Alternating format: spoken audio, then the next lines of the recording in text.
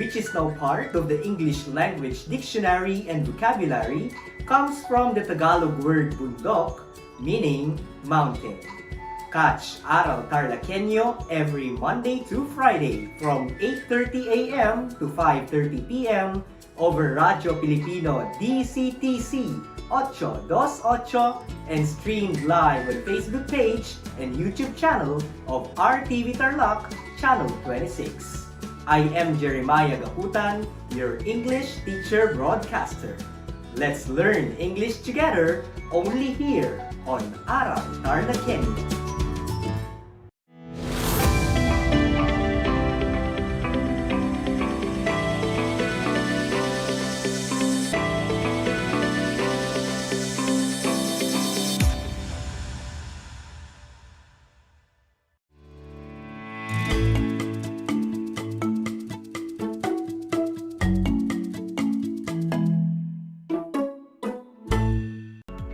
Hello, grade 8 learners. Good afternoon.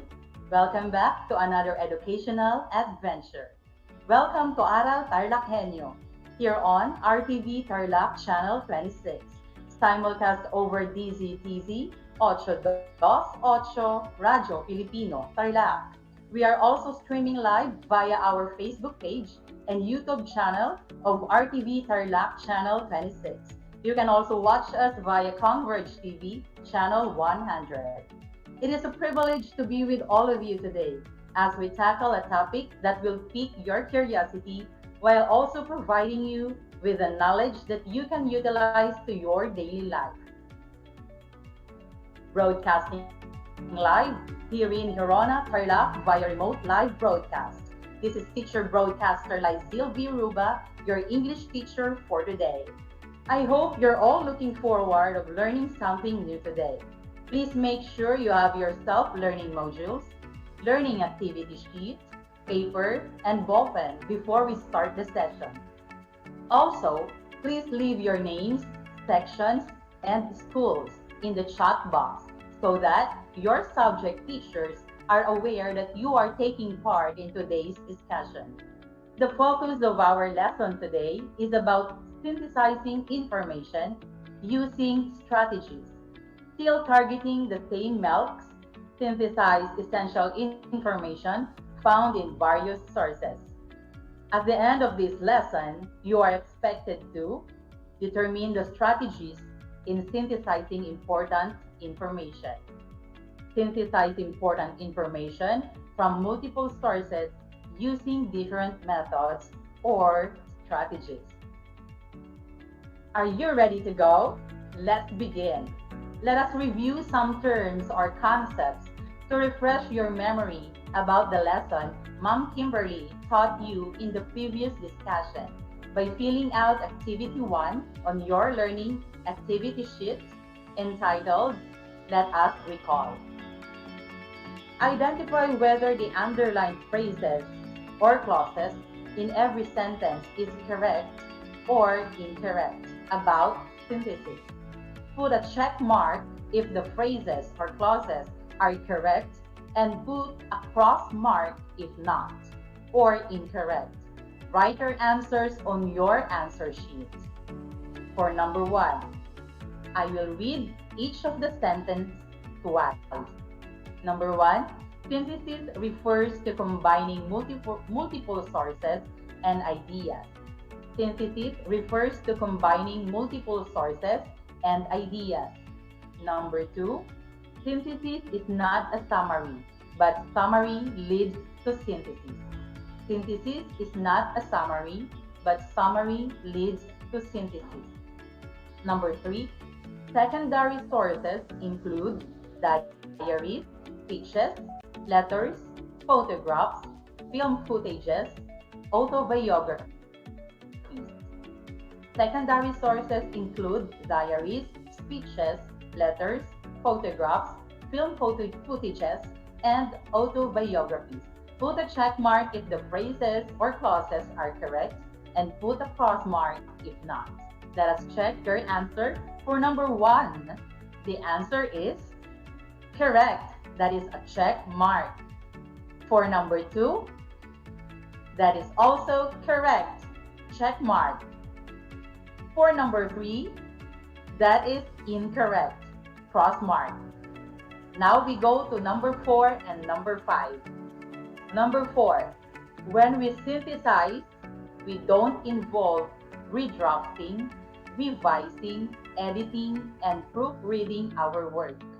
When we synthesize, we don't involve redrafting, revising, editing, and proofreading our work.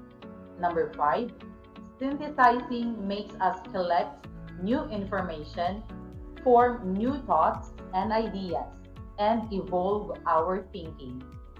Synthesizing makes us collect new information, form new thoughts and ideas, and evolve our thinking.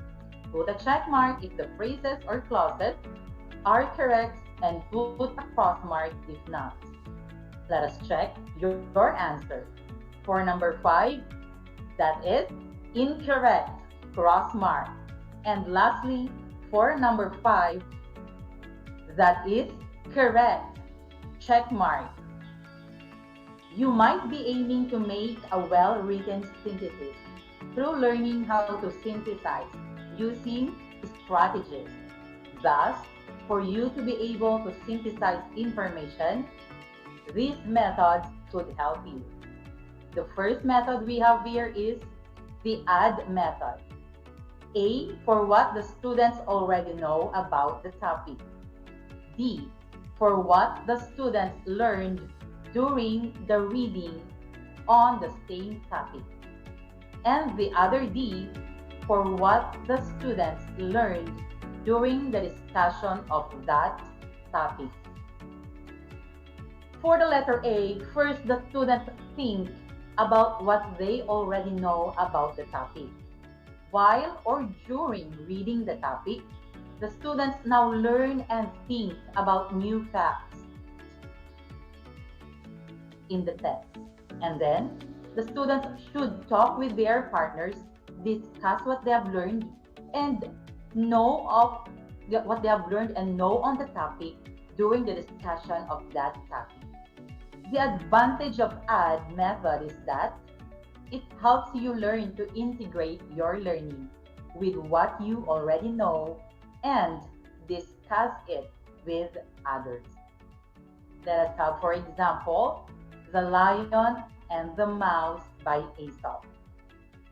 A lion lay asleep in a forest, his great head resting on his paws. A little timid mouse came upon him unexpectedly, and in her fright and haste to get away, ran across the lion's nose. Roused from his nap, the lion laid his huge paw angrily on the tiny creature to kill her. "Spare me," begged the poor mouse. "Please let me go, and someday I will surely repay you." The lion was much amused to think that a mouse could ever help him, but he was generous and finally let the mouse go. Some days later, while stalking his prey in the forest, the lion was caught in the toils of a hunter's net. Unable to free himself, he filled the forest with his angry roaring. The mouse knew the voice and quickly found the lion struggling in the net. Running to one of the great ropes that bound him, gnawed it until it parted, and soon the lion was free. "You laughed when I said I would repay you," said the mouse. "Now you see that even a mouse can help a lion." The moral of the story: kindness is never wasted. When we apply the add method from this fable, you might be thinking and saying, "At first, I thought this was a story about a lion who was going to eat a mouse. But now that I've finished reading the story, I'm thinking it's about a mouse who got lucky after the lion let him go." Finally, after reading it, I believe that this story is about how anyone can make a difference and be kind to everyone, regardless of their physical appearance, body size or build, or social status. Also, we can use, for number two, strategy or method in synthesizing information. We can use a Venn diagram. This method can be used to record facts about two topics in the large outer circles. Then, overlapping facts and ideas where the circles overlap. They can add information at any point during the process, including prior knowledge, reading, and discussion.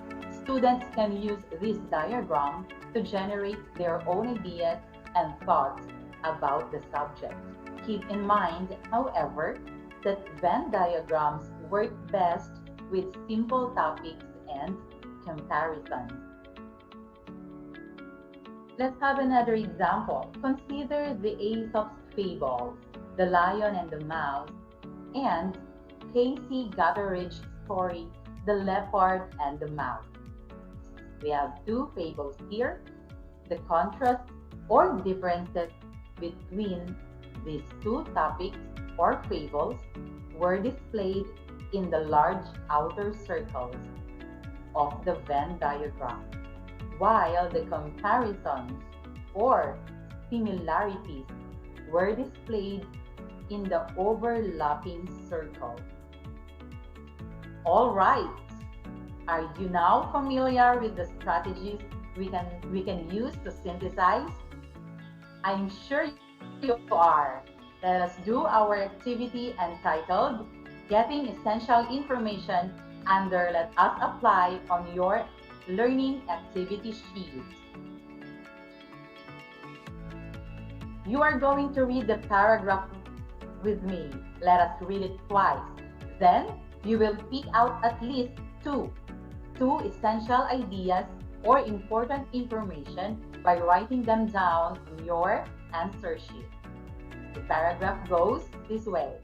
With the advent of technology, more and more people logged into social media. Facebook, Twitter, and Instagram keep us connected with family members.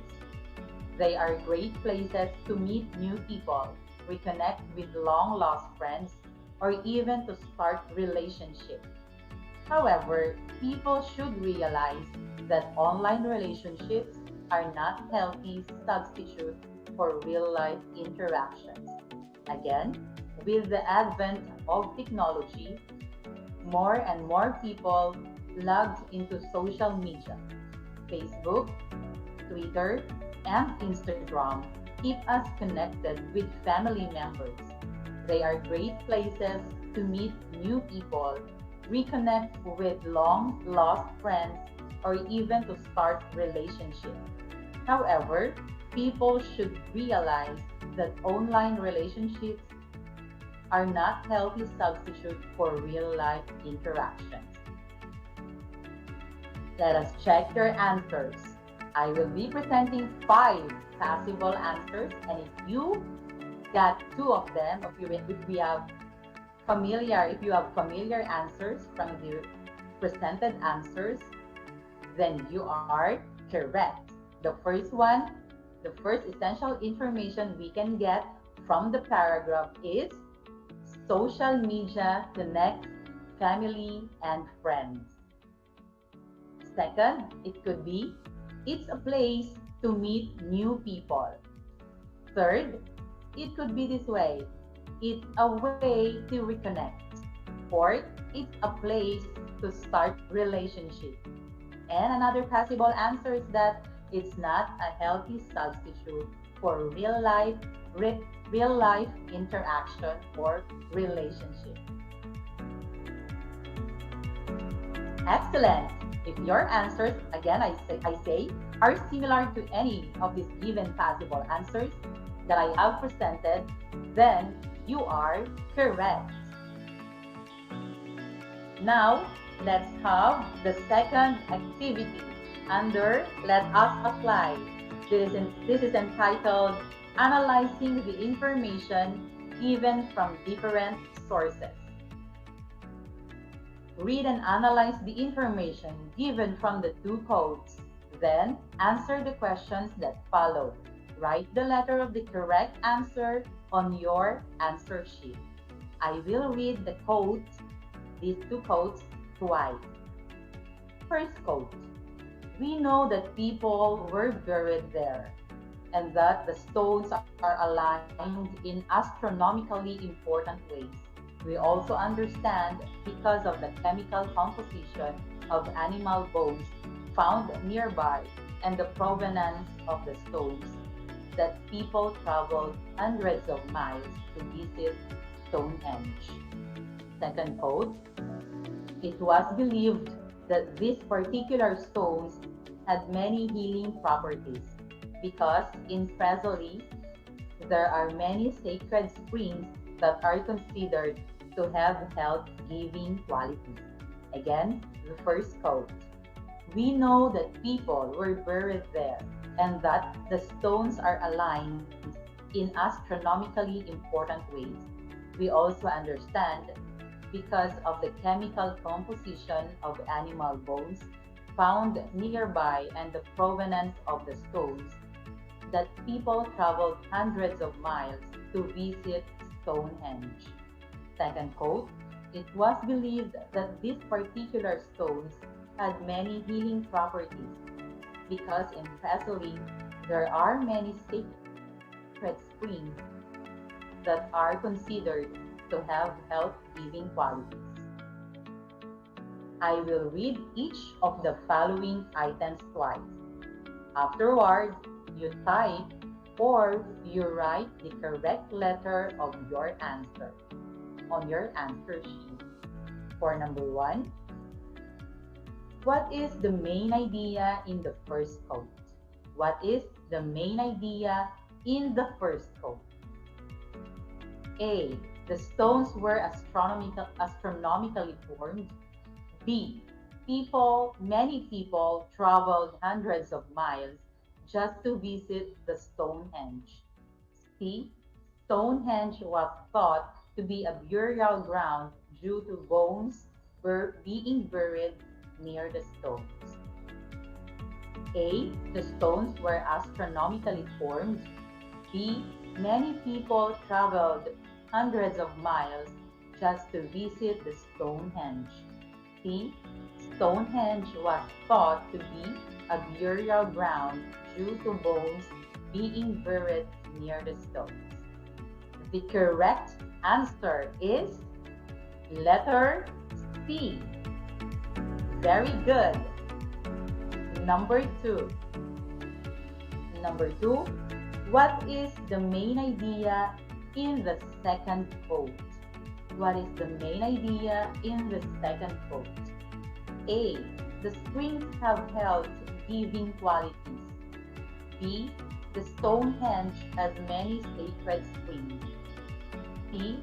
Stonehenge is thought to have been used for its healing properties due to the sacred springs on site.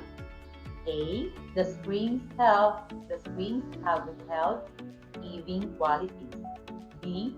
The Stonehenge has many sacred springs. C. Stonehenge is thought to have been used for its healing properties due to the sacred springs on site. The correct answer is letter C. You got it right. Lastly, for number 3, which of the following statements best synthesizes the information from the two quotes? Which of the following statements best synthesizes the information from the two quotes? A.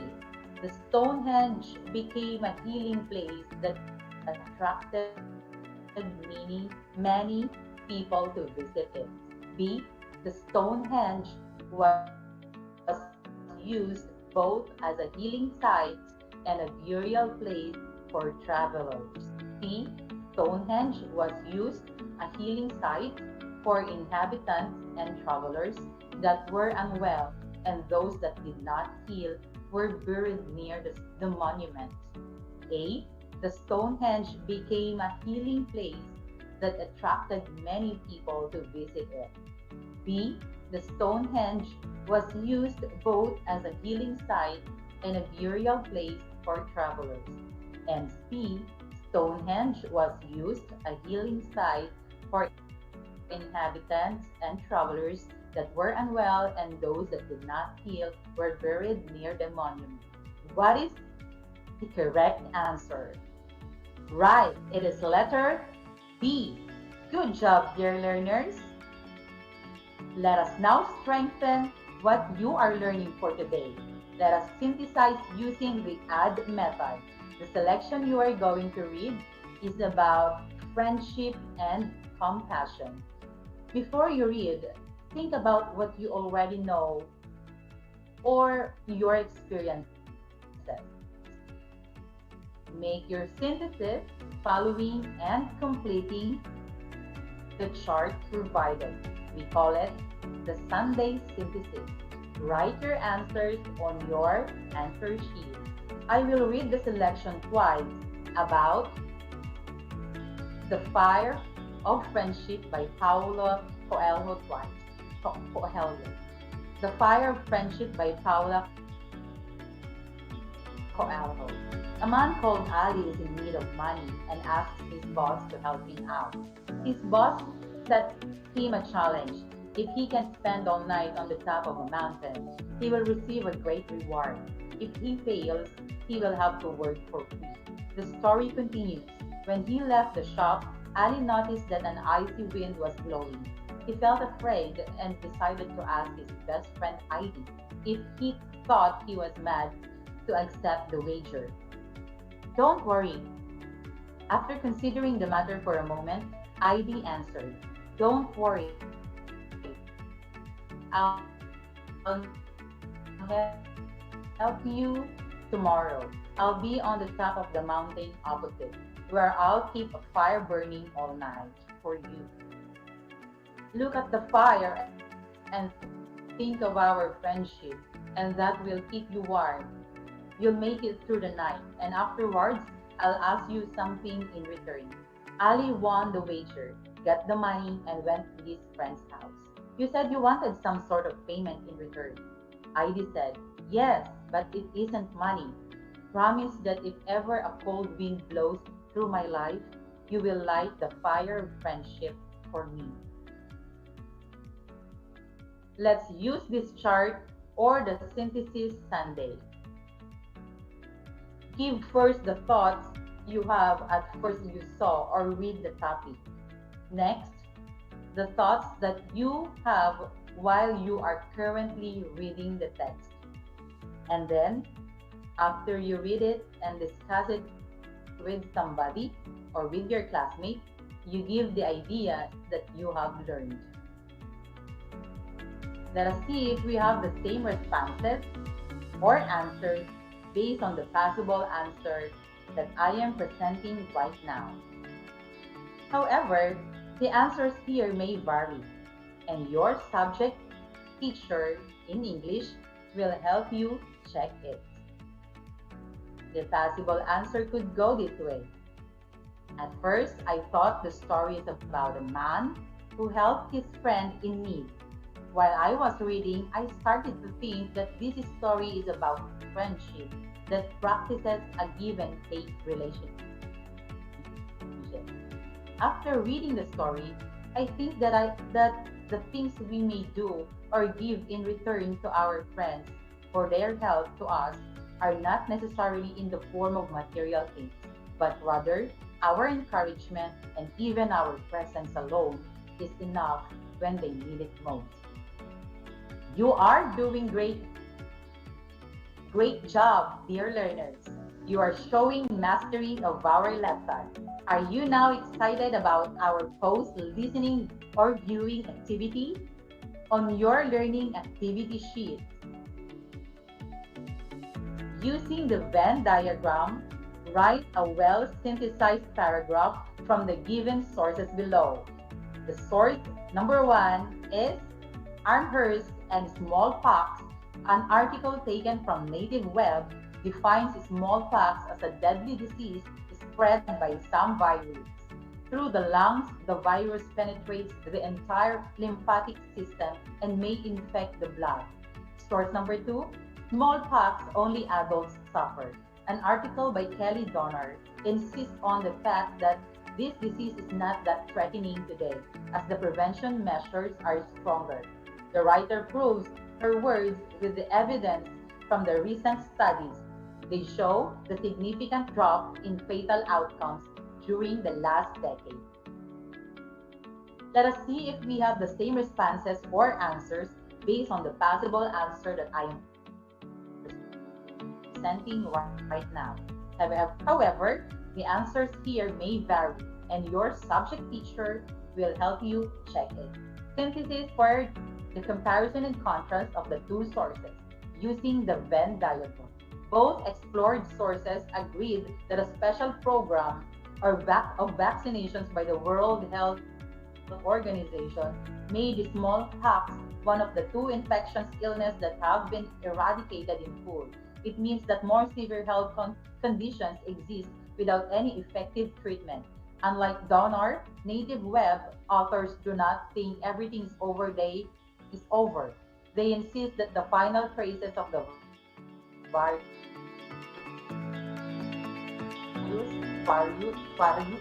from the disease. Make sure to write a sheet of paper for your subject teacher to assess it properly, guided by the given rubrics in your self-learning module that is to be submitted during your limited face-to-face classes. Awesome! Grade 8 learners, you did a very good job today. Indeed, we can learn the English subject while having fun together with Aral TarlakHenyo here on RTV Tarlac Channel 26, simulcast over DZTZ 828 Radyo Pilipino Tarlac. Again, this is Ma'am Laizil V. Ruba, your teacher broadcaster for English 8 today. I hope you had a great time learning. Have a great day!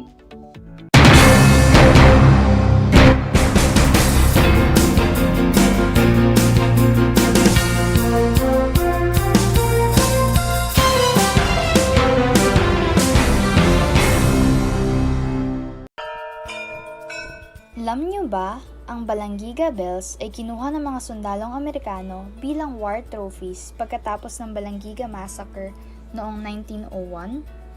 Matapos ang 117 years, na ibalik ng US noong December 11, 2018 ang iconic church bells sa Pilipinas. Ang church bells na ito ay naglalarawan ng kalayaan, katapangan at pananampalataya ng mga Pilipino. Alam niyo na! Yan ang Balanggiga Bells. Kumusta mga giliw kong tagapakinig? Nagbabalik ang inyong paaralang panghimpapawid Aral TarlakHenyo Sa RTV Tarlac, Channel 26, at sa bayang naririnig sa DZTZ 828 Radyo Pilipino Tarlac. Tayo rin ay napapanood sa FB Live ng RTV Tarlac Channel 26. Sumasahim papawid mula sa bayan ng Pura Tarlac, mula sa bayan ng San Clemente. Mula rito sa Purok Elementary School, Pura Tarlac. sa bayan ng Kapas Tarlac. Ako, ang inyong guro, na maghahatid sa inyo ng makabuluhang pagtalakay sa ating aralin.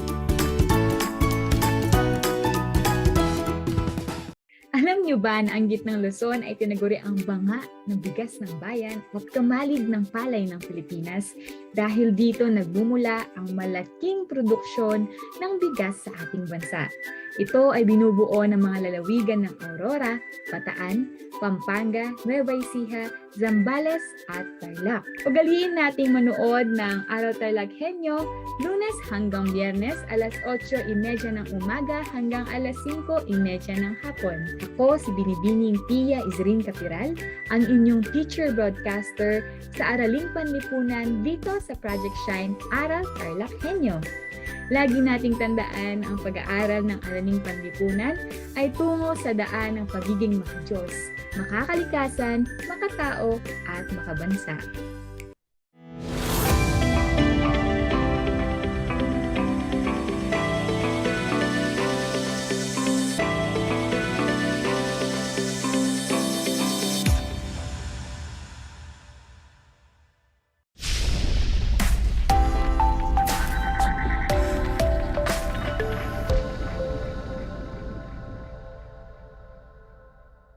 Welcome sa ating Aral TarlakHenyo ng Schools Division of Tarlac Province, hatid sa inyo ng RTV Tarlac, Channel 26 at DZTC Radio Pilipino Tarlac.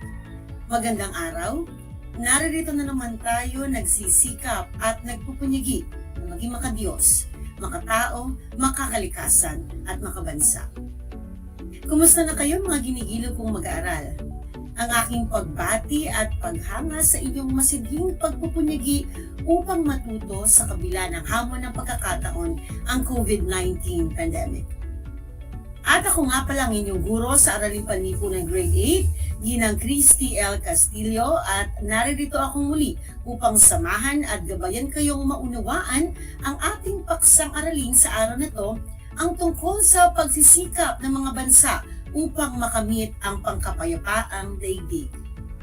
At sa lahat ng mga mag-aaral na nasa ikawalong baitang at sa lahat ng mga magulang na patuloy na ginagabayan ng kanilang mga anak, kung meron kayong nais linawin o itanong tungkol sa ating talakayan sa araw na to, maaari kayong mag-text sa mga numerong naka-flash sa inyong screen.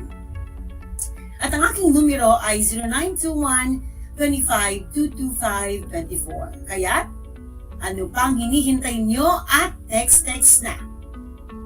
At paalaala sa lahat ng mga mag-aaral sa mga dapat ninyong gawin upang magkaroon ng maayos na pakikinig at panonood ng ating live broadcast dito lamang sa RTV Tarlac Channel 26. Narito ang mga dapat ninyong gawin.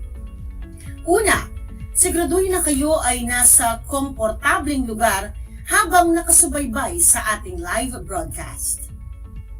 Pangalawa, ihanda ang inyong module, papel at ballpen na gagamitin sa ating pag-aaral. Ikatlo, iwasan ang paggawa ng ibang bagay at ituon ang sarili sa paksang ating tatalakayin. At yan ang mga bagay na dapat ninyong gawin. Alam kong kayang-kaya ninyong gawin ang lahat ng aking mga nabanggit. At bago tayo dumako sa ating panibagong talakayan sa araw na ito, balikan muna natin ang paksang tinalakay noong nakaraang linggo. Subukan ninyong balikan ang mga impormasyong ibinigay ukol sa pagtatalakay natin sa paksang ikalawang digmaang pandaigdig. Natalakay noong nakaraang linggo ang mga sumusunod na paksa. Mga sanhi ng ikalawang digmaang pandaigdig. Mga mahalagang pangyayari sa ikalawang digmaang pandaigdig. Ang tagumpay ng Allied Powers at mga naging bunga ng digmaan. At natutunan ninyo ang mga sumusunod. Mga sanhi ng ikalawang digmaang pandaigdig. Pag-agaw ng Japan sa Manchuria. Pag-alis ng Germany sa Liga ng mga Bansa. Pagsakop ng Italia sa Ethiopia. Digmaang sibil sa Spain. Pagsanib ng Austria at Germany. Paglusob ng Alemanya sa Czechoslovakia. At paglusob ng Germany sa Poland. Inulit ko, yan ang mga natutunan ninyo tungkol sa mga naging sanhi ng ikalawang digmaang pandaigdig. Nalaman din ninyo ang mga mahalagang pangyayari sa pagwawakas ng ikalawang digmaang pandaigdig. At narito ang mga sumusunod. Mga mahalagang pangyayari sa pagwawakas ng ikalawang digmaang pandaigdig. Pagbagsak ng Sicily. pagkapanalo sa Hilagang Africa, D-Day sa Normandy, at Victory in Japan Day. Ilan pa sa mga natutunan ninyo ay ang mga naging bunga ng ikalawang digmaang pandaigdig. Ang ikalawang digmaang pandaigdig ang itinuturing bilang pinakamagastos na digmaan sapagkat tinatayang umabot sa halos 2 trilyong dolyar ang kabuang halagang nagastos. Marami ang nasawi at maraming ari-arian ang nasira. Alam ko na naaalala pa ninyong lahat ang ating talakayan noong nakaraang linggo tungkol sa ikalawang digmaang pandaigdig. At kung sa nakaraang talakayan ay tinalakay natin ang tungkol sa ikalawang digmaang pandaigdig, ngayong araw ay isa na namang panibagong talakayan ang magaganap. Handa na ba kayo para sa isa na namang paksang aralin? Pero bago yan ay magkakaroon muna tayo ng isang laro. Bago natin tuklasin ang mga impormasyon tungkol sa pagsisikap ng mga bansa na makamit ang kapayapaang pandaigdig, narito ang aking panuto para sa gagawin nating laro. At bago dyan, ay matututunan ninyo ang Most Essential Learning Competency. Natataya ang pagsisikap ng mga bansa na makamit ang kapayapaang pandaigdig at kaunlaran. Ngayon ay sisimulan na natin ang ating paksang talakayan o ating bagong talakayan sa araw na ito. Bago tayo dumako sa pagtatalakay ng bagong aralin, ay magkakaroon muna tayo ng isang laro. Napakadali lamang ng larong ito at tiyak na kayo ay matutuwa. Handa na ba kayo? Ang tanging gagawin nyo lamang ay ayusin ang mga letrang gulo-gulo upang makabuo kayo ng isang panibagong salita. Ang lahat ng mabubuo ninyong mga salita ay makatutulong sa pag-uunawa natin o pag-uunawa ninyo sa bagong paksang aralin na tungkol sa pagsisikap ng mga bansa na makamit ang kapayapaang pandaigdig. Handa na ba kayo? Narito ang unang bilang. Ang tanging gagawin lamang ninyo ay ayusin ang mga gulugulong letra para makabuo ng isang panibagong salita. At kayo ay bibigyan ko ng 3 segundo para sagutin ang bawat bilang. At sa lahat ng ating mga taga-subaybay ng remote live broadcast, maaari ninyong i-type ang inyong mga sagot sa comment box. At ang tamang sagot para sa unang bilang ay kapayapaan. Pinabati ko ang nakakuha ng tamang sagot. Para sa ikalawang bilang, nakuha kaya ninyo ang tamang sagot? Muli, binabati ko ang lahat ng nakakuha ng tamang sagot. Ang sagot ay nagkakaisa. Para sa ikatlong bilang,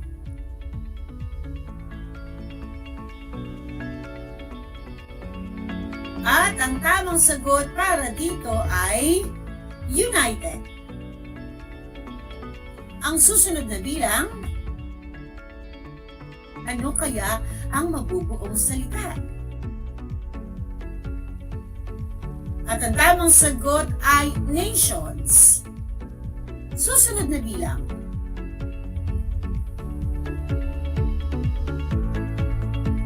tingnan natin kung nakuha ninyo ang tamang sagot. Kaligtasan. Susunod na bilang. Tapos na ang 3 segundo at ang tamang sagot ay bansa. Para sa ikapitong bilang, handa na ba kayo? At ang tamang sagot para dito ay council. Para sa ikawalong bilang. At At ang tamang sagot ay justice. Pangalawa sa pinakahuling bilang.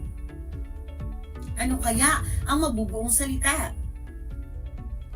At ang tamang sagot ay assembly. Para sa ikahuling bilang.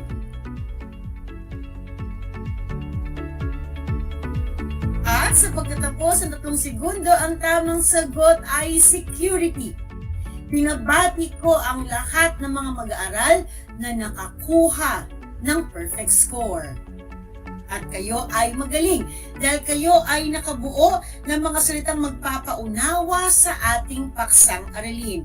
Ilan sa mga salitang nabuo ninyo ay kapayapaan, nagkakaisa, united, nations, kaligtasan, bansa, council, justice, assembly, at security. Ano nga ba ang kinalaman ng mga salitang ito sa ating panibagong aralin sa araw na ito?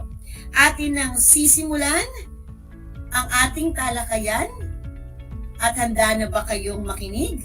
At magkaroon na naman ng panibagong kaalaman?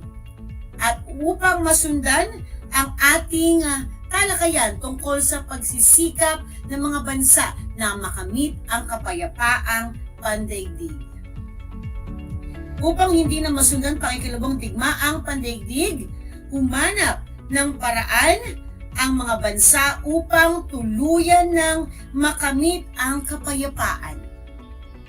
Isa sa mga hakbang na ginawa nila ay ang pagtatatag ng United Nations. Isang malaking papel ang ginampanan ng Organisasyong United Nations sa pagkakamit ng tinatawag nating kapayapaang pandaigdig.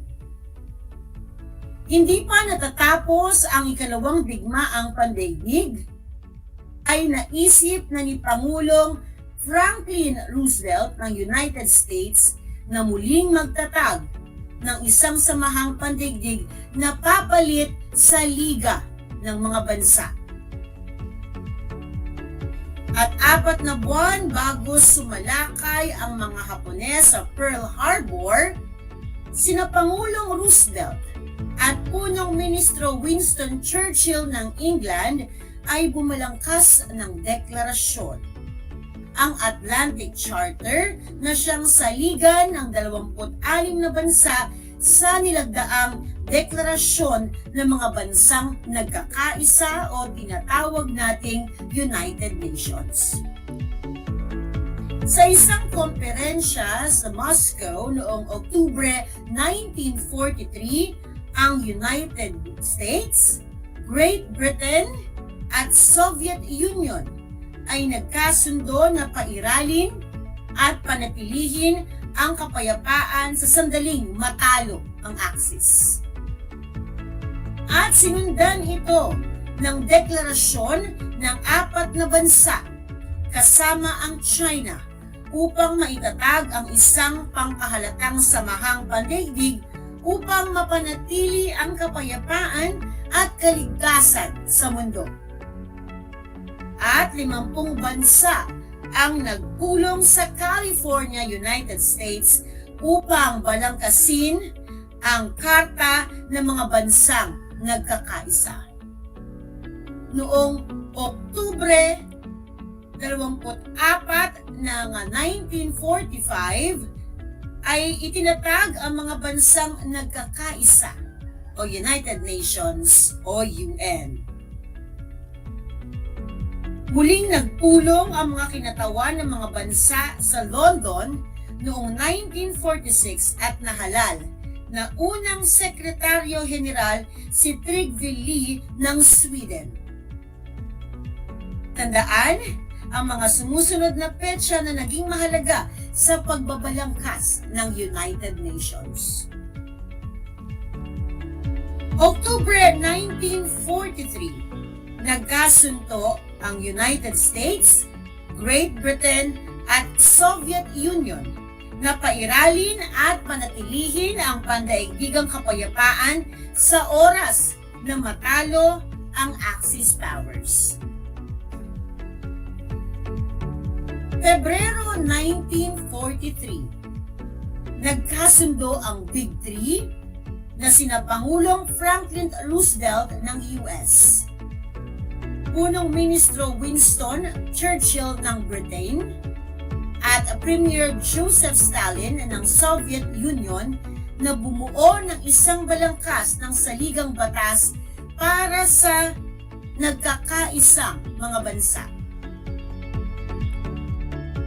Hunyo 26, 1945, nilagdaan ang Charter para sa United Nations. Oktubre 24, 1945, isinilang ang Samahan ng mga Nagkakaisang Bansa o mas kilala sa tawag na United Nations. Binubuo ng 6 na pangunahing sangay ang United Nations. Ang mga sangay na ito ay naitatag kasabay ng pagtatatag ng United Nations noong Oktubre 1945. Ano-ano nga ba ang mga naging sangay ng United Nations? Nariyan ang General Assembly, ang Security Council, ang Secretariat, ang Economic and Social Council, ang Trusteeship Council, at ang International Court Justice.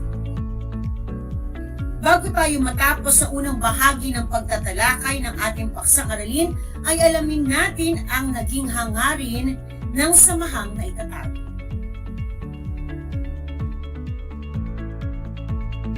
Una ay upang mapanatili ang kapayapaan at seguridad.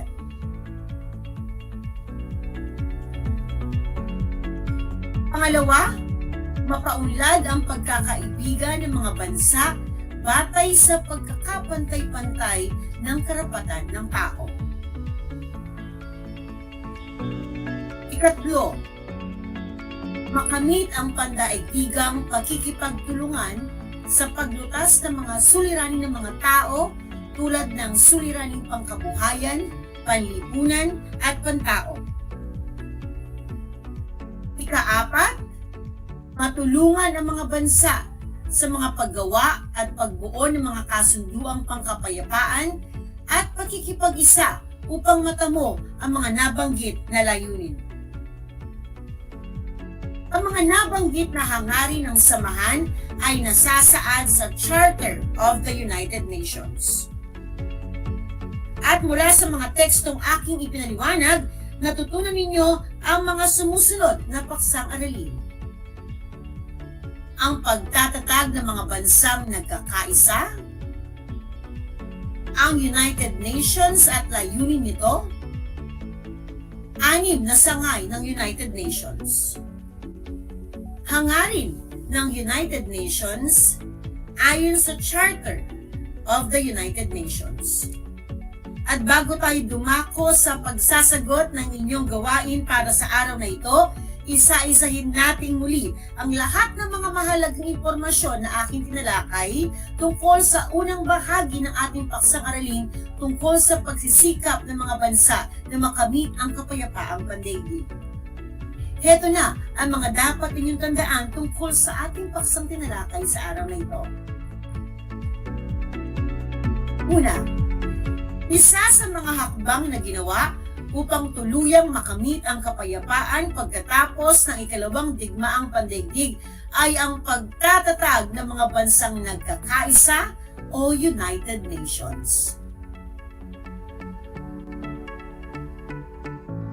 Pangalawa, sina Pangulong Roosevelt at Punong Ministro Winston Churchill ang bumalangkas ng deklarasyon at ito ay tinatawag na Atlantic Charter. Pangatlo, ang Atlantic Charter ang siyang saligan ng 26 na bansa sa nilagdaang deklarasyon ng mga bansang nagkakaisa. 50 bansa ang nagpulong sa California, United States upang balangkasin ang Karta ng mga bansang nagkakaisa. October 24, 1945 ang formal na pagsilang ng samahan ng mga nagkakaisang bansa o mas kilala sa tawag na UN or United Nations. Ika-6, binubuo ng 6 na pangunahing sangay ang United Nations. Nahalal na unang Sekretaryo General si Trygve Lie ng Sweden. Ang 6 na pangunahing sangay ng United Nations ay ang General Assembly, Security Council, Secretariat, Economic and Social Council, Trusteeship Council, at ang International Court of Justice. Ang magagandang hangarin ng samahan ng mga nagkakaisang bansa ay nasasaad sa Charter of the United Nations. Ayan ang mga dapat ninyong tandaan tungkol sa ating paksang aralin sa unang bahagi ng paksang pagsisikap ng mga bansa upang makamit ang kapayapaang pag-ibig. At ngayon ay handa ang inyong kwaderno at ballpen at ang inyong mga learning activity sheets para sa inyong gawain sa araw na ito. At para sa aking panuto, isulat ang inyong pangalan, antas at pangkat at petsa ngayong araw. Magsisimula na tayo. Kailangan lamang ninyong isa-isahin ang mga sagot sa aking katanungan. Handa na ba kayo? Mukhang kayo ay handang-handa na. Kung gayon, ay pakinggang mabuti ang aking mga tanong na babasahin at isulat ang inyong mga sagot sa inyong learning activity sheets o sagutang papel. Para sa ating gawain, basahing mabuti ang bawat katanungan at isulat ang titik ng tamang sagot. Inuulit ko, basahing mabuti ang bawat katanungan at isulat ang titik ng tamang sagot. Para sa unang bilang, ang tanong, sino sa mga sumusunod ang nakaisip na magtatag ng isang samahang pandaigdig na papalit sa liga ng mga bansa at ang mga pagpipilian ay ang mga sumusunod? A. Pangulong Roosevelt. B. Punong Ministro Winston Churchill. Letter C. Trygve Lie. Letter D. Premier Joseph Stalin. At kaya bibigyan ko ng 3 segundo para masagot ang katanungang ito. At ang tamang sagot ay letter A, Pangulong Roosevelt. Binabati ko nakakuha ng tamang sagot. Para sa ikalawang bilang, alin sa mga sumusunod na naging saliga ng 26 na bansa sa nilagdaang deklarasyon ng mga bansang nagkakaisa o United Nations? A. General Assembly. B. International Court of Justice. C. Security Council. Or letter D. Atlantic Charter. At sa pagtatapos ng 3 segundo, ang tamang sagot ay B. Atlantic Charter. Muli binabati ko ang mga nakakuha ng tamang sagot. Para sa ikatlong bilang, ilang bansa ang nagpulong sa California, United States upang balangkasin ang karta ng mga nagkakaisang bansa? A. 40. B. 50. C. 60. Letter D. 70. At ang tamang sagot ay letter B, 50. Dumako na tayo sa ika-4 na bilang para sa unang bahagi ng inyong gawain sa araw na ito. Kailan ay tatag ang United Nations? A. October 21, 1945. Letter B. October 22, 1945. Letter C. October 23, 1945. Or letter D. October 24, 1945. At ang tamang sagot ay letter D, October 24, 1945. At para sa ikalimang bilang, sino sa mga sumusunod ang nahalal na unang Sekretaryo General ng United Nations? A. Pangulong Roosevelt. Letter B. Punong Ministro Winston Churchill. C. Trygve Lie. Or D. Premier Joseph Stalin. At ang tamang sagot ay letter D. Trygve Lie. At dyan nagtatapos ang unang bahagi ng inyong gawain at narito naman ay ikalawang bahagi ng inyong pagsusulit sa araw na ito. Basahin ang mga sumusunod na pangungusap. Tukuyin kung ito ay tama o mali. Kung tama, isulat ang salitang tama. Kung ito naman ay mali, isulat ang salitang mali. At isulat ang salitang nagpapamali sa bawat pangungusap. Handa na ba kayo para sagutin ang ikalawang bahagi ng inyong gawain? Narito na. Una, ang United Nations ay naitatag dahil sa kagustuhan ng mga pinuno ng Allied Forces na mapanatili ang kapayapaan sa daigdig matapos ang digmaan. Muli kayo binibigyan ko ng 3 segundo para sagutin ang tanong na ito. At ang tamang sagot ay tama. Ang mga nakakuha ng tamang sagot, kayo binabati ko. Dumako tayo sa ikalawang pahayag. Sa pangunguna ni Franklin Roosevelt, Joseph Stalin at Vladimir Lenin na pirmahan ang Charter ng United Nations. At ang tamang sagot ay mali ang pangungusap. At ang nagpapamali ay ang Vladimir Lenin. Para sa ikatlong bilang, isa sa mga layunin ng United Nations ang mapaunlad ang relasyong pagkakaisa ng mga bansa sa pantay na karapatan. Ito kaya ay tama or mali at ano kaya nagpapamali sa pangungusap kung ito man ay mali? Pero ang sagot ay tama. Para sa ika-4 na bilang, ang Atlantic Charter ang naging saligan sa pagbubuo ng United Nations. At ang sagot muli ay tama. Susunod, 7 ang pangunahing sangay ng United Nations. Tignan natin kung tama ito at kung mali, ano kaya ang salitang nagpapamali. At ang sagot ay mali at ang salitang nagpapamali ay 7. At dyan nagtatapos ang inyong gawain para sa araw na ito. Nakakuha ba kayo ng mataas na score? Kung gayon, kayo ay binabati ko. At sa mga hindi naman nakakuha ng mataas na score, ay okay lamang yan. Dahil meron pa tayong susunod na gawain at pwede pa kayong makabawi. Isang bahagi ng ating leksyon ang natalakay na naman natin.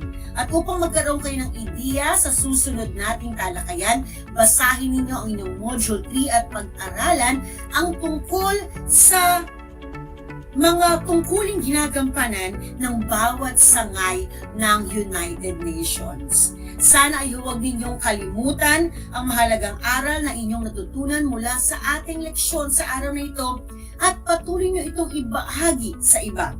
Inaasahan ko kayo na marami kayong natutunan sa araw nito at muli akong inyong guro sa Araling Panlipunan Grade 8, Ginang Christy L. Castillo na nagsasabing ang pag-aaral ng kasaysayan ay daan sa pagiging makadiyos, makatao, makakalikasan at makabansa. Isang magandang araw sa inyong lahat.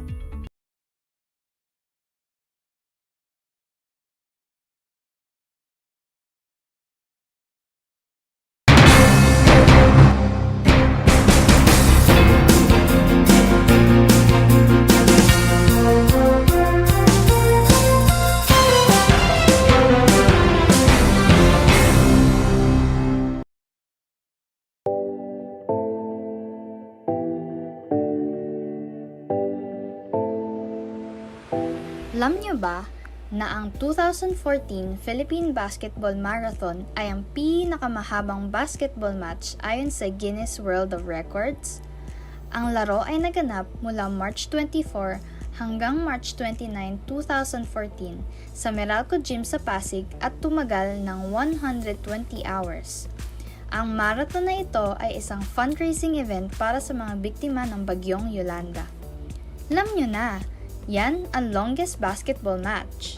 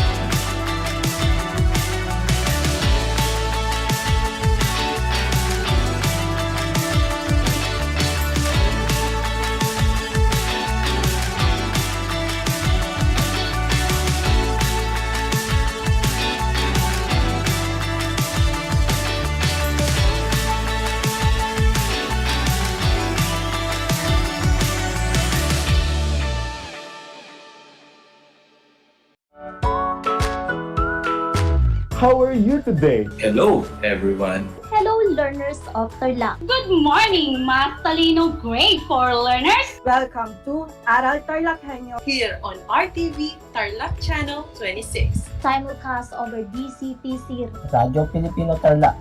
I'm Sir Glenn, your teacher broadcaster. Broadcasting live here at Paniki Tarlac. Remotely here in Concepcion, Tarlac. Live here at Barangay Pedro Elquines, Mayantok, Tarlac. Broadcasting live from Ramos National High School. Your anchor teacher today for grade 9 mathematics. Your partner in education this time of pandemic.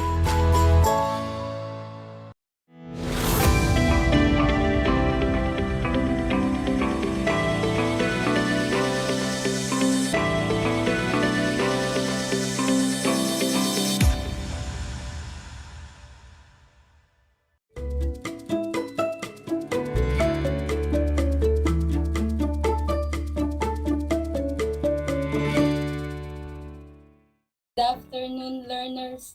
Welcome to Aral TarlakHenyo here on RTV Tarlac Channel 26, simulcast over DCTC Radio Filipino Tarlac.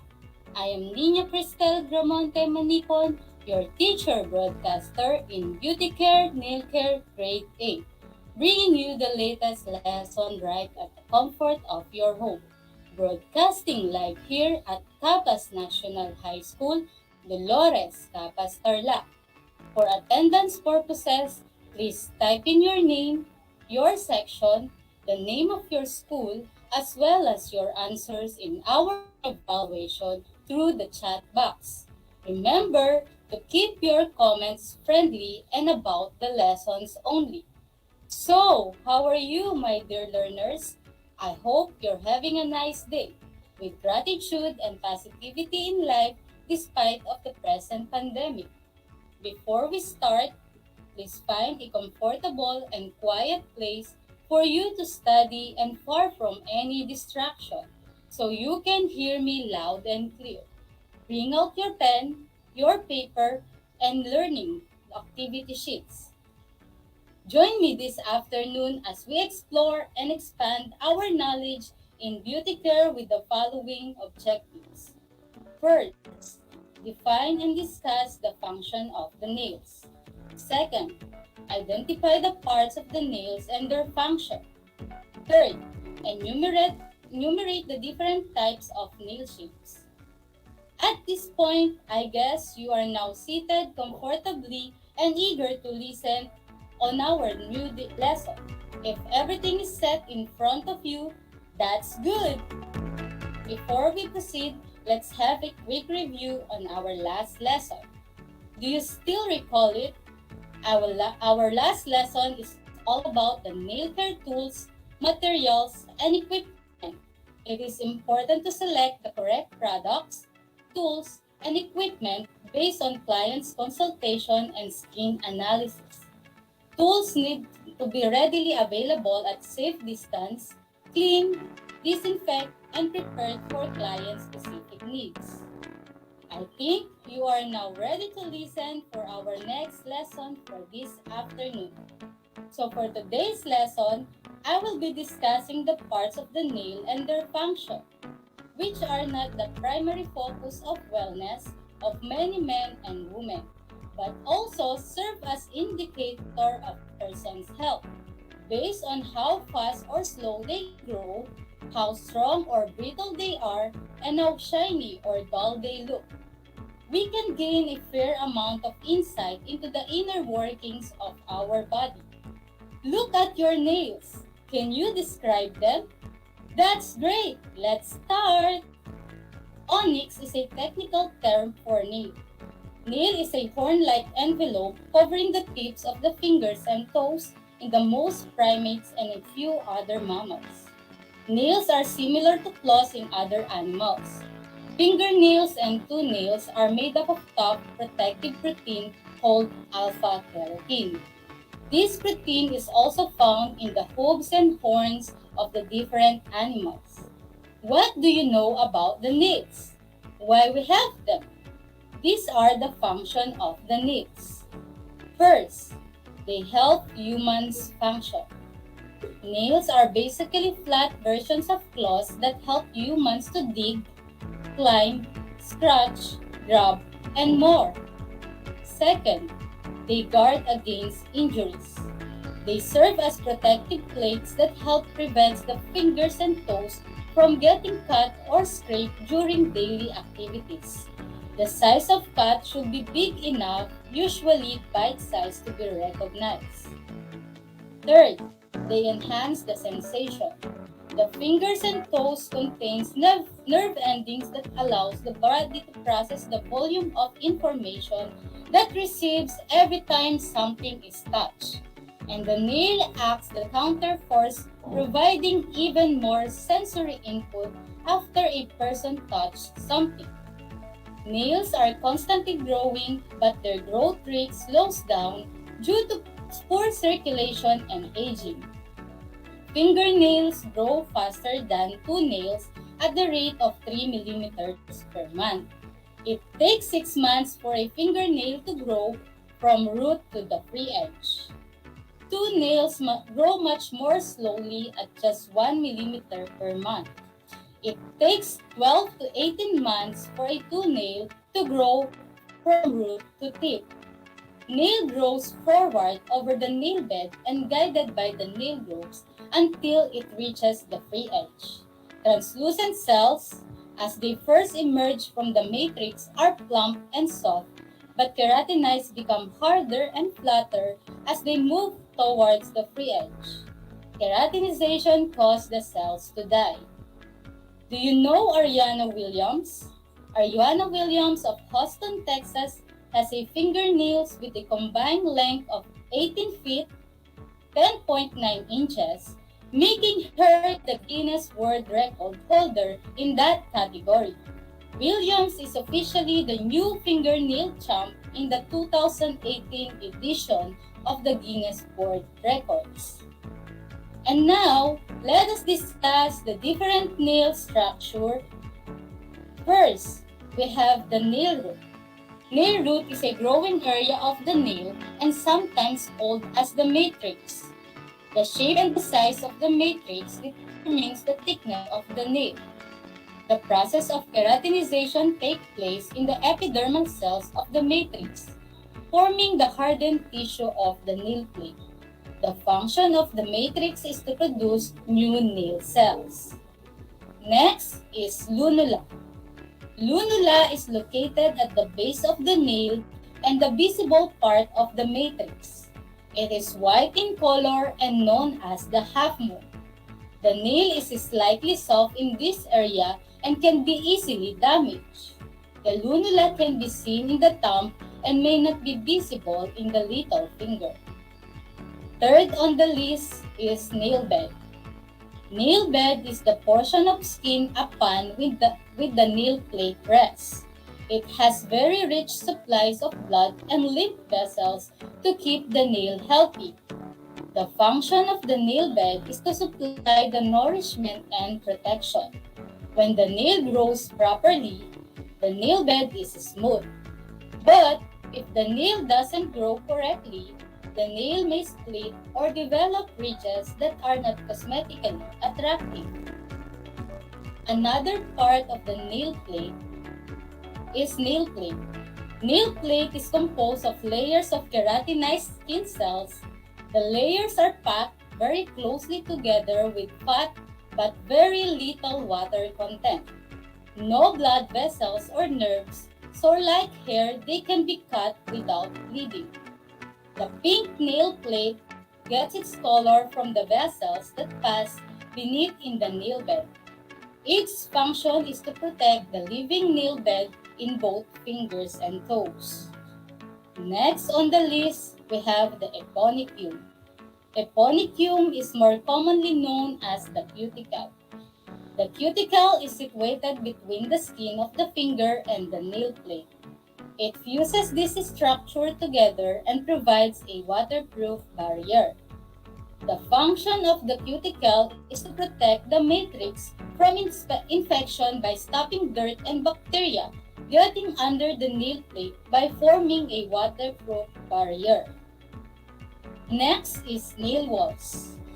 Nail walls are folds of the skin overlapping the sides of the nail.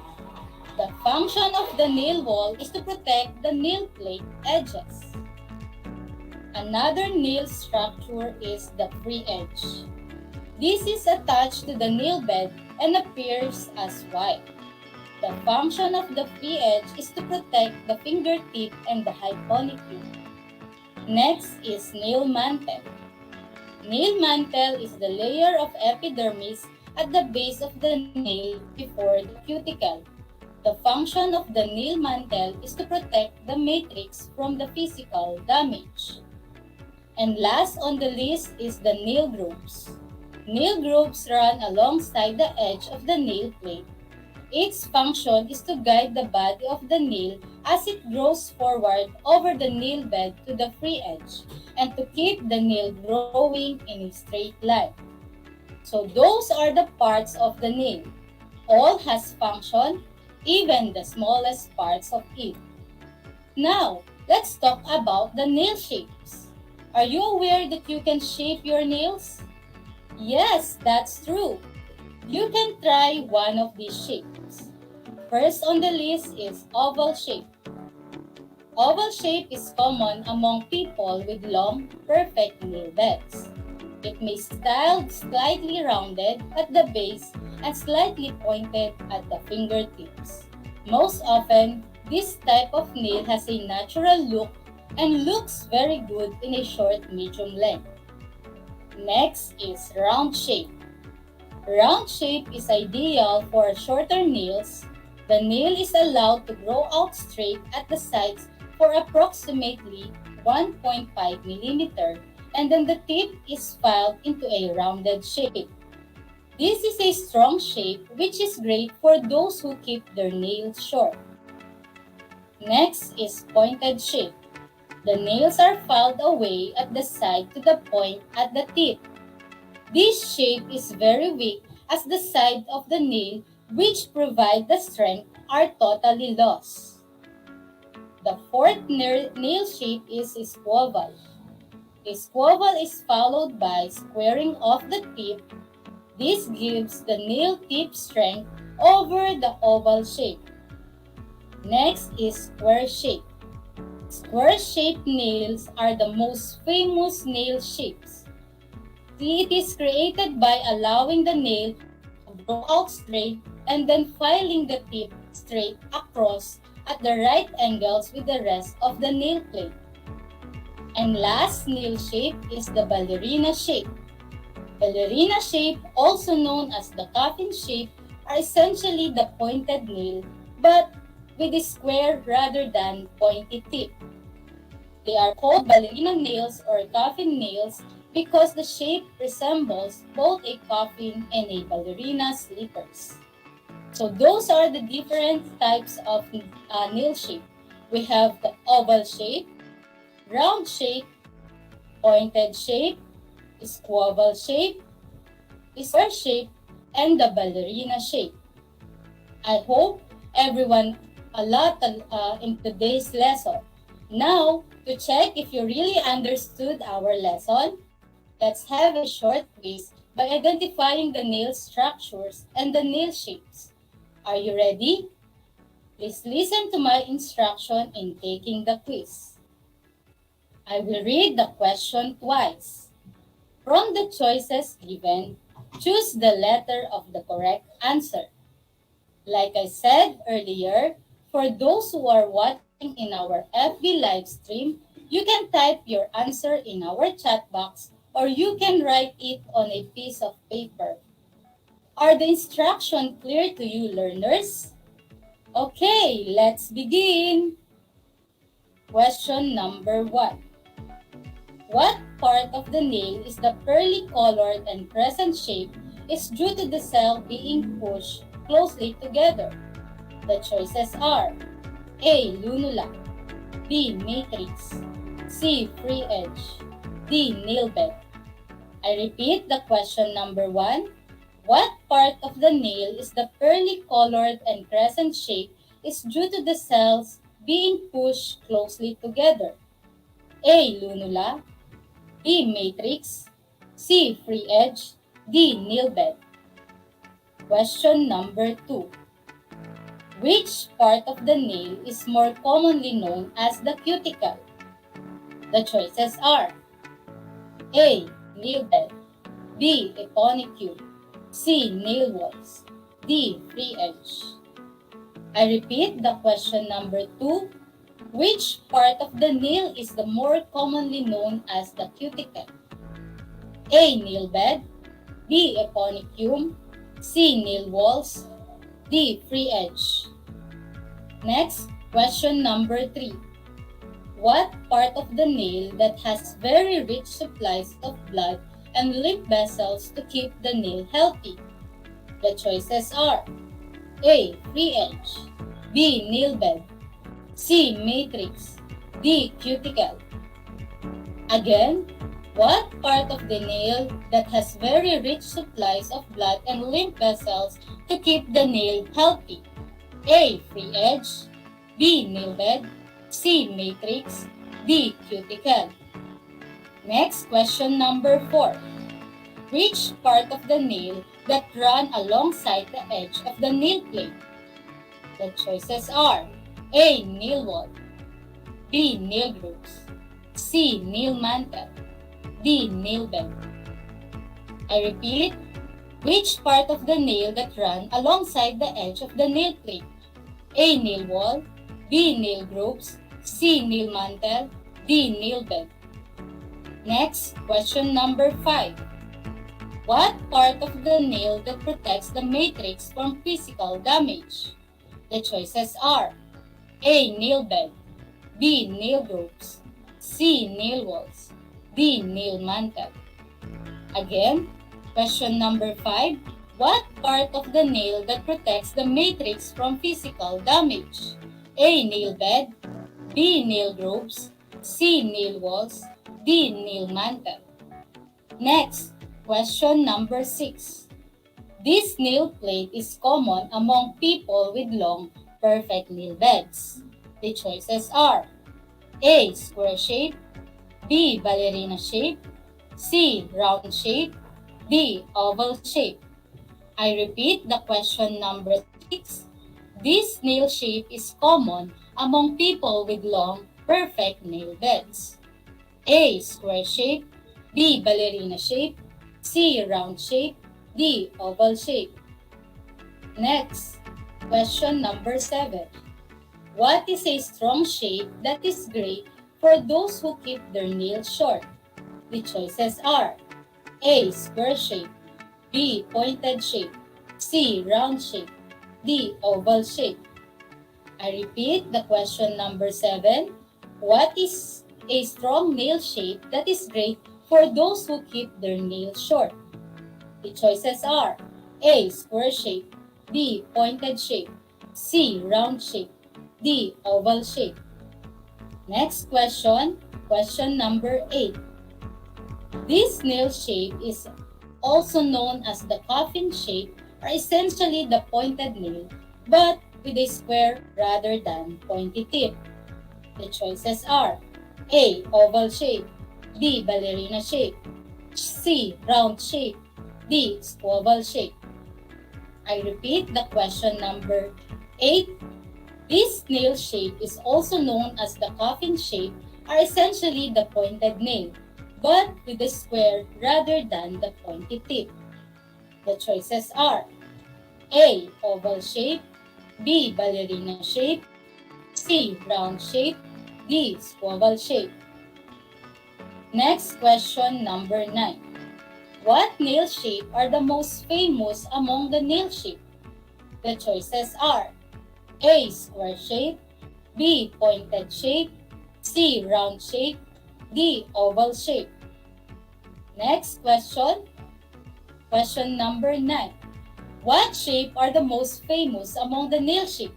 The choices are A. Square shape, B. Pointed shape, C. Round shape, D. Oval shape.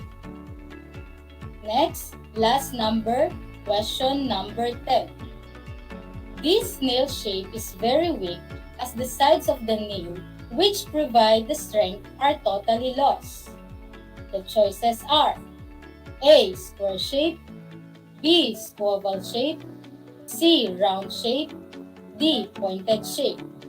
I repeat, the question number 10. This nail shape is very weak as the sides of the nail which provide the strength are totally lost. A. Square shape, B. Oval shape, C. Round shape, D. Pointed shape. Okay, let's check your answers. Diana's class in checking your own paper. The answer for question number 1.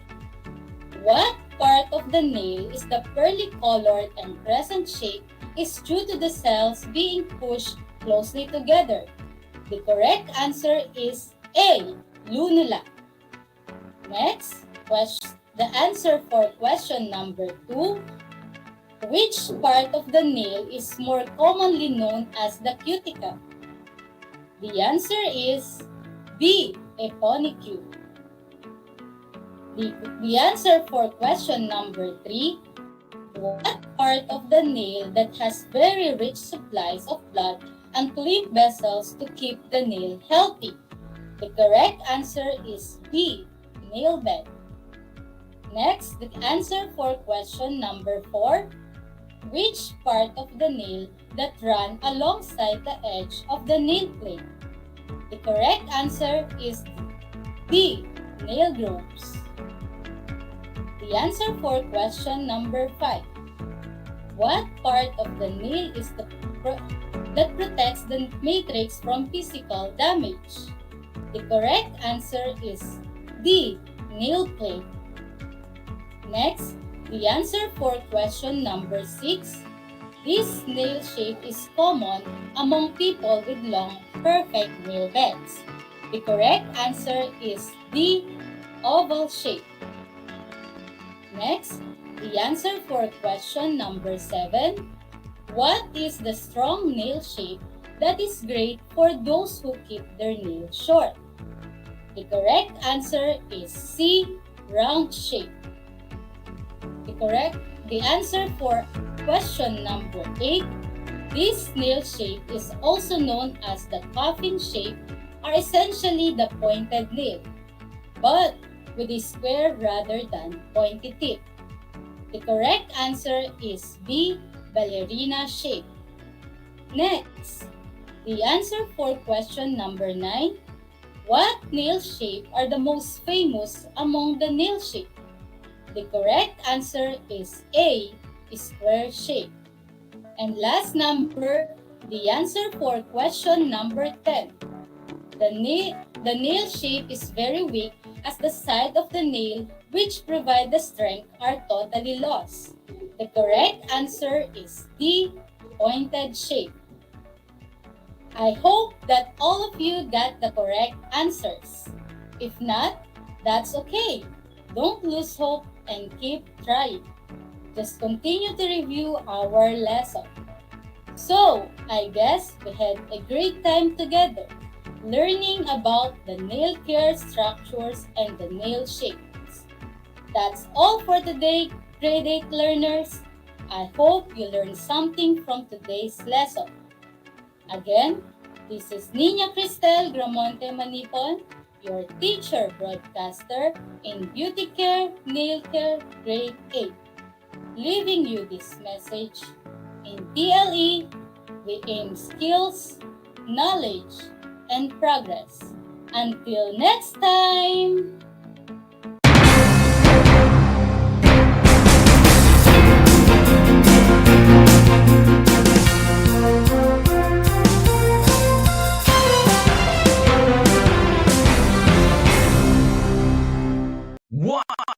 One FM. This is your one. My only one. One lang yan. The only one. One FM. 96.1 Tarlac, 98.3 Lucena, 88.3 Legazpi, 96.1 Surigao, 95.9 Butuan, 92.1 Mindoro, 96.7 Tacloban, 99.3 Baler, 95.1 Puerto Princesa, Palawan. This is your one. Your only one. Your only one. One FM. You're only one FM.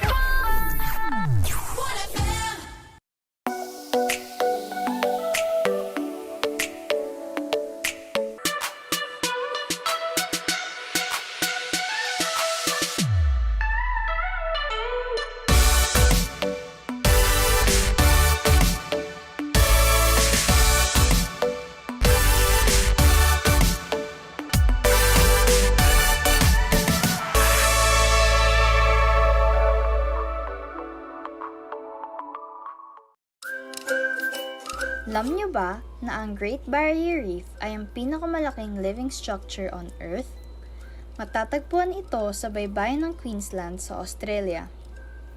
Ito ay pinamamahayan ng 3,000 coral reefs at 900 coral islands na matatagpuan sa ilalim ng Coral Sea. May haba itong higit sa 2,000 kilometers at makikita lamang sa outer space. Ngunit, dahil sa fragile coral colony nito, unti-unti na itong nasisira sa paglipas ng panahon at dulot na rin ng climate change, polusyon at man-made disasters. Alam nyo na, yan ang Great Barrier Reef. Kumusta mga giliw kong tagapakinig? Nagbabalik ang inyong paaralang panghimpapawid, Aral TarlakHenyo Sa RTV Tarlac, Channel 26, at sa bayang naririnig sa DZTC 828, Radyo Pilipino Tarlac. Tayo rin ay napapanood sa FB Live ng RTV Tarlac Channel 26. Sumasahimpapawid mula sa bayan ng Pura Tarlac, mula sa bayan ng San Clemente. Mula rito, sa Purok Elementary School, Pura Tarlac. sa bayan ng Kapas Tarlac. Ako, ang inyong guro, na maghahatid sa inyo ng makabuluhang pagtalakay sa ating aralin.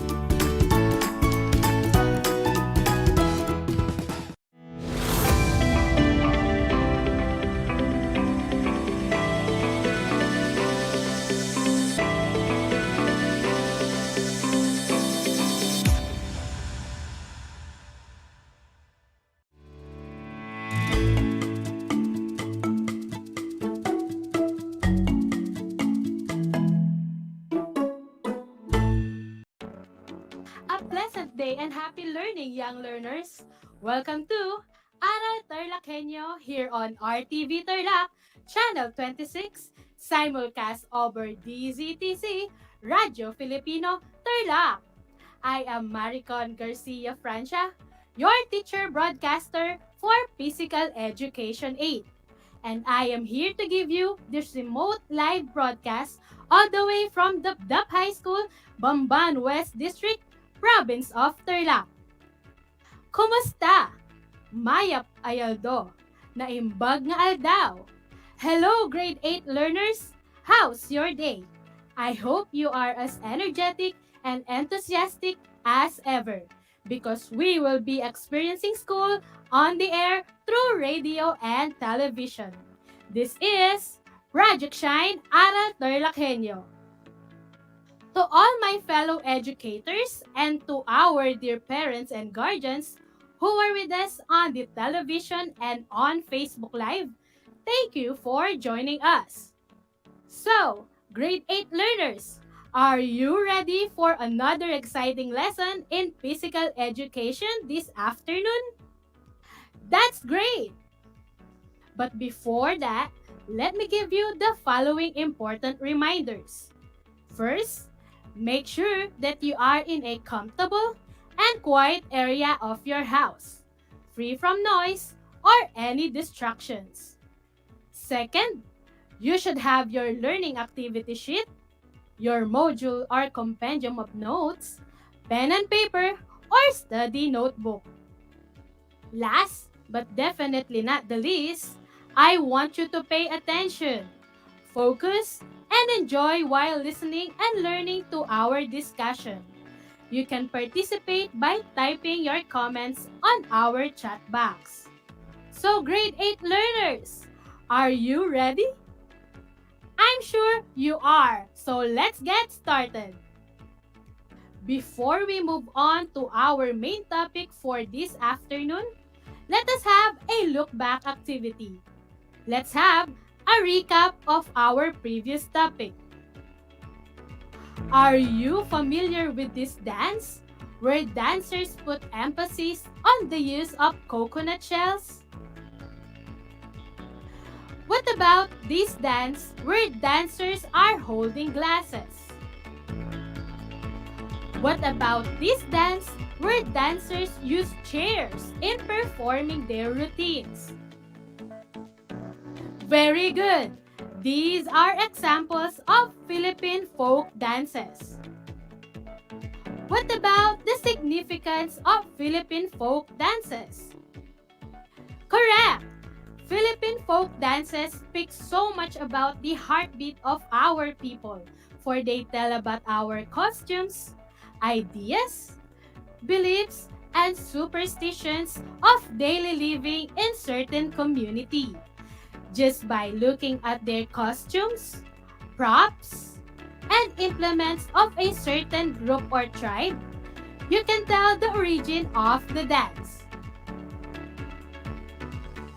The kind of music being used readily also tells about the influence brought by the trade and settlement of our neighboring countries.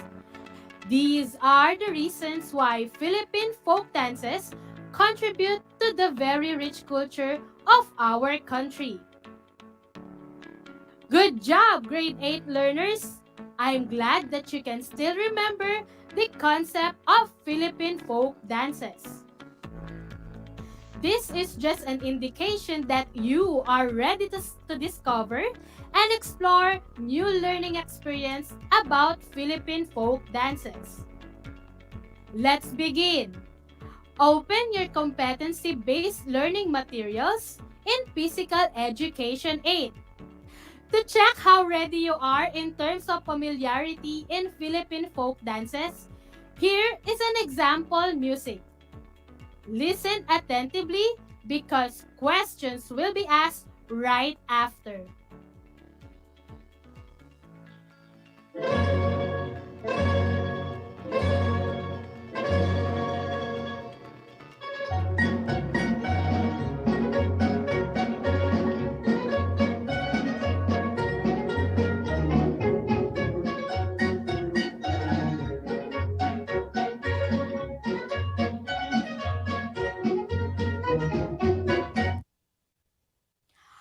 Are you familiar with the music? What general concept can be derived from the given music? If you were to think of Asian countries, what would closely relate to the given music? Just by simply listening to the music, can you determine the place of origin of this dance? I know you have a lot of ideas to share. Let's start the discussion. Our topic for today is Binislakan, which is one of the Filipino folk dances with ancient influence.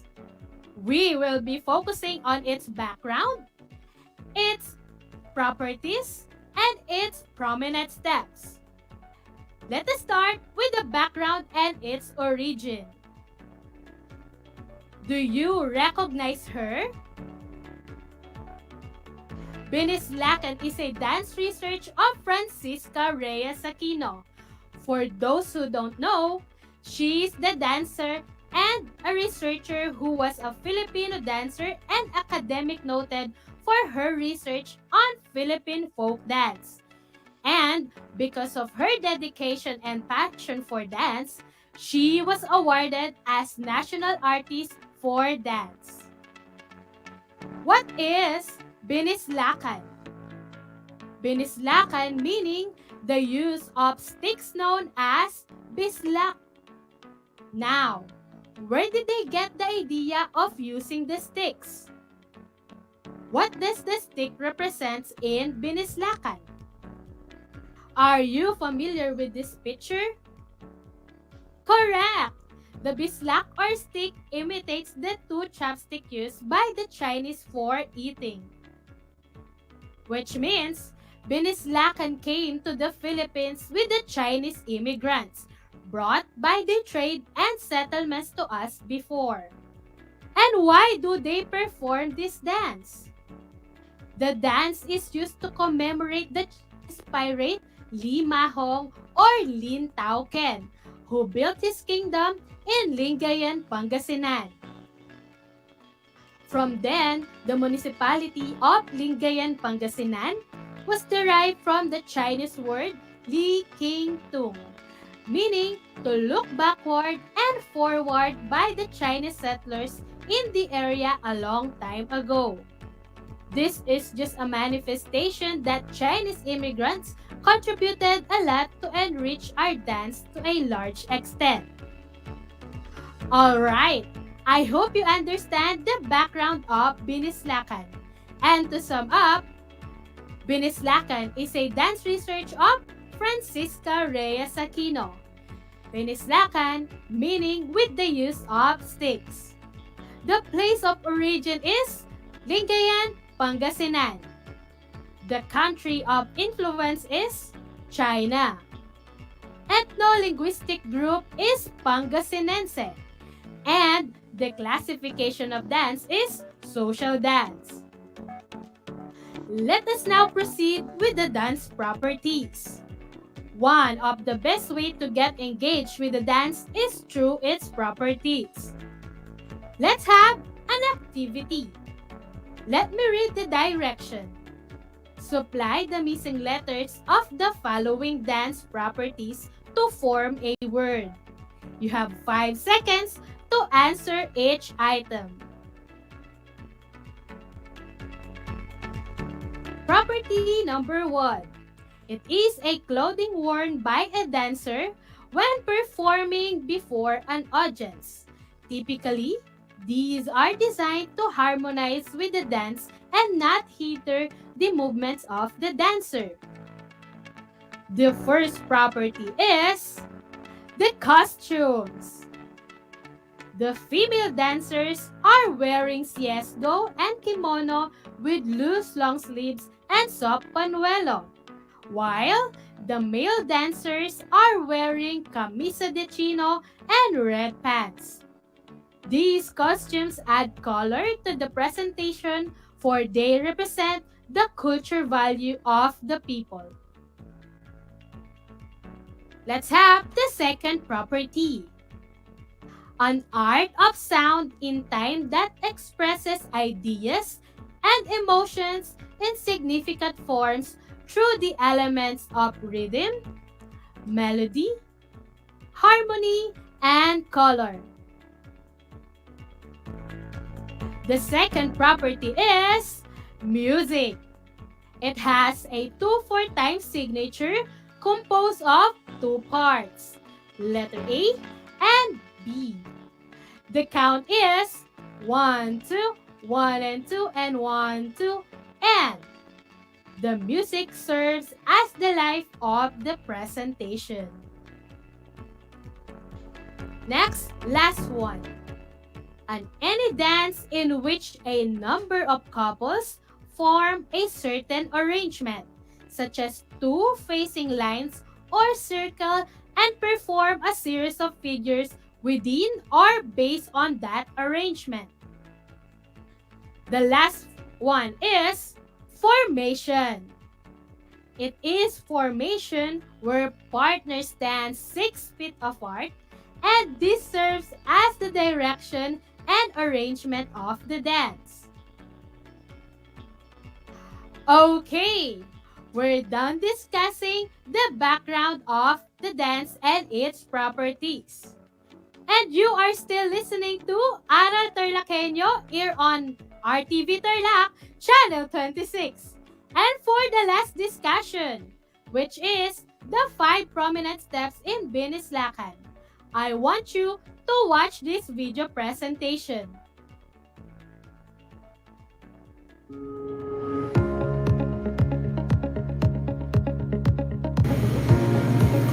Let's start with the first one, which is striking of the sticks. Quick striking of sticks in Binislakan show the major joints involved are the wrist and the elbow. Using the pattern right, left, right, then left, right, left. To see this, let's watch the video.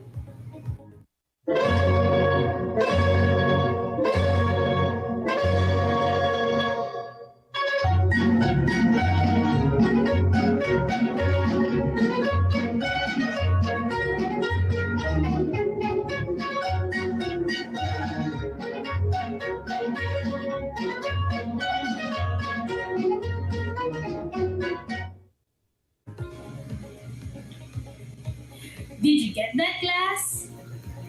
And let's proceed to the second prominent step. The second one is the change step. What is the step pattern for change step?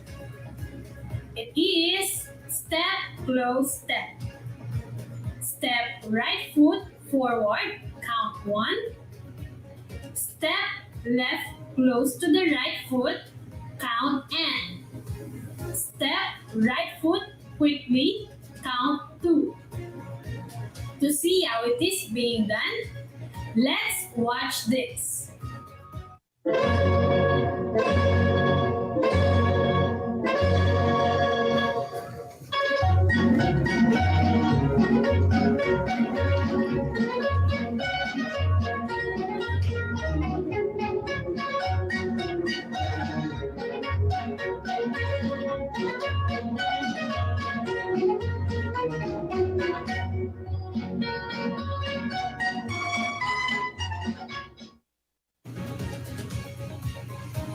Did you follow, class?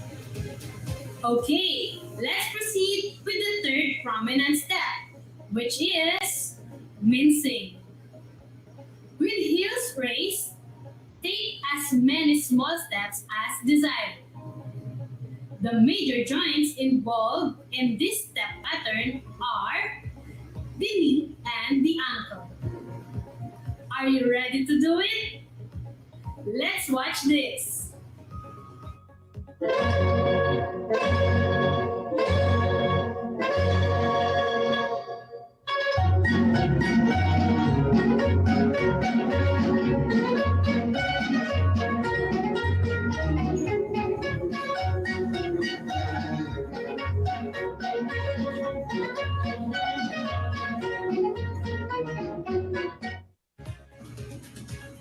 Did you enjoy watching? And now, let's keep the ball rolling. Let's proceed to the fourth prominent step. The fourth prominent step is arms in reverse T position. From T position, reverse it, resulting to the reverse T position.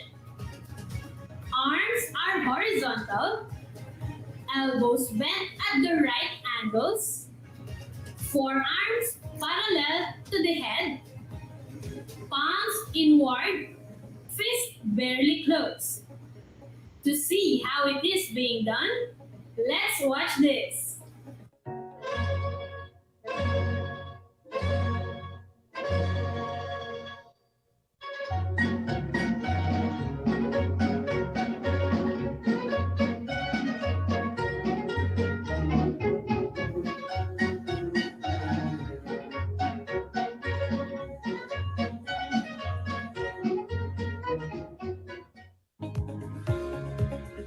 Did you enjoy that?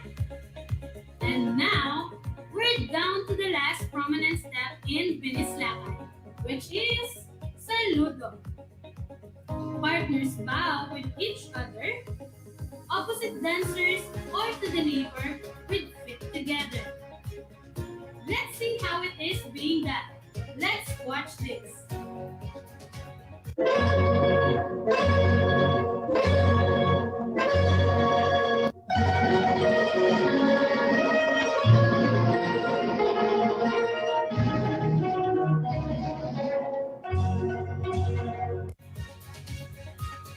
That concludes the 5 prominent steps in Binislakan. Once again, let's watch the audio-video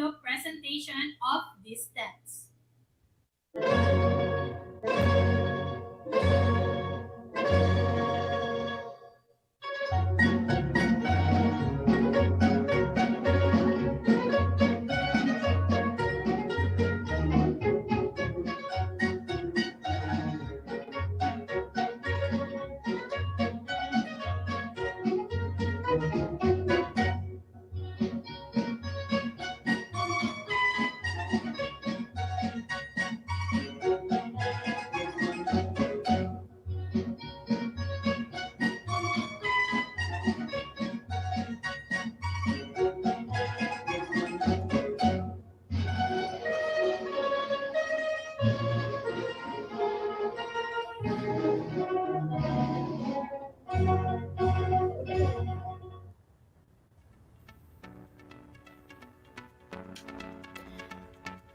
you have it, grade 8 learners. We're done discussing our topic for today, which is binislakan.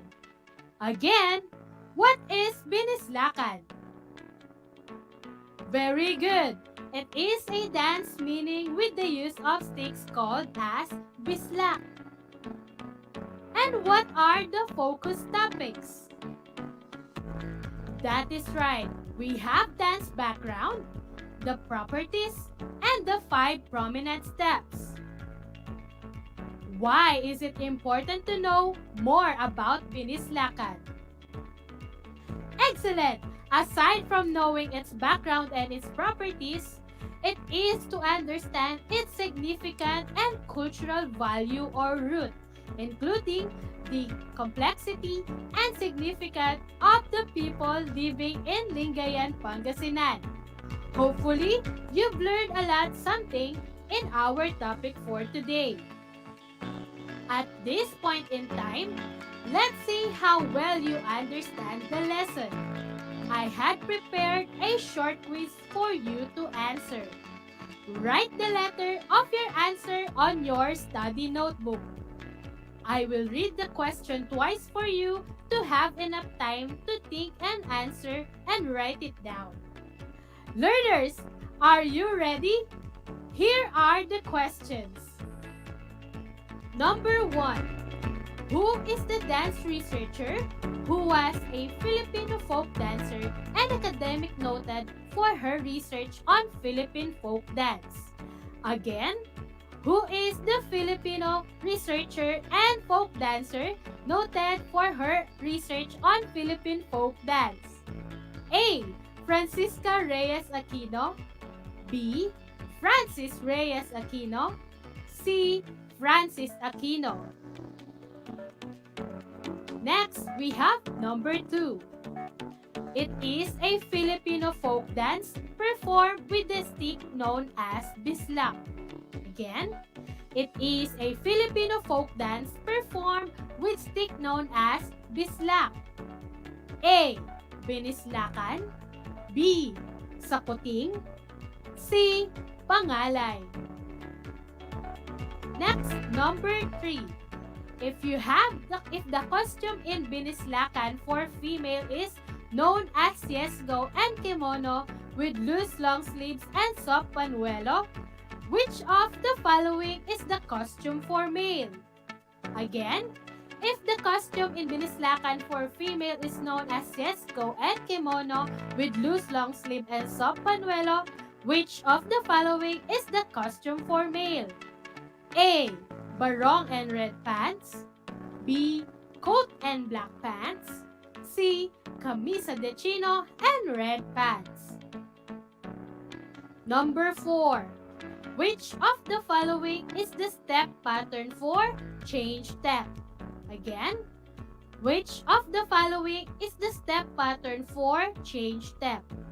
A. Step cross step. B. Step slide step. C. Step close step. Last number, we have number 5. The following are the prominent steps in binislakan except, again, the following are the prominent steps in binislakan except A. Change step. B. Slide step. C. Hop step. Okay, let's check your answers. Be honest in checking. This is one way to check if you understand the lesson well. For number 1, the right answer is A. Francisca Reyes Aquino. For number 2, the right answer is letter A. Binislakan. Number 3, the correct answer is letter C. Camisa de chino and red pants. Number 4. The right answer is letter C. Step, close, step. Last number 5. The correct answer is letter B. slide step. Who got all the correct answers? Okay, count your scores. For those who got a perfect score, congratulations! Job well done, you have listened carefully. For those who got 4, very good. For those who got 3, still good. For those who got 2, fair enough. And for those who got 1, still okay. Don't lose hope and keep trying. Next time, you have to listen attentively so that you can have a perfect score. For your assignment learners, practice the prominent steps in binislakan.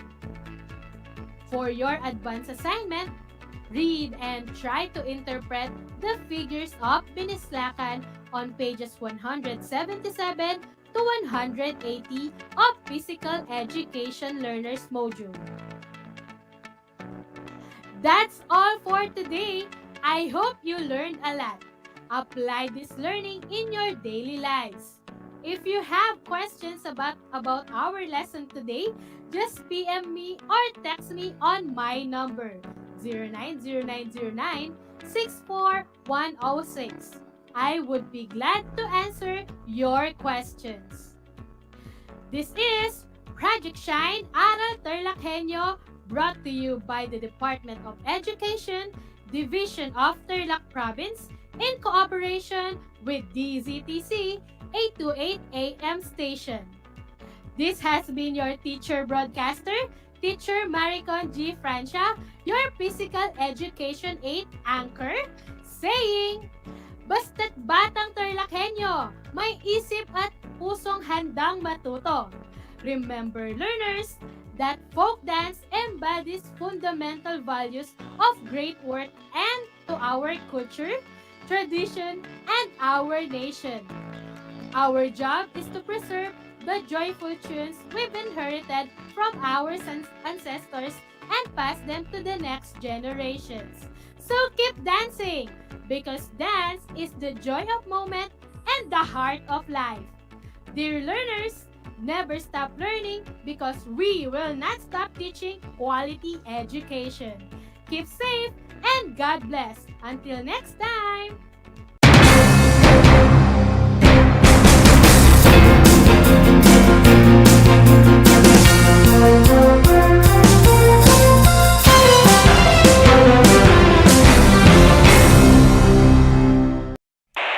Bahagi mo Radyo Pilipino saan mang bahagi ng Pilipinas, saan mang bahagi ng mundo, anumang uri ng pamumuhay, kabahagi mo Radyo Pilipino. Radyo Pilipino, sumasahimpapawid sa DWPR 1296 Dagupan, DZTC 828 Tarlac, DZLT 1188 Lucena, DZYM 1539 Mindoro, DWRL 1080 Legazpi, DWRN 657 Naga, DYRB 540 Cebu, DYRL 1035 Bacolod, DYRN 1134 Dumaguete, DXCO 1044 Cagayan de Oro, DXGS 765 General Santos, DXOC 1494 Ozamis, DXOW 981 Davao at Radio Filipino Podcast Center Manila. Ito ang kabahagi mo Radyo Pilipino, napapakinggan on air and online sa buong mundo sa pamamagitan ng www.radiopilipino.com. Impormasyong may kalidad at serbisyong may halaga, kasama katuwang kapinoy. Kabahagi mo Radyo Pilipino. Radyo Pilipino 1 FM. This is your one. My only one. One lang yan. The only one. 1 FM.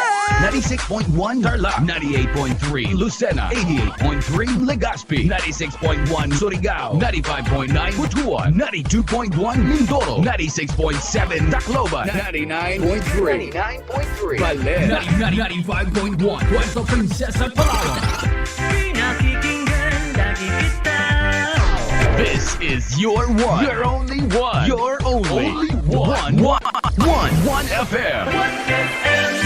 Your only one FM.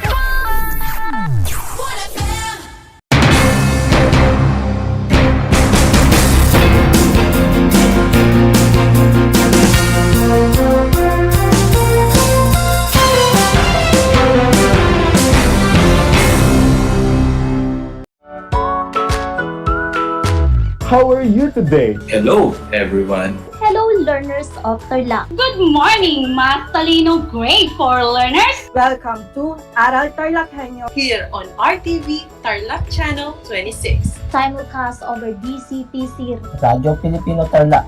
I'm Sir Glenn, your teacher broadcaster. Broadcasting live here at Paniki Tarlac. Remotely here in Concepcion, Tarlac. Live here at Barangay Pedro Elquines, Mayantok, Tarlac. Broadcasting live from Ramos National High School. Your anchor teacher today for grade 9 mathematics. your partner in education this time of pandemic.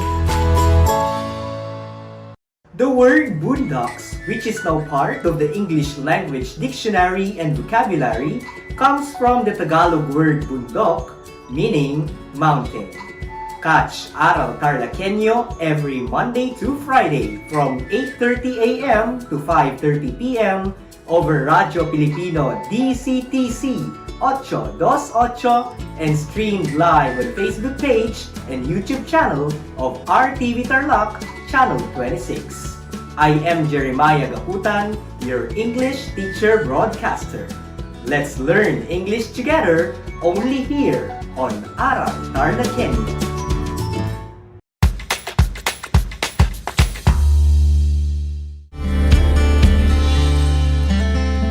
Alam niyo ba na ang Pilipinas ay mayroong 7,641 islands? Mula sa bilang na 7,107 islands, nadagdagan ito ng 534 na isla noong 2017. Tanging 2,000 lamang sa mga islang ito ang natitirhan. Alam niyo na! Yan ang mga isla sa Pilipinas.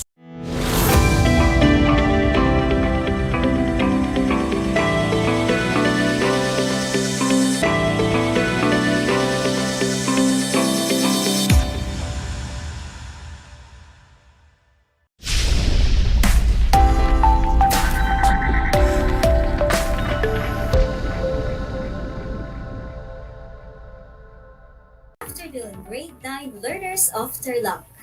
What an amazing day to have you with us today. Cheers to another episode of fun learning experience. This is Project Shine Aral TarlakHenyo here on RTV Tarlac Channel 26 and via Facebook Live. Simulcast over DZTZ 828 Radio Filipino Tarlac and in your Converge Cable TV Channel 100.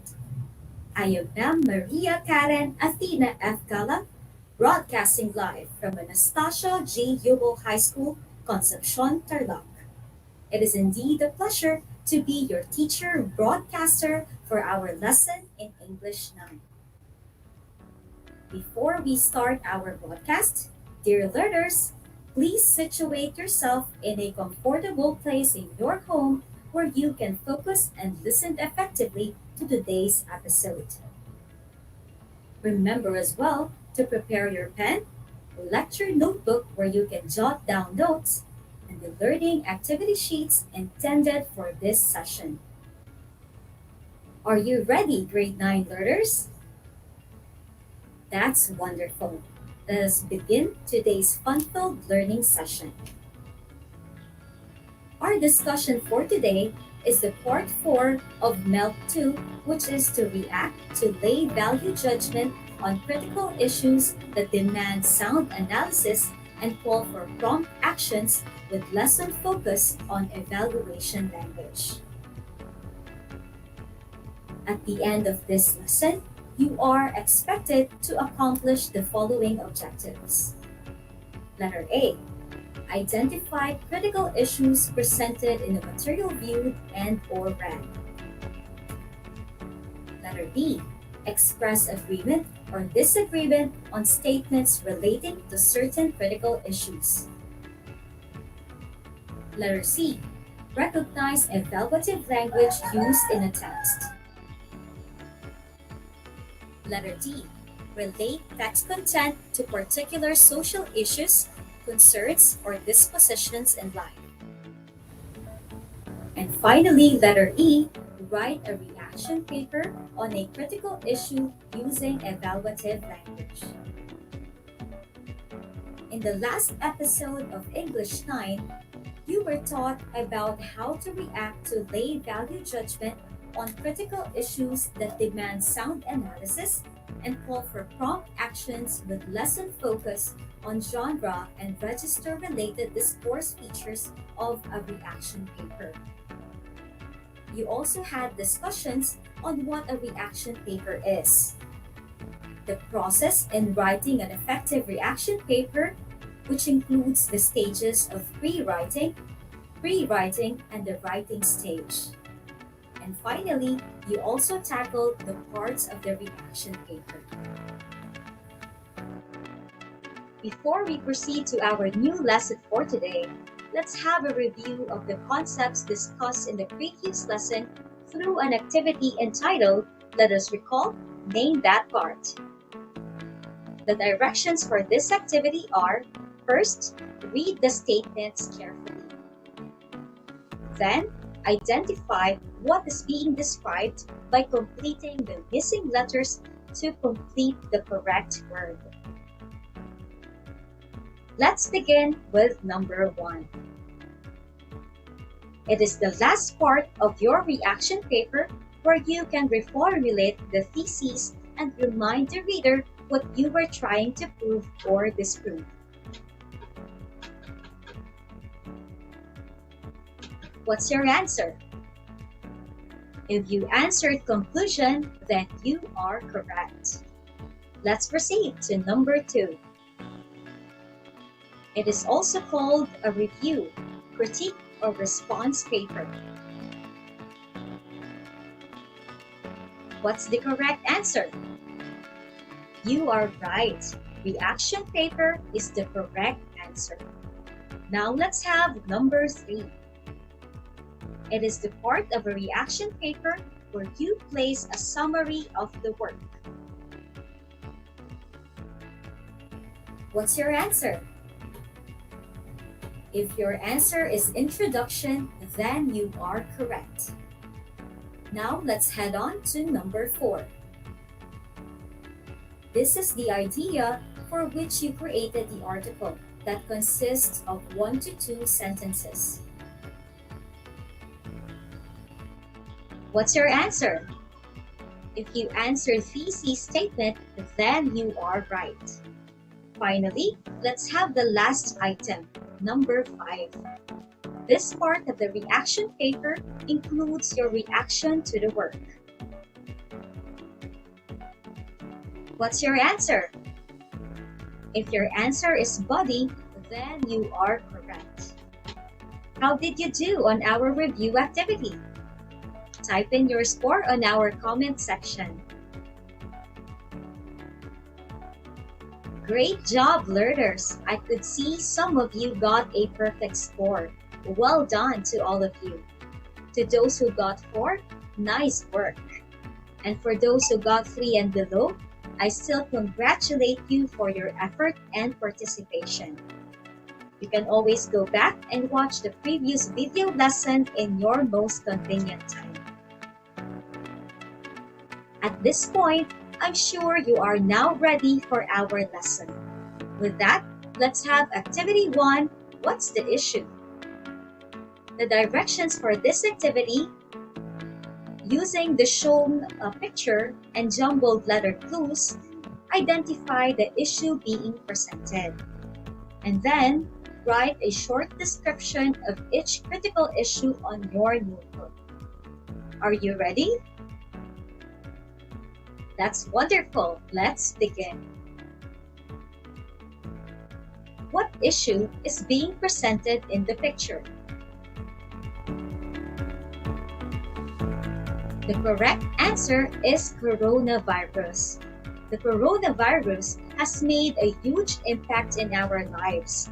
It posed as a threat to our health, thus requiring people to wear masks, do regular sanitation, observe physical distancing, and other health protocols. Let's head on to number 2.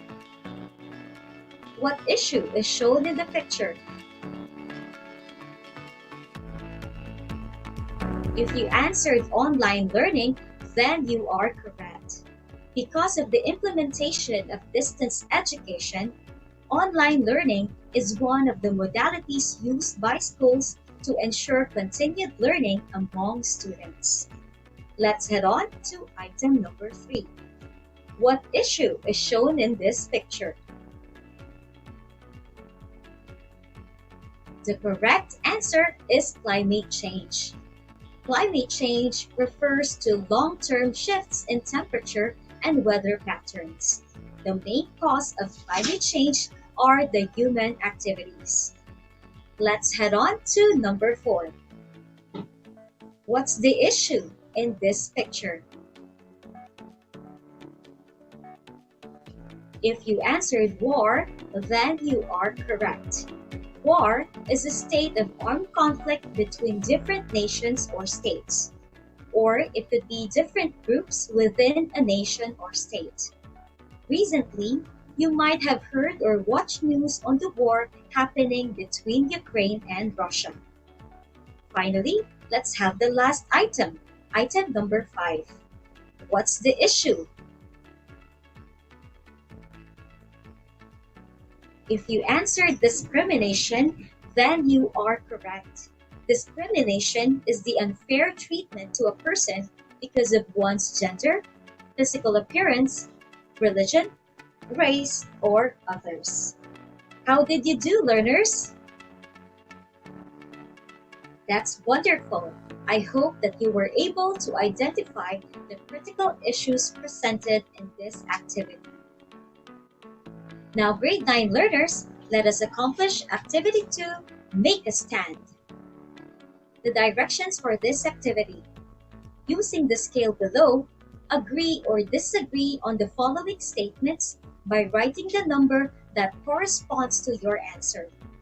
Then write a brief explanation of your answer on your notebook. The scale indicates 5 for strongly agree, 4 for agree, 3 for neutral, 2 for disagree, and 1 for strongly disagree. Are you ready to make a stand, dear learners? Let's begin. Here are the statements that you're going to make a stand for. Number 1. COVID-19 has rapidly affected our day-to-day life, businesses, and disrupted the world trade and movements. Number 2. Online learning may be a savior, but it comes with its own problems. Number 3. It was suggested that all countries must take steps to tackle climate change as fast and as humanely as possible.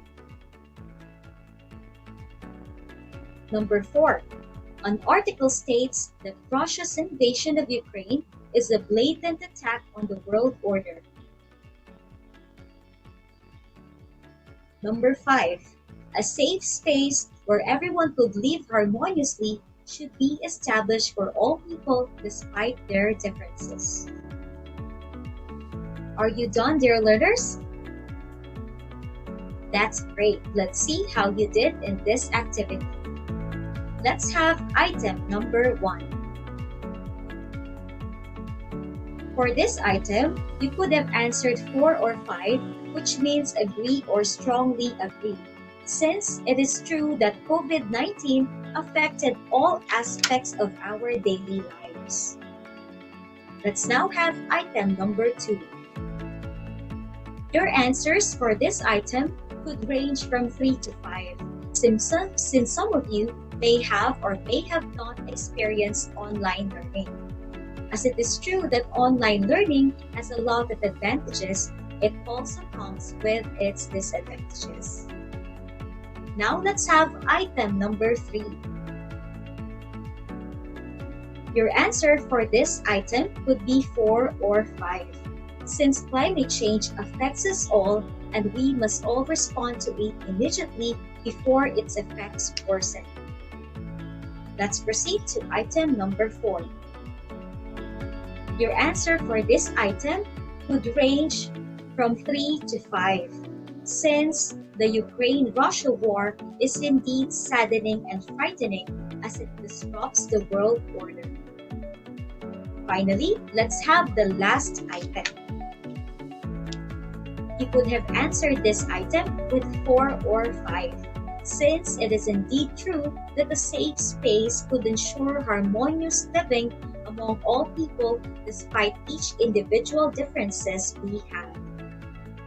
How did you find this activity? Did you enjoy making a stand on each critical issue? That's wonderful to hear. As a member of the society, it is important that we are aware of the critical issues happening around us, since in one way or another, these issues have an effect on us and our society. As a grade 9 learner, it is important that you possess the knowledge and skill of giving value judgment to critical issues. We have to make better judgments and filter them using our knowledge, experiences, and wisdom. Then use that to make smarter and thoughtful decisions. So what is a value judgment? Value judgment is a judgment of the rightness or wrongness of something or someone, or of the usefulness of something or someone based on a comparison or other relativity. Roughly speaking, value judgment is a claim about something's moral, practical, or aesthetic worth. Value judgments do not simply describe the world. They prescribe certain attitudes or behaviors toward the world. Now let's have some examples of descriptive and prescriptive claims.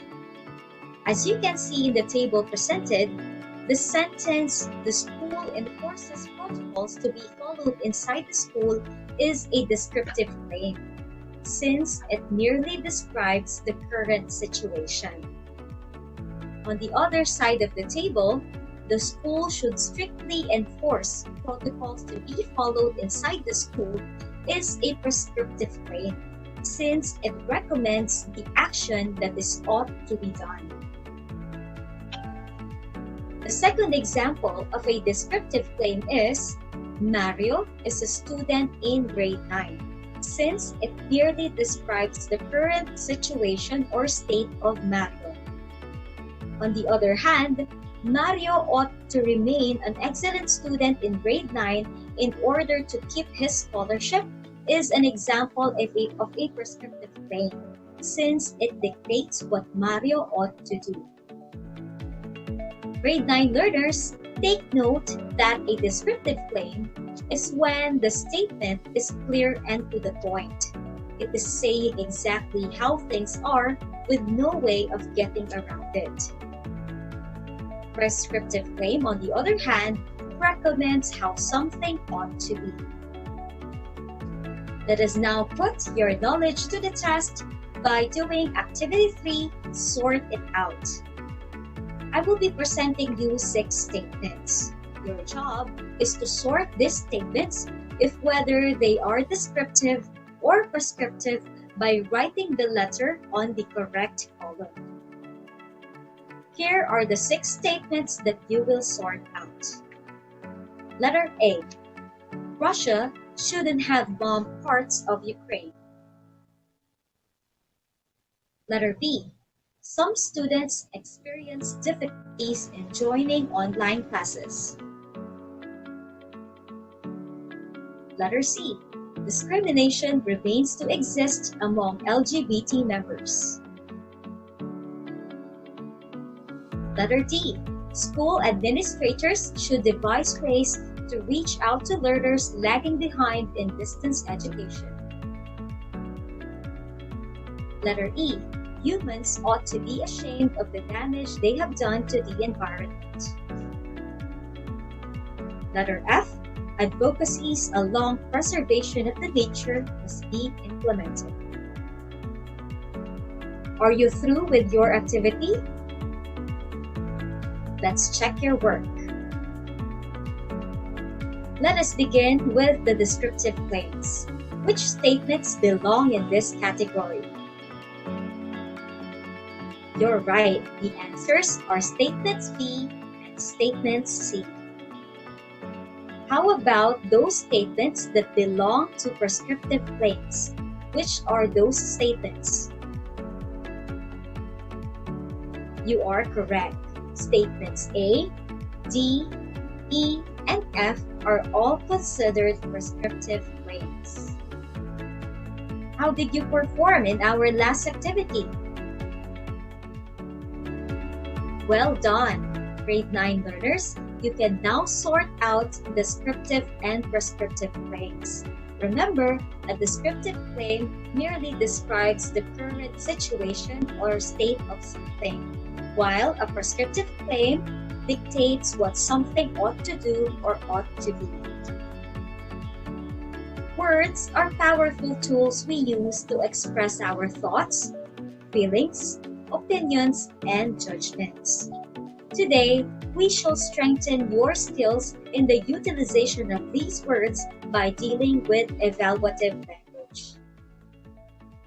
Evaluative language is positive or negative language that judges the worth of something.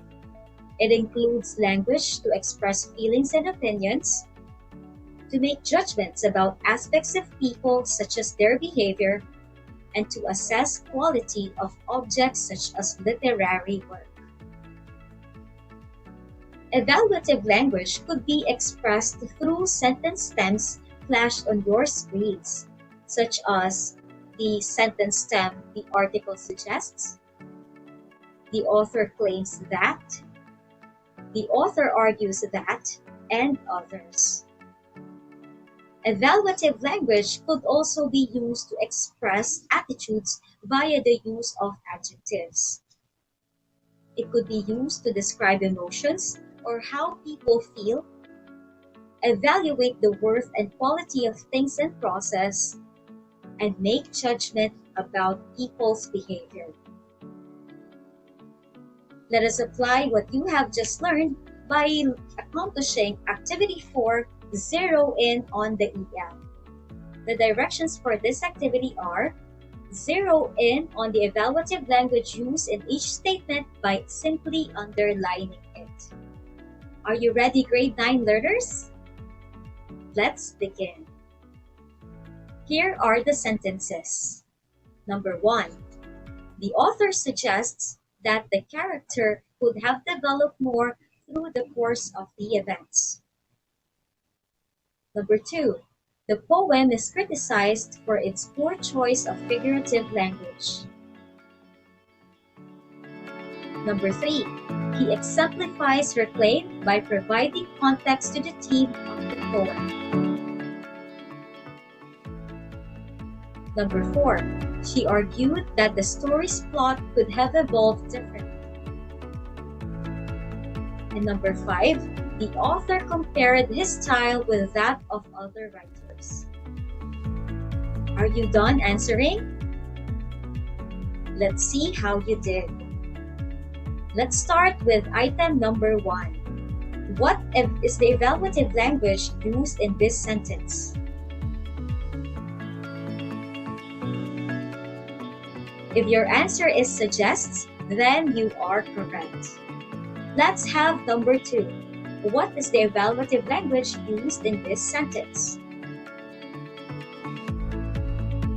The correct answer is criticized. Let's proceed to item number 3.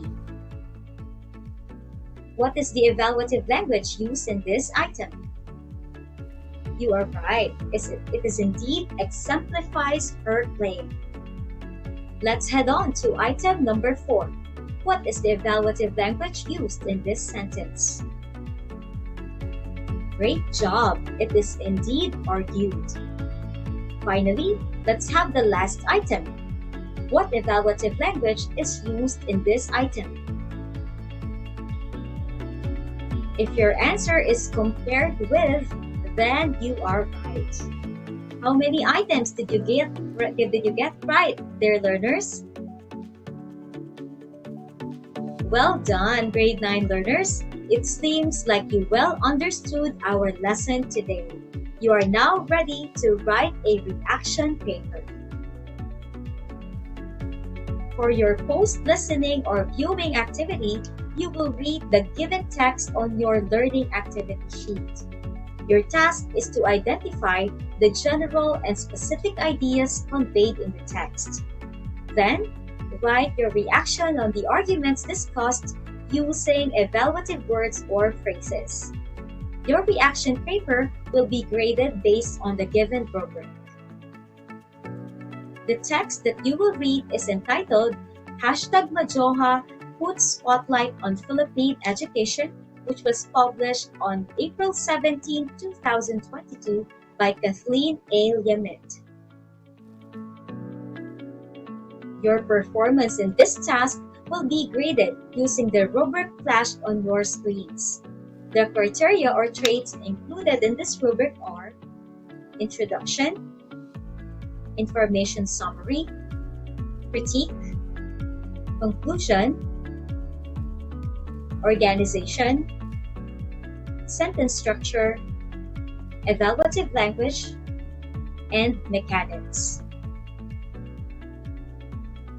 Keep in mind these criteria so that you could obtain a high score in this activity.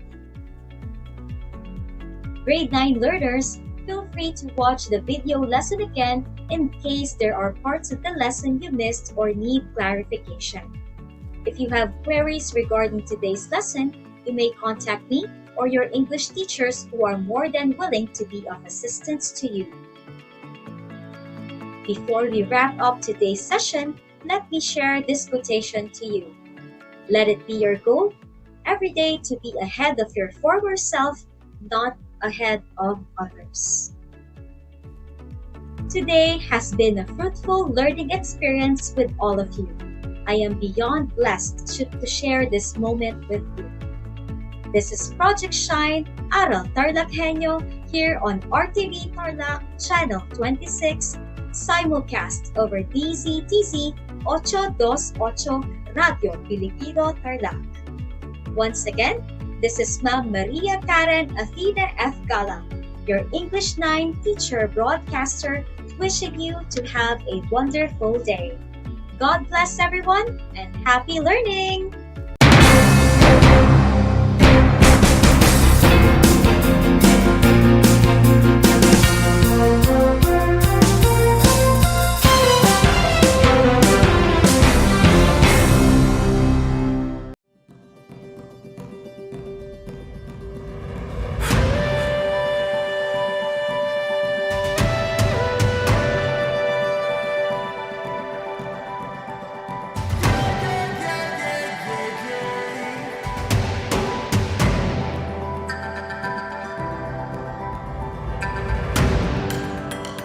Ang ASEAN New Zealand Afforestation Project o ANZAP ay sumusunod at umaayon sa isa sa 5 haligi ng Provincial Government of Tarlac, kalikasan muna.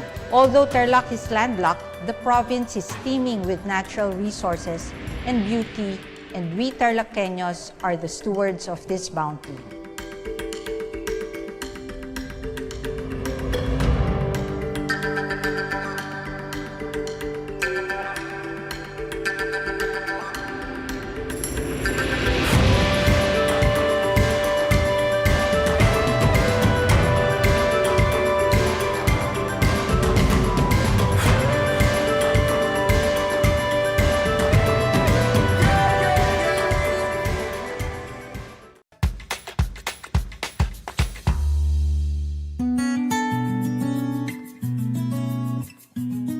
Alam niyo ba na ang kinikilalang Guinness Book of World Records holder bilang pinakamaliit na commercially harvested fish ay isang sinarapan?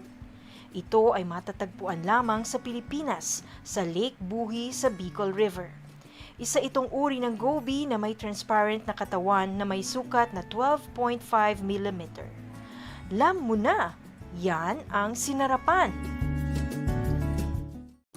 Kumusta mga giliw kong tagapakinig? Nagbabalik ang inyong paaralang panghimpapawid, Aral TarlakHenyo Sa RTV Tarlac, Channel 26, at sa bayang naririnig sa DZTC 828, Radyo Pilipino Tarlac. Tayo rin ay napapanood sa FB Live ng RTV Tarlac Channel 26. Sumasahimpapawid mula sa bayan ng Pura Tarlac, mula sa bayan ng San Clemente. Mula rito sa Purok Elementary School, Pura Tarlac, sa bayan ng Kapas Tarlac. Ako, ang inyong guro,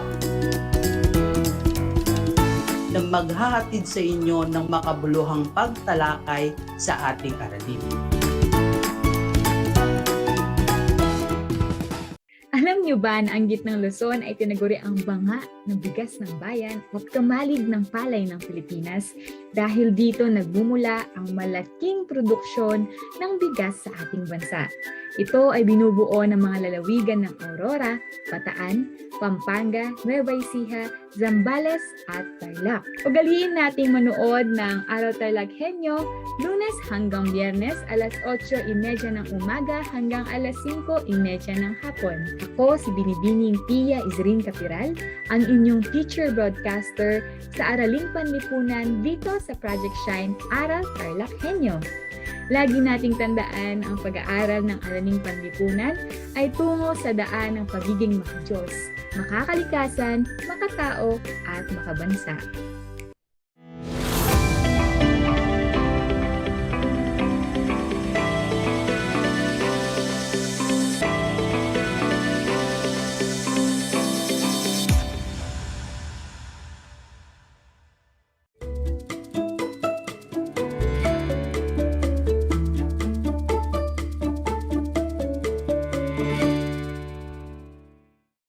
Welcome sa ating Aral TarlakHenyo ng Schools Division of Tarlac Province. Hatid sa inyo ng RTV Tarlac, Channel 26 at DZTC 828, Radyo Pilipino Tarlac.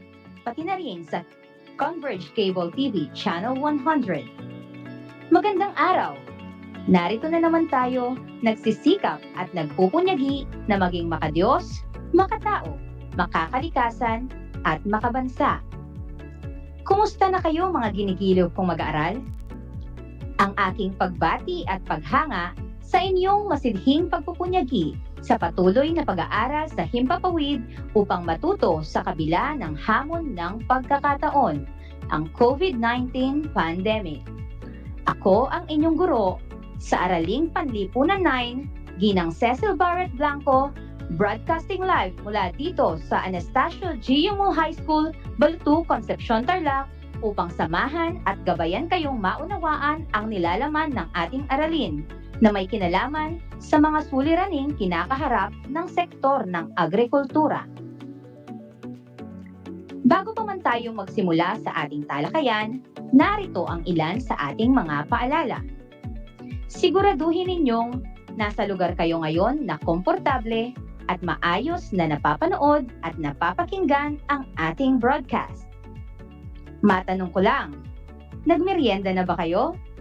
Kung oo, mabuti naman, dahil nararapat lamang na may laman ang inyong tiyan upang maging mas alerto ang inyong pag-iisip at maayos na maunawaan ang ating aralin sa araw na ito.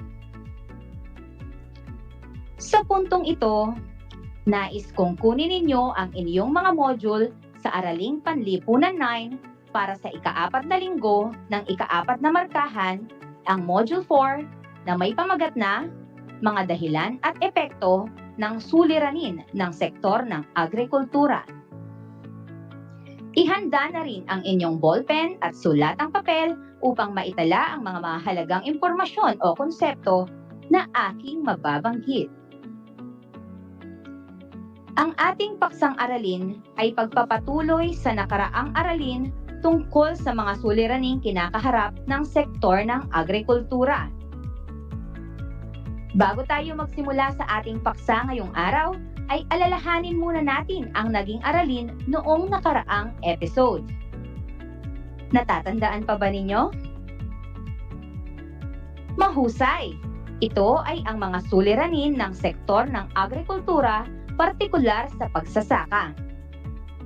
At ang unang suliranin ay ang pagliit ng lupang pansakahan, ang patuloy na paglaki ng populasyon, paglawak ng panirahan, komersyo at industriya ay nagdudulot ng pagliit ng mga takdang lupain para sa pagsasaka. Ang ikalawa ay ang paggamit ng teknolohiya. Ang kakayahang mapataas ang produksyon ng lupa ay higit na makakamit sa pamamagitan ng paggamit ng teknolohiya. Ang makabagong kaalaman sa paggamit ng mga pataba, pamuksa ng peste, at makabagong teknolohiya sa pagtatanim ay magiging kapaki-pakinabang lalo na sa hamon ng lumalaking populasyon. Ang ikatlo, ang kakulangan sa mga pasilidad at infrastruktura sa kabukiran. Isa rin sa mga dapat na mabigyan ng atensyon ay ang kakulangan sa mga infrastrukturang magagamit ng ating mga magsasaka. Ikaapat, kakulangan ng suporta mula sa iba pang sektor. Ang pagtutulungan sa loob at labas ng sektor ay magtutulak upang higit na maging matatag ang agrikultura. Ang ikalama, ang pagbibigay prioridad sa sektor ng industriya. Isa sa nagpapahina sa kalagayan ng agrikultura ay naging prioridad ng pamahalaan ang pagbibigay ng proteksyon sa mga favored imports sa pandaigdigang pamilihan. Ang ika-6 naman ay ang pagdagsa ng mga dayuhang kalakal. Isang malaking kompetisyon ang kasalukuyang hinaharap ng mga bansa dulot ng pagdagsa ng mga dayuhang kalakal. Nakikipagkompetensya pa ang mga lokal na magsasaka sa mga produkto na galing sa ibang bansa. At ang huli ay ang climate change. Ang patuloy na epekto ng climate change ay lubhang nakakaapekto sa bansa tulad ng pagdating ng bagyong Yolanda na may pambihirang lakas noong 2013 na naging sanhi ng pagkasira ng mga sakahan. At ngayon, sa aking palagay ay handa ka na sa ating bagong paksa ngayong araw na ito.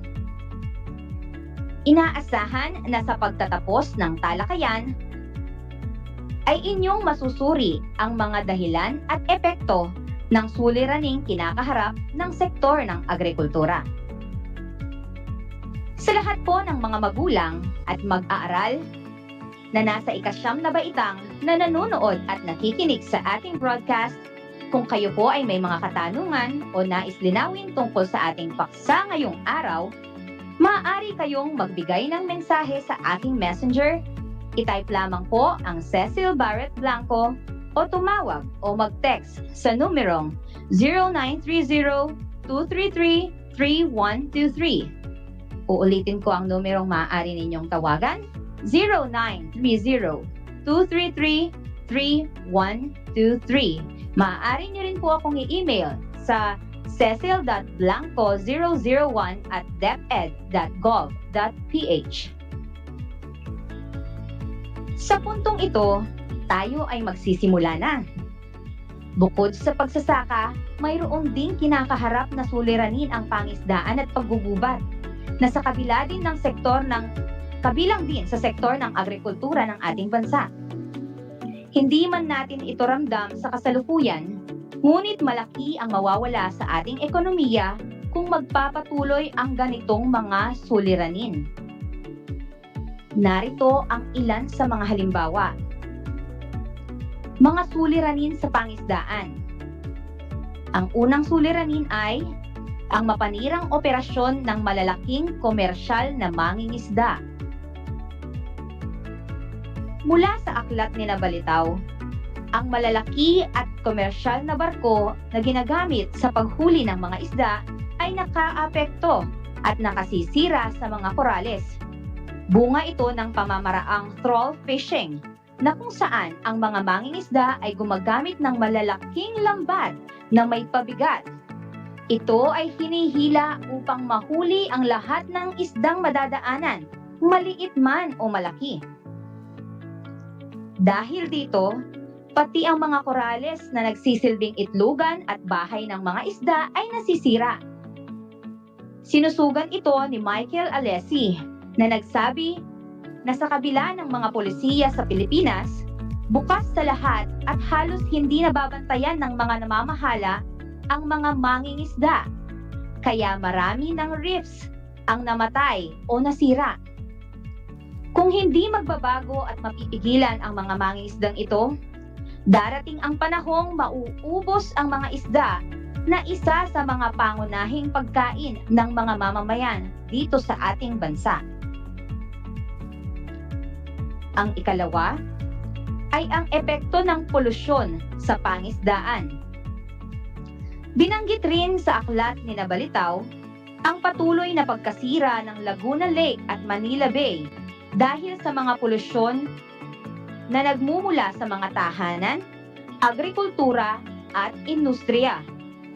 Ang mga dumi ng tao, mga kemikal na sangkap sa mga bono o pataba na gamit sa pagtatanim, at mga kemikal na mula sa mga pabrika ay pumapatay sa mga anyong tubig sa bansa. Dahil sa polusyon, ang mga yamang tubig ay naaapektuhan at maaaring makaapekto rin sa mga mamamayan pagdating ng panahon. Ang ikatlo ay ang lumalaking populasyon ng bansa. Ang patuloy na pagtaas sa bilang ng mga mamamayang Pilipino ay nagdudulot ng mataas na pressure sa mga yamang tubig ng bansa at sa lahat ng yamang likas sa kabuuan. Halimbawa, sa teknolohiya, mahihirapang makaagapay ang bansa sa lumalaking pangangailangan ng mamamayan dulot ng pagdami ng tao. Kung magkagayon, maaaring maganap ang sapantahan ni Thomas Malthus na ang patuloy na paglaki ng populasyon ay maaaring magdulot ng kahirapan na sa kalaunan ay kakulangan ng pagkain.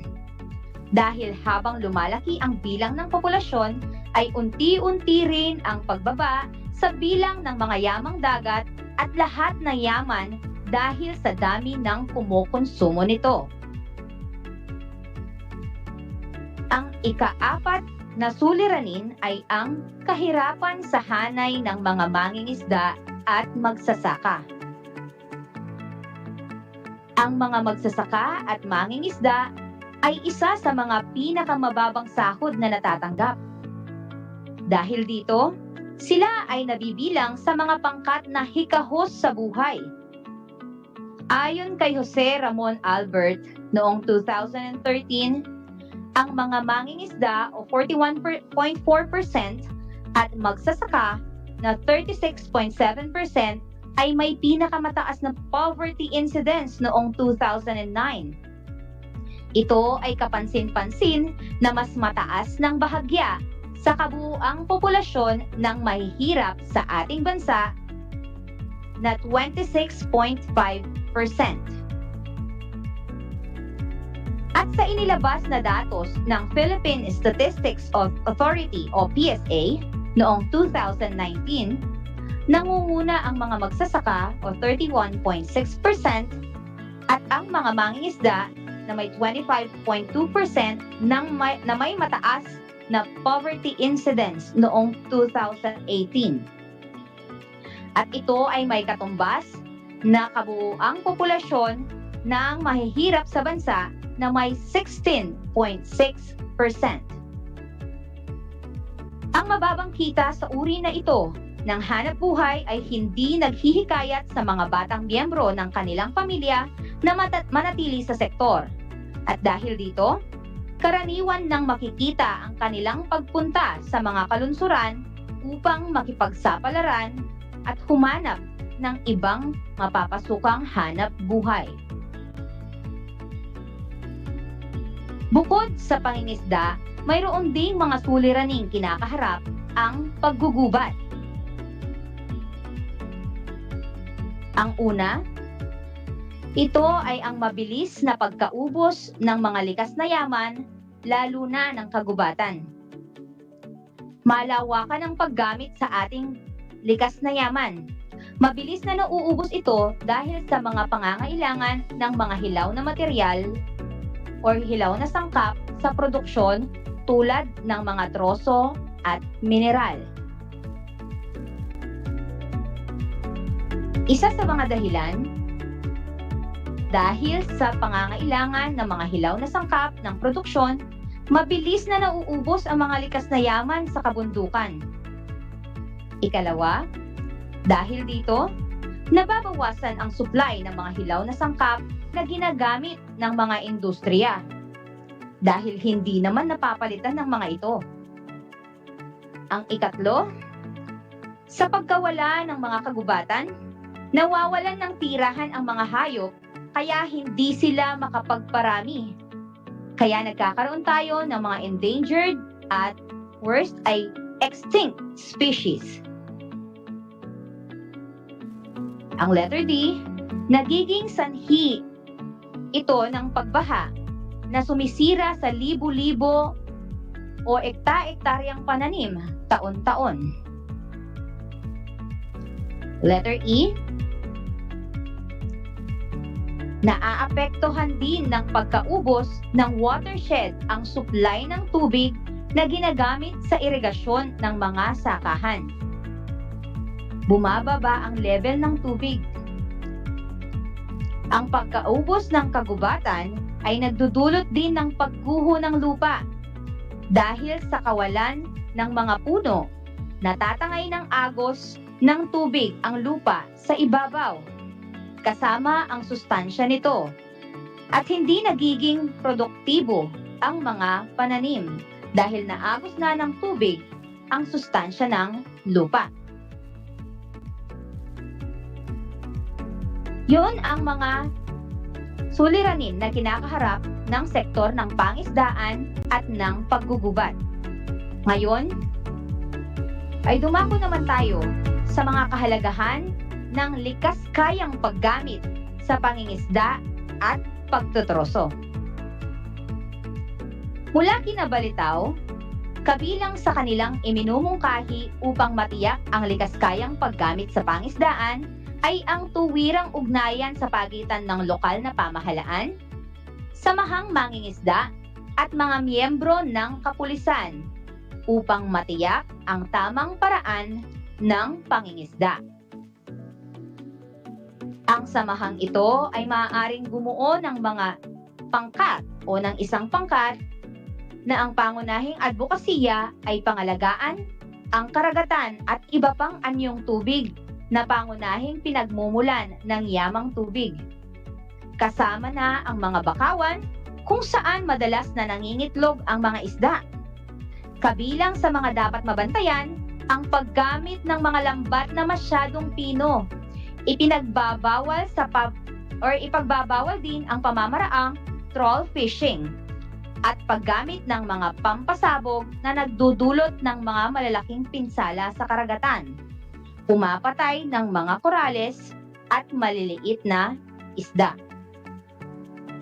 Dapat ding maging mahigpit ang pamahalaan sa pagbibigay ng mga lisensya at pagkilala sa malaking kumpanya ng pangingisda na pangingisda ang negosyo. Siguraduhin na sila ay susunod sa itinakdang pamamaraan ng pangingisdaan at hindi manghuhuli ng mga isda or isdang nanganganib ng maubos. Ito ay nangangahulugan ng tunay at tapat na implementasyon ng mga panuntunan upang masiguro ang kaligtasan ng ating katubigan. Sa isyu naman ng pagtutroso, mahalagang ipaalam sa bawat Pilipino ang kahalagahan sa pag-iingat ng ating kagubatan. Ilan sa mga inisyatibong maaaring gawin ay sa pamamagitan ng pagpapasok sa kurikulum tungkol sa pag-iingat at likas kayang paggamit sa mga produktong mula sa kagubatan. Maaari ding gamitin ang mga social networking sites at media upang maipabatid ang papel ng bawat isa upang mapangalagaan ang mga likas na yaman. Maaari ding mag-initiate ng tree planting activities. Muling binigyan diin ni Balitaw na ang pagkakaisa ng mga mamamayan ay isang mahalagang hakbang upang masiguro ang kaligtasan ng ating mga yaman mula sa kabundukan. Kanila ring kinikilala ang kakayahan ng mga katutubo sa pag-aalaga sa kalikasan na nagpasalin-salin na sa maraming henerasyon. Isa sa mga rekomendasyon na kanilang iminungkahi ay ang gampanin ng pamahalaan na makabuo at tunay na maipatupad ang isang polisiya na magpoprotekta sa ating mga kagubatan.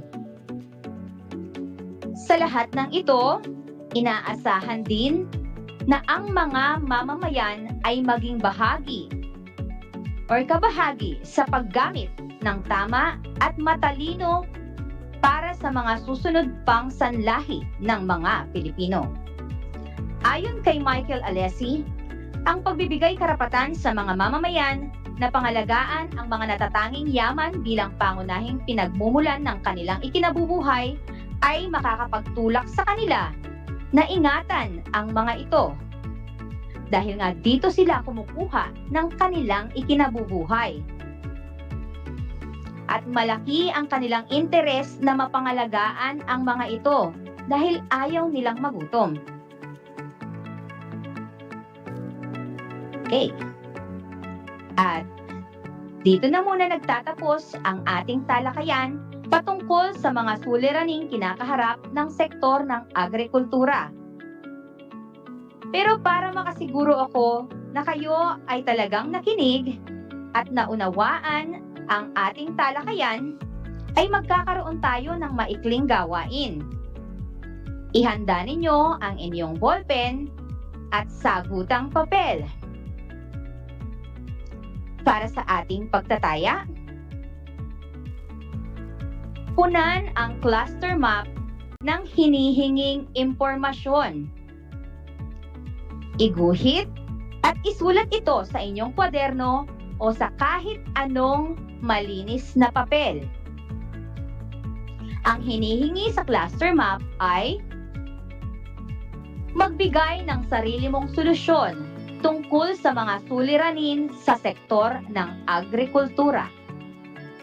Maaaring ito ay sa subsektor ng pangingisda o sa paggugubat.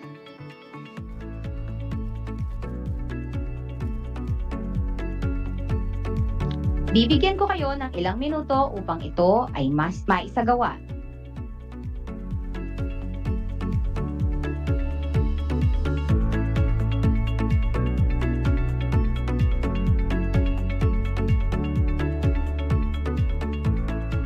Magaling mga mag-aaral, lubos ang aking pagbati sa inyo dahil confident ako na nasagutan na ninyo ng tama ang ating gawain sa araw na ito. Sa ating susunod na talakayan ay ating pag-aaralan ang mga patakaran at programa ng sektor ng agrikultura. Isang paalala, maaaring ipasa ang mga nasagutang module sa inyong barangay hall o sa paaralan sa itetakdang pagsasauli at pagkuha ng module. Paalala rin na ang inyong mga magulang lamang o guardian ang maaaring magtungo sa barangay hall o paaralan sa pagpasa ng inyong mga sinagutang gawain. At sila din ay inaasahang sumunod sa ating health protocols gaya ng pagsusuot ng face mask at paghuhugas ng kamay at physical distancing. Inaasahan ko na kayo ay natuto sa ating talakayan ngayong araw na ito. Muli, ako ang inyong guro sa Araling Panlipunan 9, Ginang Cecil Barrett Blanco, Broadcasting live mula dito sa Anastasio G. Yungol High School, Balutu, Concepcion, Tarlac, na nagsasabing, ang pag-aaral ng araling panlipunan ay daan tungo sa pagiging makadiyos, makakalikasan, makatao, at makabansa. At bago tayo magtapos, ibabahagi ko sa inyo ang isang quote ayon kay Do Zantamata. To most people, it's dirt. To the farmer, it's potential. Maraming salamat. Magandang hapon sa inyong lahat. Have a great day ahead. Paalam po.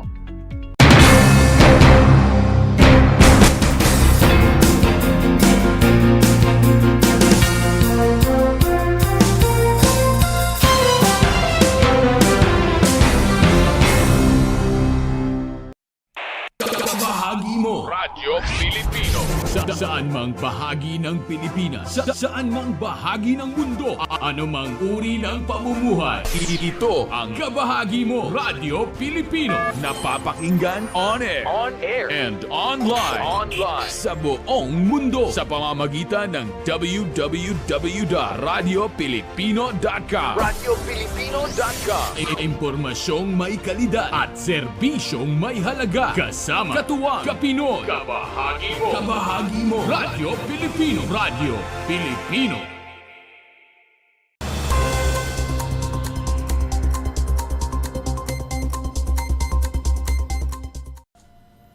Sentro ng selebrasyon ng ika-150th founding anniversary ng lalawigan ng Tarlac, maningning ang magiting ang mayaman na kultura at kasaysayan nito. It's more of a historical cultural event, no? Para sariwain ang nakaraan. Kasi, you know, when I meet my yung mga students and I ask them, how far do you know where we came from? Anong kasaysayan natin? Walang magtataas ng kamay, no? So, through the years, slowly we're building the interest of our young generation to learn about our history. Pero you can't go into history kung minsan naiinip sila eh. So, nag-segue kami cultural muna to get them interested and then towards history. But today, the highlight really is ang kasaysayan at ang kultura ng Tarlac. Ipinabatid ni Mr. Arsenio Baby Lugay, Tarlac Provincial Tourism Officer Head, na isa sa mga layunin ng aktibidad ay ang imulat ng mga kabataan sa kasaysayan ng Tarlac. Sa mga kabataan kasi, hindi na alam kung saan tayo nanggaling. Diba? Wala nang awareness how we became TarlakHenyo, how it all started. No? Ang alam natin, napanganak tayo sa Tarlac, anak tayo ni ganun, finish, tapos na. Wala yung ano ba ang kasaysayan ng TarlakHenyo, saan nanggaling, ano ang naidulot nila sa pagkatao natin ngayon, yung characteristics, yung traits ng mga natin. So that is ang isang class namin ni Governor Susan, is to really identify ano ang TarlakHenyo. Ipinahayag din ni Vice Governor Attorney Carlito Casada David ang kahalagahan ng pagbabalik tanaw sa kasaysayan. Pag hindi mo raw alam kung saan ka nagsimula, kung saan ka nanggaling, para kang isang puno na mahina yung ugat. Kunting kahit na mahinang angin lang, nabubuwal. Pero pag nalaman mo, pag alam mo kung saan ka nanggaling, ang kasaysayan ng isang lugar, para kang puno na napakalakas ang ugat. Kaya mas kinakagahan palakas ang hangin, ay hindi mo bubuwal. Yun po ang kahalagahan kung bakit natin dapat pag-aralan ang kasaysayan ng isang lugar. Ang probinsya ng Tarlac ay itinatag noong May 28, 1873. At bagamat tila balimot na ng iba ang naging ambag nito sa kasaysayan, ang Tarlac ay nananatiling maningning at magiting bilang isa sa 8 lugar na ipinipresenta ng watawat ng Pilipinas. Para sa RTV Tarlac, Channel 26, ako si Jam Torio, nagbabalita.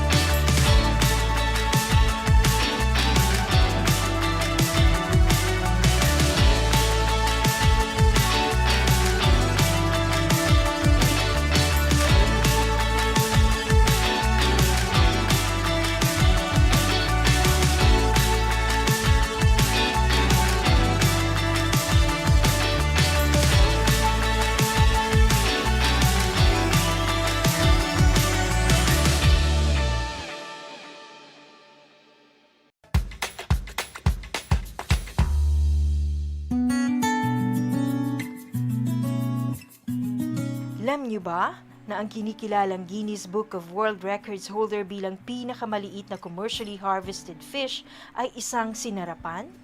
Ito ay matatagpuan lamang sa Pilipinas, sa Lake Buhi sa Bicol River. Isa itong uri ng goby na may transparent na katawan na may sukat na 12.5 mm. Alam mo na, yan ang sinarapan.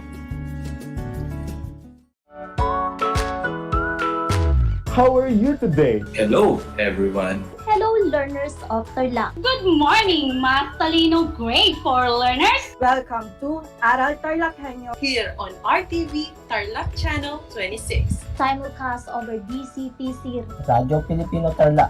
I'm Sir Glenn, your teacher broadcaster. Broadcasting live here at Paniki Tarlac. Remotely here in Concepcion, Tarlac. Live here at Barangay Pedro Elquines, Mayantok, Tarlac. Broadcasting live from Ramos National High School. Your anchor teacher today for grade 9 mathematics. Your partner in education this time of pandemic.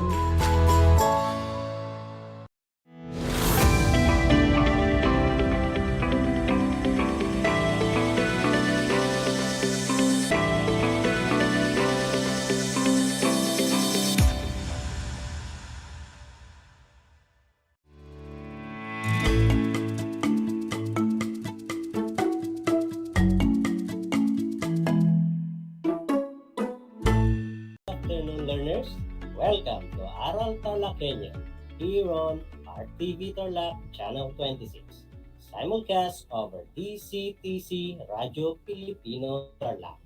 I'm Bernabe Bagalay Baldivino, your teacher broadcaster for TLE Grade 9, who will be with you in your exciting moment of the day's latest and hottest lesson in electrical installation and maintenance. Broadcasting live here at Capas National High School, Dolores, Capas, Tarlac. For your questions and suggestions, you can reach me on my mobile phone number 0968-464-4197. Again, the number is 0968-464-4197. Or chat me in my messenger account, Bernabe Baldivino. For attendance purposes, for those who are watching in our Facebook live stream, please type in your name, your section, and the name of your school, as well as your answers in our evaluation through the chat box.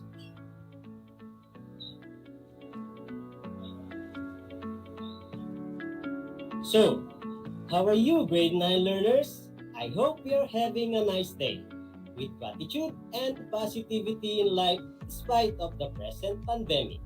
Before we start, be sure that you are in a comfortable and quiet place, far from any distractions, so you can hear me loud and clear as we go along in our discussion. Please don't forget to bring with you your pen, your paper, and learning activity sheet. Join me this afternoon as we explore and expand our knowledge in electrical installation and maintenance with the following objectives. First, identify the parts of a circuit breaker and its function. Second, determine the parts of a circuit breaker. And third, label the parts of a circuit breaker. At this point, I guess you are now seated comfortably and eager to listen in our new lesson. If everything is set in front of you, that's good. Before we proceed, let's have a quick review on our last lesson. Do you still recall it? Very good. Our last lesson is all about the circuit breaker and its type. Let's have a recap about the circuit breaker and its type. Let us begin with this question. Can you define what is a circuit breaker? That is correct. A circuit breaker is an automatically operated electrical switch. What about its function? What is the function of a circuit breaker? Very good. Its basic function is to interrupt current flow. It is designed to protect an electrical circuit from damage caused by an overload or short circuit. How about the types of circuit breaker? What are the two types of circuit breaker? You are correct. The two types of circuit breaker are the plug-in and the bolt-on type. Plug-in type circuit breaker is typically used in residential application. It is a specific type of miniature circuit breaker which is installed in an electrical panel box, while the bolt-on circuit breaker is preferred in commercial or industrial applications where vibration is an issue. Good job, my dear learners! I'm glad to know that you still remember our last lesson. I think and I believe you are now ready to listen for our next lesson for this afternoon. Our lesson for today is all about the parts of a circuit breaker. We have 8 different parts of a circuit breaker. And these are: number 1, actuator lever. Number 2, actuator mechanism. Number 3, contacts. Number 4, terminal connection. Number 5, bimetallic strip. Number 6, calibration screw. Number 7 is solenoid. And last but not the least, number 8 is arc or divider extinguisher.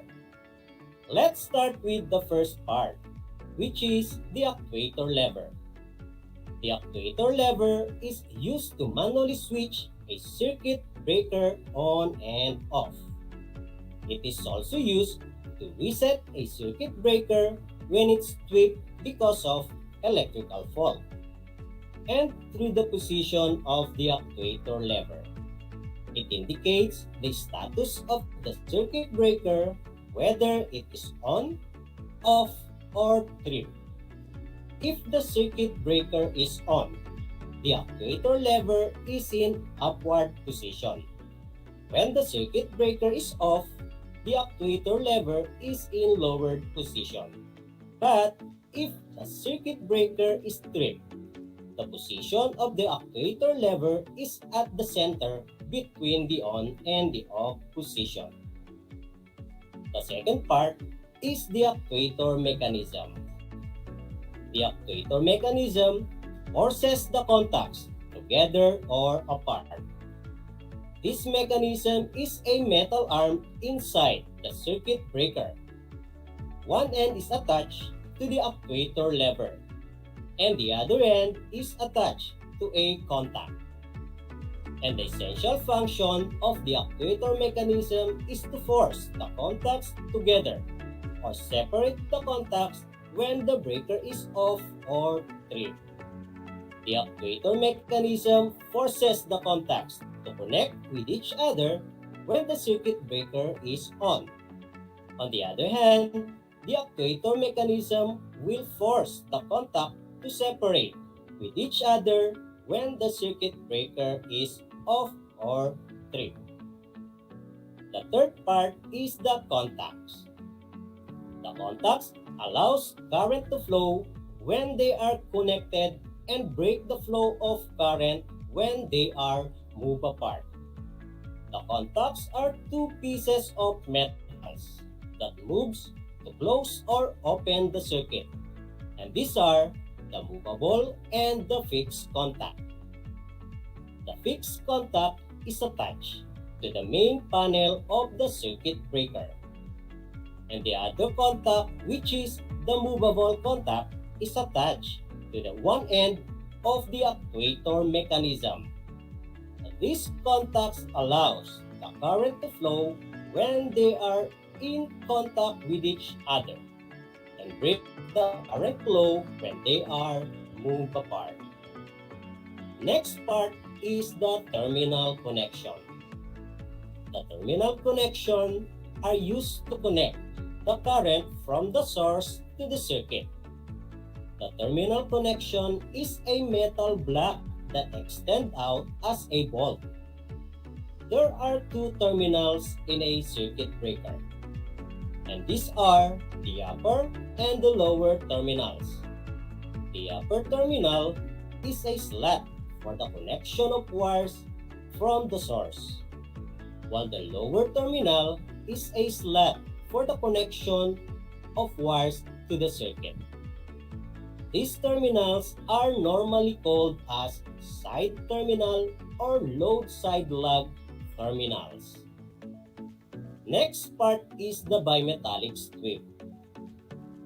The bimetallic strip separates the contacts in response to smaller, longer-term overcurrent. It is a thin, flat piece of sheet metal used in overcurrent protection in a circuit breaker. Its primary function is to force the contact to separate and break the flow of electric current in response to overcurrent like overload that makes the circuit breaker to trip. The next part is the calibration screw. The calibration screw allows the manufacturer to precisely adjust the trip current of the device after assembly. The calibration of circuit breaker is carried out when the assembly of the circuit breaker is done. This screw is used to calibrate and adjust the timing, current, and contact resistance of a circuit breaker, depend on its rating. Next part is the solenoid. Solenoid separates the contact rapidly in response to overcurrent. The solenoid is a device comprised of a coil of wire used as an electromagnet. And the primary function of the solenoid is to force the contacts to separate and break the flow of electric current in response to overcurrent like short circuit that makes the circuit breaker to trip. And last but not the least is the arc or divider extinguisher. The arc or divider extinguisher is the component of the circuit breaker that extinguishes the arc while in fault condition. And the primary function of arc or divider extinguisher is to help stop burning inside the circuit breaker caused by an arc or spark because of electrical fault. It will keep the arc from recreating itself and prevent damage to the circuit breaker. Okay, so those are the different parts of a circuit breaker and their functions. Before we end class, let's label the parts of a circuit breaker by identifying them again one by one with their functions. Number 1 is the actuator lever. This part is used to manually switch a circuit breaker on and off. Number 2, actuator mechanism. It forces the contacts together or apart. Number 3, contacts. They allow current to flow when they are connected and break the flow of current when they are moved apart. Number 4 is terminal connections. They are used to connect the current from the source to the circuit. Number 5, bimetallic strip. It separates the contacts in response to smaller, longer-term overcurrent. Number 6 is the calibration screw. It allows the manufacturer to precisely adjust the trip current of the device after assembly. Number 7 is solenoid. This part separates the contacts rapidly in response to overcurrent. And last but not the least, number 8 is the arc or divider extinguisher. It is the component of circuit breaker that extinguishes the arc while in fault condition. Okay, to end our discussion, always remember this class, that knowing the parts of a circuit breaker and understanding the functions of each part is necessary to be able to see the value and importance of a circuit breaker. I hope that you understand our lesson for today. Now, to check if you really understood our lesson, let's have a short quiz. So please prepare your pen and a piece of paper for your answers. All you have to do is to identify the parts of a circuit breaker through their functions. Are you ready? Okay, listen to my instruction in taking the quiz. I will read each question twice. From the choices given, choose the letter of the correct answer.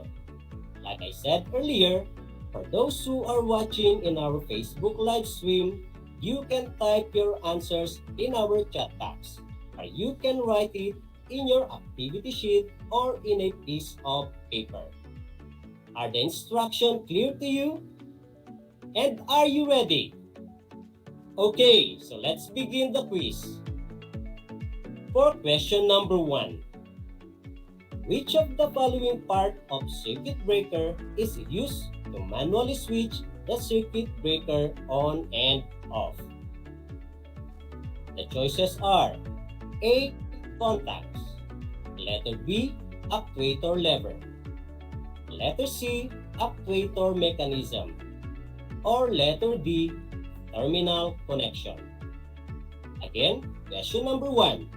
Which of the following part of circuit breaker is used to manually switch the breaker on and off?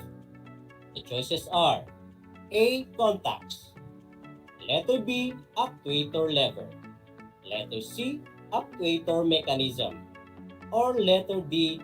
Terminal connection. Question number 2. Which of the following part of circuit breaker forces the contacts together or apart?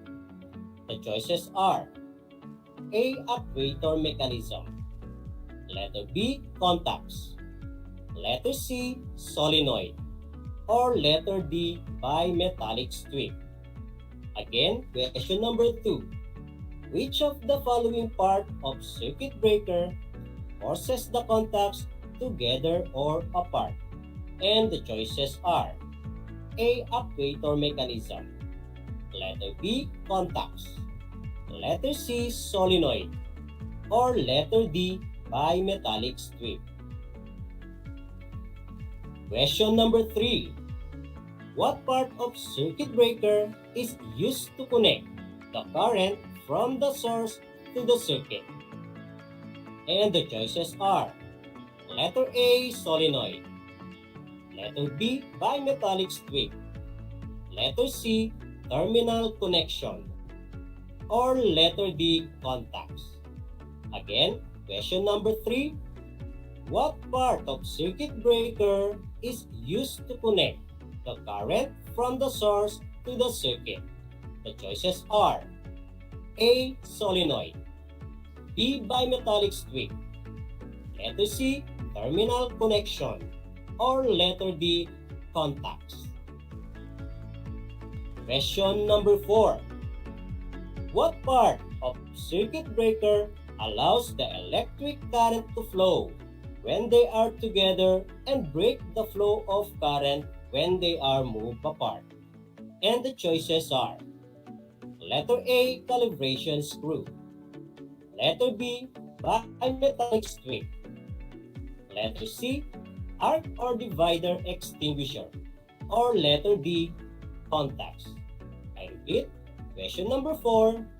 What part of circuit breaker allows the electric current to flow when they are together and break the flow of current when they are moved apart?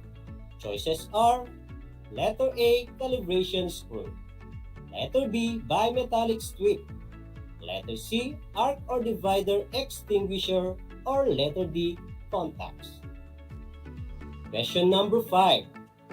Which part of circuit breaker allows the manufacturer to precisely adjust the trip current of the device after assembly?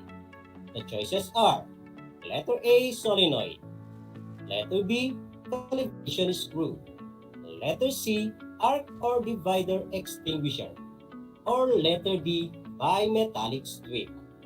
Again, question number 5.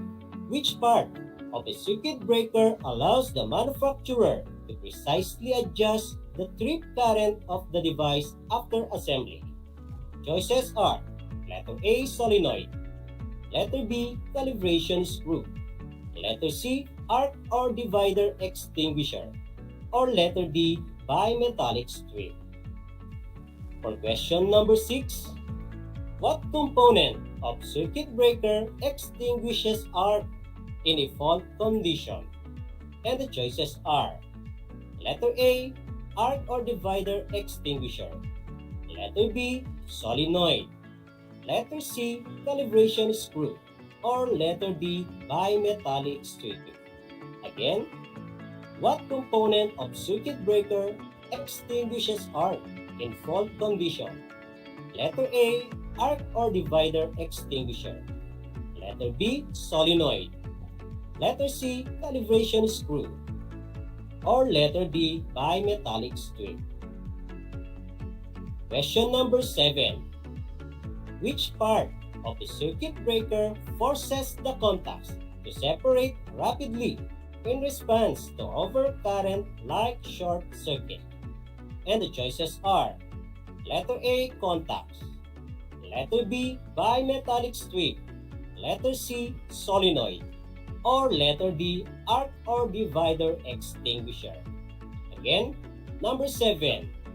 Which part of the circuit breaker forces the contact to separate rapidly in response to overcurrent like short circuit?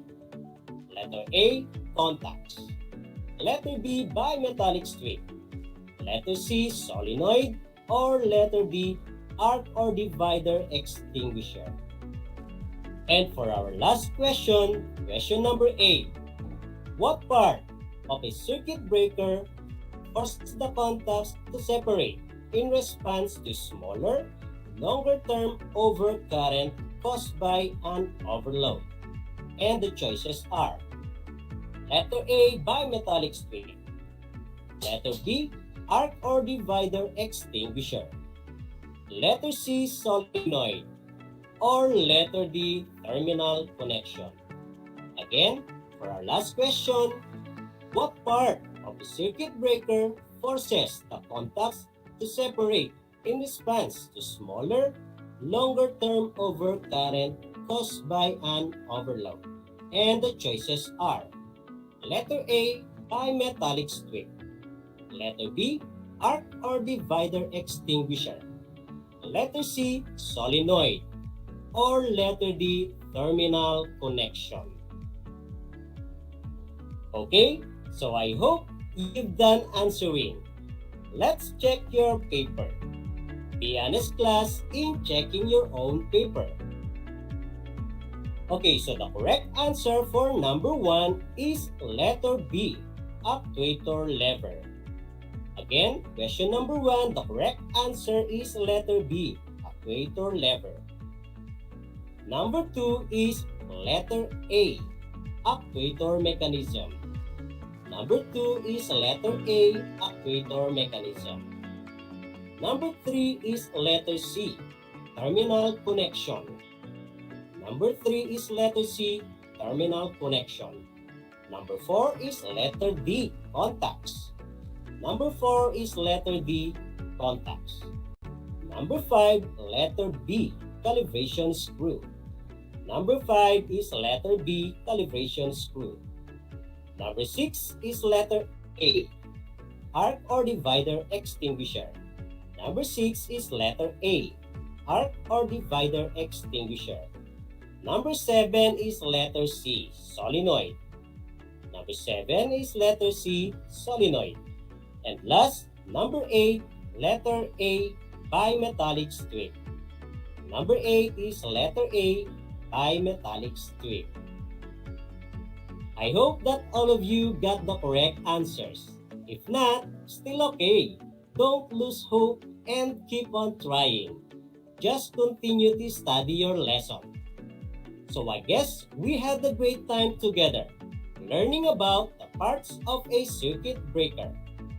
If you have questions regarding our lesson, just send me a message in my phone number or chat me in my messenger account. That's all for today, grade 9 learners. I hope you learned something from today's lesson. Again, this is teacher Bernabe Bagalay Baldivino, your teacher broadcaster in electrical installation and maintenance grade 9, leaving you this message. In TLE, we aim skills, knowledge, and progress. Until next time!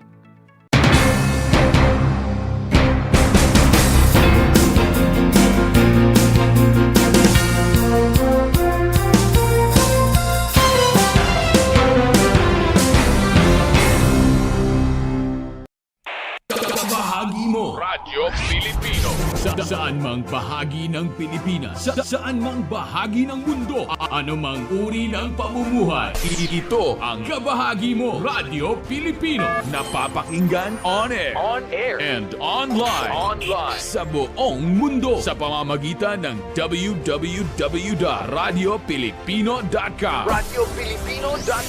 Impormasyong may kalidad at serbisyong may halaga, kasama katuwang Kapinoy. Kabahagi Mo Radyo Pilipino. Radyo Pilipino.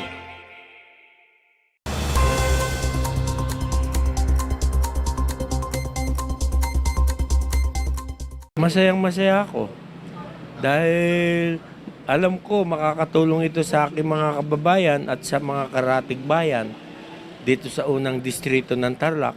Talagang happy na ako dito sa mga ginagawa natin para sa mga kababayan natin dito sa bayan ng Paniki. Ayan ang naging tugon ni Paniki Mayor Max Rojas matapos ang ginanap na soft opening ng Paniki Blood Bank. Bukod sa blood bank, mayroon pang ibang proyekto ang inihahanda nito at ni Vice Mayor Ben Rojas para sa kanilang nasasakupan. Kagaya nung ibinigay ng DOH yung Super Mega RHU na pag-ooperate na nitong buwan na ito, hinihintay lang namin na yung request ko sa Tarel ko para tuluyan ng magbukas yung Super Mega RHU ko doon sa lupang idinonate namin para doon itayo yung Super Mega RHU. Sa panayam kay Mr. June Paras ng Philippine Red Cross Tarlac, aniya, malaking bagay na mayroong sariling blood bank ang isang bayan. Well, napaka-importante kasi ang in line with the expansion program of the Philippine Red Cross as envisioned by our chairman, no less than Senator Richard Gordon, ang gusto niyang mangyari, ilapit ang dugo sa mga tao sa grassroots. So therefore, itong pagpatayo ng building dito ay kay Mayor Max, napakahalaga nito kasi kaya nung kausapin namin si Mayor Max na magtatayo dito, agad-agad umuo siya kasi ganun ka-importante sa kanya yung blood bank dito sa ating bayan. Kaya ito, susuplayan niya ng dugo itong mga karatig bayan, hindi lang dito sa Paniki, maging sa karatig bayan ng 1st District. Dagdag pa nito, magiging madali na ang paglapit ng dugo sa mga nangangailangan sa bayan at sa karatig na lugar. For easy access, yan ang ating vision ng ating chairman si Senator Richard Gordon na mapalapit ang dugo sa mga taong bayan. Kasabay ng isinagawang soft opening ng blood bank ng bayan ay ang bloodletting activity kung saan ilan sa mga blood donors ang dumalo. Isa sa mga ito ay si Jacob Valdez na nakaugalingan ng mag-donate upang makatulong sa mga nangangailangan. Binanggit din nito na malaking bagay na mayroon ng sariling blood bank ang bayan. Mas okay po, mas convenient na po kasi mas malapit na yung pupuntahan nila pag may mga nangailangan dito na pasyente. Ang naganap na soft opening ng Paniki Blood Bank ay dinaluhan ng kinatawan ng Provincial DOH. Board of Trustees Lydia Ko at James Ko, mayors at vice mayors ng iba't ibang bayan, at iba pang mga respetadong individual. Para sa RTV Tarlac Channel 26, ako si Jam Torio, nagbabalita.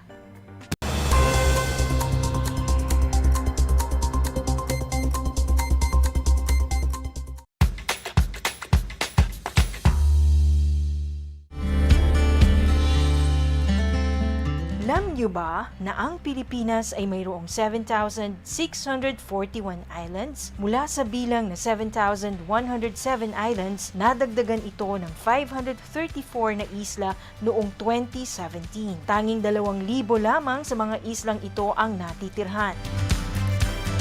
Alam niyo na! Yan ang mga isla sa Pilipinas. Kumusta mga giliw kong tagapakinig? Nagbabalik ang inyong paaralang panghimpapawid, Aral TarlakHenyo, sa RTV Tarlac, Channel 26, at sa bayang naririnig sa DZTC 828, Radyo Pilipino Tarlac. Tayo rin ay napapanood sa FB Live ng RTV Tarlac Channel 26. Sumasahimpapawid mula sa bayan ng Pura Tarlac, mula sa bayan ng San Clemente, mula rito sa Puro Elementary School, Pura Tarlac, sa bayan ng Kapas Tarlac. Ako, ang inyong guro, na maghahatid sa inyo ng makabuluhang pagtalakay sa ating aralin.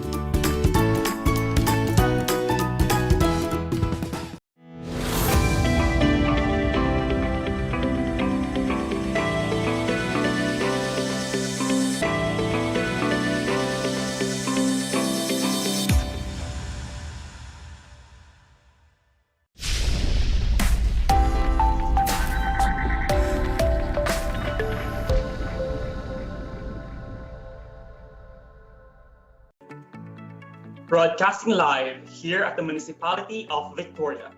A blessed and good afternoon, Tarlac Province and grade 9 learners. This is Aral TarlakHenyo, a school on the air program here on RTV Tarlac Channel 26. Simulcast over DZTC Radyo Pilipino 828. You can also watch us live via our Facebook page at RTV Tarlac Channel 26. Hello everyone, I'm your teacher broadcaster, Sir Ram Gawat, and I will be giving you another exciting and fun-filled learning experience in PE9. Before we begin our session today, may I just give you some reminders and study tips for a wonderful and meaningful learning experience. Find and be in a place that you feel comfortable, far from noise and distraction. Bring with you your pen, a clean sheet of paper, and your activity sheet. And please pay your full attention during our discussion. And if you have clarifications, feel free to send us your message to the comment section in our Facebook Live, or you may ask your MAPE teacher. To begin with our session today, let's take a look back with our previous lesson. Let's have a short recap with our lesson during third quarter. Third quarter physical education is all about festival dancing. We talk about the classifications of festival dances, the religious and secular festivals. We also had a chance to experience, explore, and be familiar with Philippine festivals like Sinulog, Dinagyang, Panagbunga, and a lot more. Moreover, we also experienced to demonstrate and execute some of the basic steps used in festival dancing, like the close step, change step, cross change step, and blacking. Moving on, for this quarter in physical education, we are going to learn, explore, and discover things about active recreation. At the end of our session today, you should be able to explain what is recreation, identify outdoor, indoor, passive, and active recreation, and discuss the importance of joining recreational activities. But before that, let's check out what are the things you already know about recreation. Please prepare now your activity sheet. In your activity sheet, let us answer the first activity, number 1, the pre-assessment. We will read the questions and choose the letter of the correct answer. Write your answer on the space provided. Are you ready? Let's get started. Number 1. Activities done during free time is called recreation. What is the primary reason why one engages in recreational activity? A. Fun. B. Fitness. C. Enjoyment. Or letter D. Fundamentals. What is your answer? Correct. The answer is letter C. Enjoyment. Number 2. Activities such as camping, hiking, orienteering, and mountaineering are under category of A. Recreation activities. B. Indoor recreation activities. C. Outdoor recreation activities. Or letter D. Active recreation activities. What is your answer? That's right. The correct answer is letter C. Number 3. Navigating an unfamiliar place is a skill required in A. Camping. B. Hiking. C. Orienteering. Or letter D. Mountaineering. What is your answer? If your answer is letter C, you are correct. Number 4. After a hike, everyone should bring his or her own waste home. This is a manifestation of the A. Leave no trace policy. B. Garbage management policy. C. Or letter D. Environmental awareness policy. What is your answer? Alright, the correct answer is A. Number 5. Active recreation responsibility. Which of the following is the best reason for this? Is it A. Maintain weight? B. To have a healthy lifestyle? C. Keep a physically fit body? Or letter D. Have fun, enjoyment, and satisfaction? What is your answer? If you answered letter D, you are correct. How many correct answers did you get? Very good.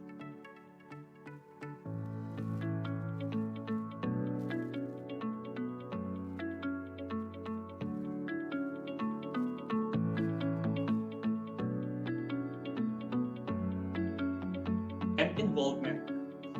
Let me first ask you this one. How do we spend our time? We spend our time in 3 categories. And what are those?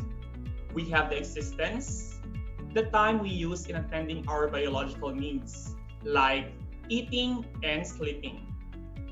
We also have subsistence, the time we use for our obligations, like going to school or work. And free time, the time we use for enjoyment, participating in some recreational activities. Now, let us define recreation. Recreation is the expenditure of time with an intent to gain some refreshment. It is a break from monotony and a diversion from the daily routine. It is a positive change from a stereotypical lifestyle and involves an active participation in some entertaining activity. Recreation is anything that is stimulating and rejuvenating for an individual. Some people enjoy nature hikes, others enjoy skiing, or both. The idea behind these activities is to expand the mind and body in a positive, healthy way. Recreation is a voluntary participation in an activity during free and unobligated time. Recreational activities should be your interest, and again, it should be voluntary. It should meet the recreational needs like aesthetic, educational, social, and physiological. There are two types of recreation according to the place of an event. It can be outdoor or indoor recreational activity. It is indoor recreation when the activity is within the premises of home or inside a building, and outdoor recreation when the activity is undertaken in a natural, rural open space outside buildings.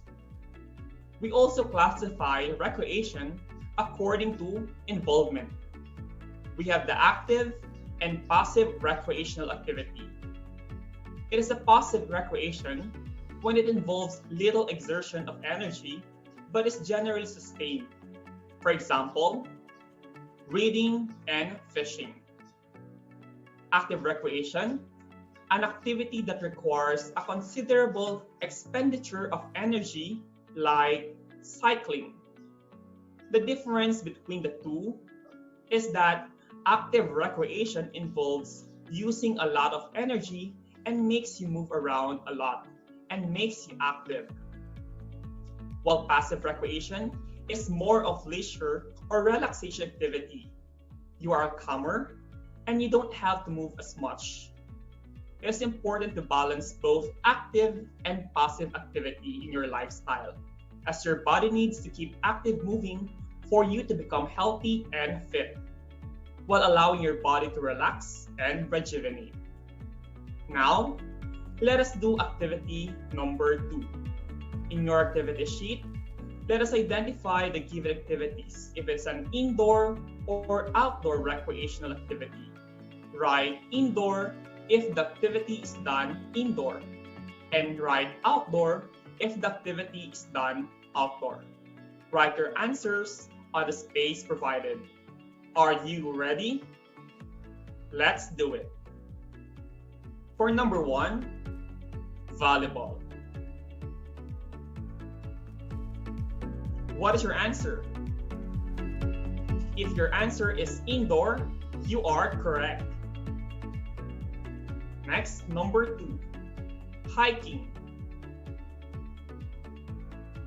What is your answer? Correct. It is an outdoor. How about number 3, camping? What is your answer? That's right. It is an outdoor. For number 4, badminton. What is your answer? The correct answer is indoor. For number 5, orienteering. What is your answer? That's right. It is an outdoor. How was your score? Did you get all the correct answers? Great job! Now, let's proceed with the importance of benefits of participating in a recreational activity. Number 1, one of the benefits of joining recreational activities is having a stronger bond with family. There are many activities that a family can enjoy doing together on a daily basis. It could be anything like a board game, or table tennis, or games like badminton, or volleyball, or watching a movie, or a walk or jog in the park, or playing with pets. Setting apart time to engage in leisure time activities with your family is one of the best ways to bring down stress and unwanted worries. This also builds stronger bonds among the members of the family. The care, attention, and security that you get within your family will help you decide how happy you are. This will in turn add to your overall health and well-being. Next, number 2.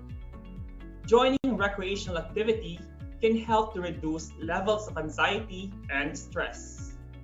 Having a calm and clear mind is important for any person to function normally. Your mental well-being decides on how well you perform each day and how successful you are. People who continue to work like a machine each and every day with no recreational activities are likely to be stressed and drained out in no time. And this will stop them from achieving their plans and goals. Engaging in recreational activities with your friends and loved ones on a regular basis will bring down tensions and stress and help you maintain a proper balance in your lives. Moving on with number 3. Recreational activity makes you healthy and fit. Engaging in recreational activities like a walk, jog, aerobics, a favorite sport, dance, or regular workouts on a daily basis help you to stay physically strong, fit, and healthy. This is good for removing sluggishness, prevents unwanted diseases, gives you better levels of concentration, and helps you to stay focused. Your blood results are likely to stay within normal range, and you can cut down on the number of visits to your doctor. Next, number 4. Participating in a recreational activity can give you a better level of motivation and self-esteem.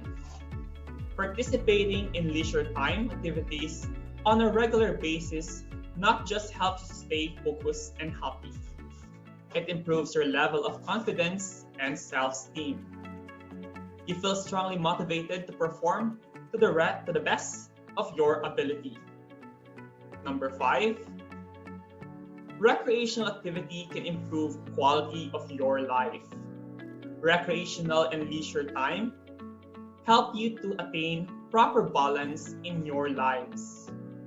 This brings about a level of contentment in your life, and you feel totally free of unwanted worries and stress.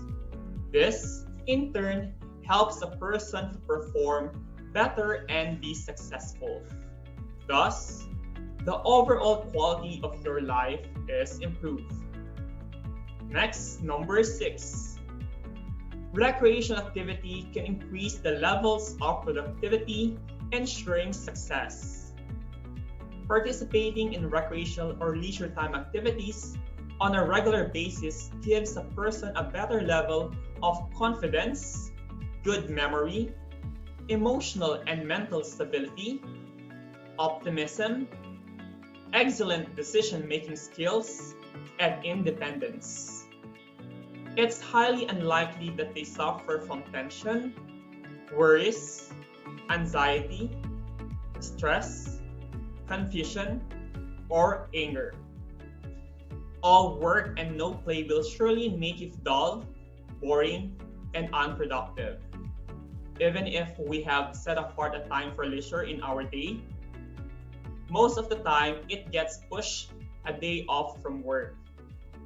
You need to maintain a perfect balance between work, recreational activities, and rest to be physically and mentally fit and to be fruitful and successful in life. Do you now realize the importance to balance work and fun? That's great. Let us now answer activity number 3. In activity number 3, you are going to write T if the statement is true, and write F if the statement is false. Write your answer on the space provided. Are you ready? Let's do it. Number 1. Recreational activity increased the level of anxiety and stress. Again, for number 1, recreational activity increased the level of anxiety and stress.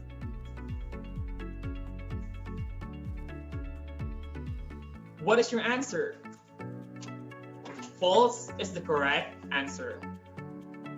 Number 2, one of the benefits we can get in doing or participating in a recreational activity is increased level of productivity, ensuring successful lives. Is it true or false? What is your answer?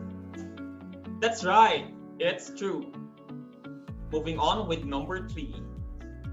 Engaging in recreational activity builds stronger bonds among the members of the family. The care, attention, and security that you get with your family will help you decide how happy you are. This will in turn add to your overall health and well-being. Is it true or false? What is your answer? Very good. True is the correct answer. Number 4. Engaging in recreational activities like a walk, jog, aerobics, a favorite sport, dance, or regular workouts on a daily basis helps you stay physically strong, fit, and healthy. Is it true or false? What is your answer? Very good, it's true. Next, number 5. Recreational and leisure time.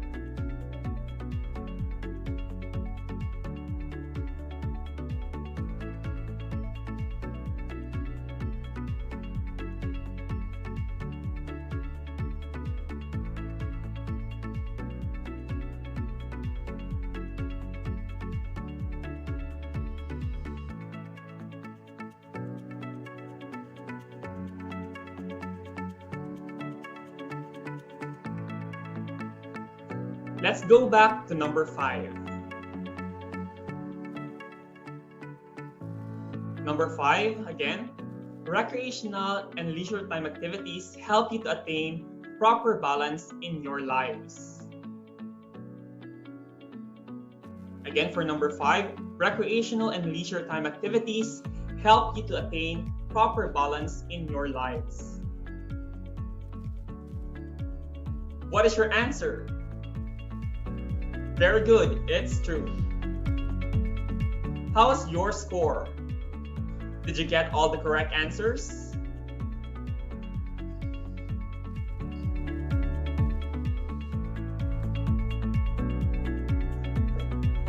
Let's have a recap on the different things we tackled in this episode. First, we define recreation as a voluntary participation in activity during free and unobligated time. Recreation is the expenditure of time with an intent to gain some refreshment. It is a break from monotony and a diversion from the daily routine.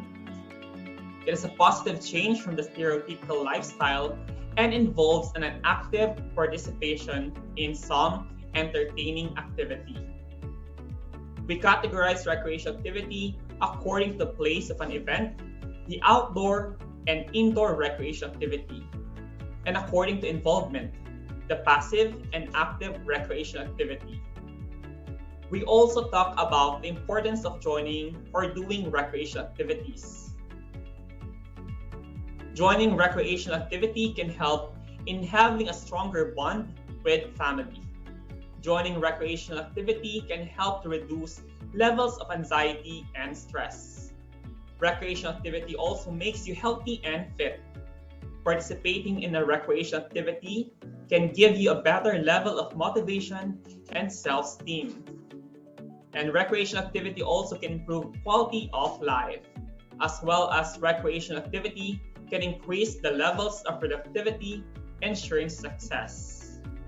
I think that's it for today, mga Lodi kong grade 9 learners. We are done with today's episode. The sun is about to set, and it's time for us to pack up. Have you enjoyed our lesson for today?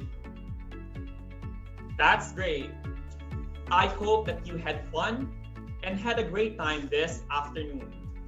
Remember that recreation's purpose is not to kill time, but to make life. Not to keep a person occupied, but to keep them refreshed. Not to offer an escape from life, but to provide a discovery of life. This has been your teacher broadcaster in PE9. This is Sir Ram Gawat saying #keep healthy, be fit, and be active. Angat Tarlak, shine Tarlak. Thank you for listening and God bless. See you again next time.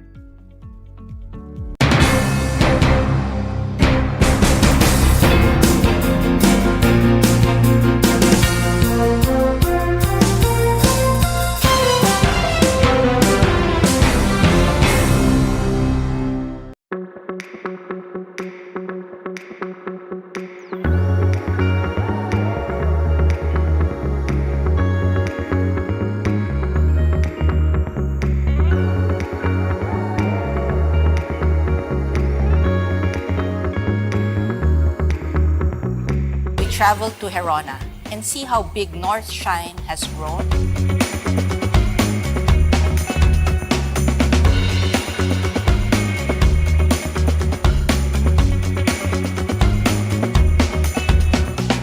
Nung ho sa bayan ho namin, nakilala ho kami dahil sa North Shine.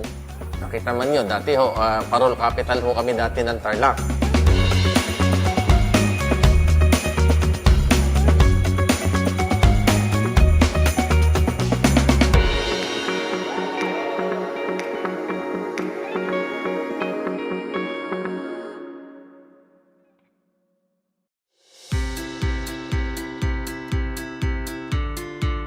Upang matugunan ang mga kinakaharap na pagsubok ng mga guro at mag-aaral sa gitna ng kasalukuyang pandemya, nagsanib tulong sina Congressman Charlie Cojuangco ng unang distrito ng Tarlac, DEPED Region 3 Regional Director Dr. May B. Eclar at Tarlac Schools Division Superintendent Dr. Ronaldo Pozon para sa isang napapanahong proyekto na tinaguriang Project Shine, Aral TarlakHenyo.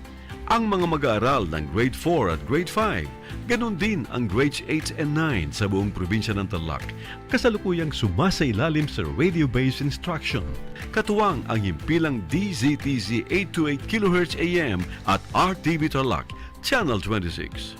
Ang Tarlac po nangunguna po ngayon pagdating po sa radio-based instruction. Marami pong humahanga sa atin. I'm very happy this station, itong DCTC, could reach the whole of Region 3.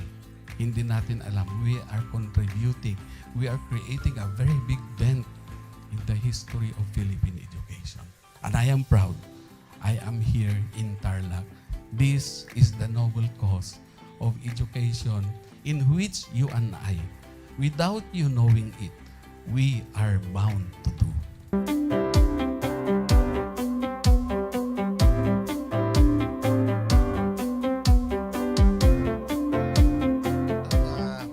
Project natin na Project Shine is a natural consequence dahil sa nangyari sa buong mundo. Let's continue to work together. I think it's very Filipino to practice bayanihan in anything or most of the things that we do. And this is a manifestation of that. No? We have private sector, we have DEPED, we have local government, all working together. And I hope the parents of some of these children, especially the parents that did not graduate from school or hindi nakapag-aral nung sila ay bata, sana naman gamitin na nila itong opportunity na mag-schooling na rin sila kasama ng mga anak nila para mag-bonding pati ang mga magulang sa mga bata. I look at this as doing God's work. Diba? So if you do God's work, it feels right. It's righteous. It's for good, not for evil. Good morning and happy learning, grade 4. Welcome to Aral TarlakHenyo here on RTV Tarlac, Channel 26. Simulcast over DZDZ 828, Radyo Pilipino Tarlac. I am Teacher Mercy Pacheco Bognot. This is Alistair Aidatu. I am Marie Josephine B. Andrade. I am Teacher Princess Marie M. Dueñas, and I will be your teacher broadcaster for today.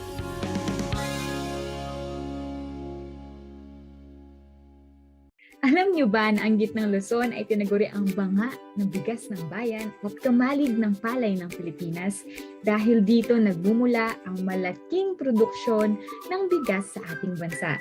Ito ay binubuo ng mga lalawigan ng Aurora, Bataan, Pampanga, Nueva Ecija, Zambales at Tarlac. Ugaliin nating manood ng Aral TarlakHenyo Lunes hanggang Biyernes alas 8:30 ng umaga hanggang alas 5:30 ng hapon.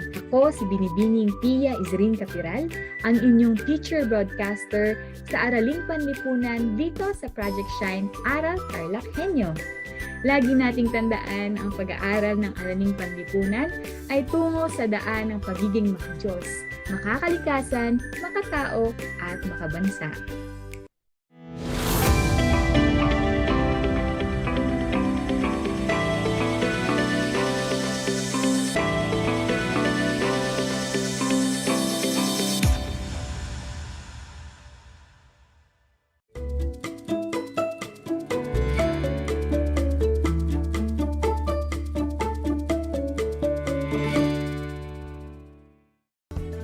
Magandang hapon po sa lahat ng taga-subaybay ng ating Project Shine, Aral TarlakHenyo, dito sa RTV Tarlac, Channel 26, at sa bayang napapakinggan sa DZTC Radyo Pilipino 828 AM Radio, at napapanood via Converge TV, Channel 100, FB Live sa FB page ng RTV Tarlac, Channel 26, at sa FB page ng DEPED tayo, Tarlac Province.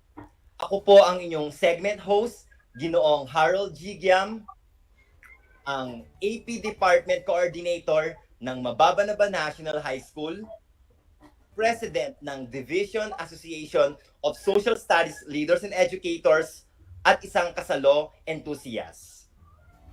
Sa araw na ito, mapalad tayong makasama ang isang napakatalinong Master Teacher 1 ng Araling Panlipunan mula sa DAPDAP High School, isang kasalo teacher, isang kasalo enthusiast, Miss Jennifer S. Escoto. Makakasama rin natin ang nagbabalik, ang Vice President ng Division Association of Social Studies Leaders and Educators ng Cluster 4, ang AP leader ng Aranguren Integrated School, High School Department, at isa ring kasalo enthusiast, we have Mr. Kevin Chester M. Cura. Magandang hapon po, Ma'am Jen and Sir Chester. Welcome po sa ating Project Shine, Aral TarlakHenyo, sa Division Virtual Project Kasalo sa radyo. Bago tayo magsimula, bumati po muna tayo sa ating mga taga-subaybay at nakikinig at patuloy na nanonood sa atin. Ma'am Jen? Magandang hapon po.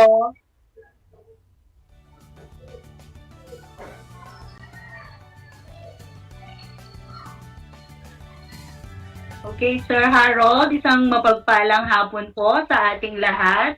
At syempre, kinagagalak pong makasama po kayo sa hapong ito, Sir Harold and Sir Chester. Yes, Ma'am Jen, Sir Chester, bumati ka.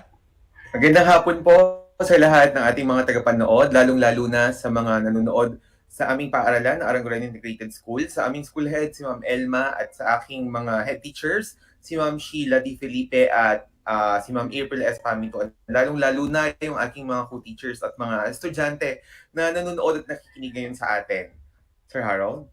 Okay, maraming salamat Ma'am Jen and Sir Kevin. Para sa araw na ito, tatalakayin at pag-uusapan natin ang unang gobernador politiko-militar, mga sumunod na bayang naitatag o naidagdag sa lalawigan, at ang panahon ng revolusyon ng Pilipino at Kastila. Ayan, dahil nabanggit ko nga na pag-uusapan natin ang unang gobernador politiko-militar ng Tarlac, sino siya at ating alamin para naman maging aware ang ating mga taga-subaybay at nakikinig sa ating Project Kasalo. Ma'am Jen?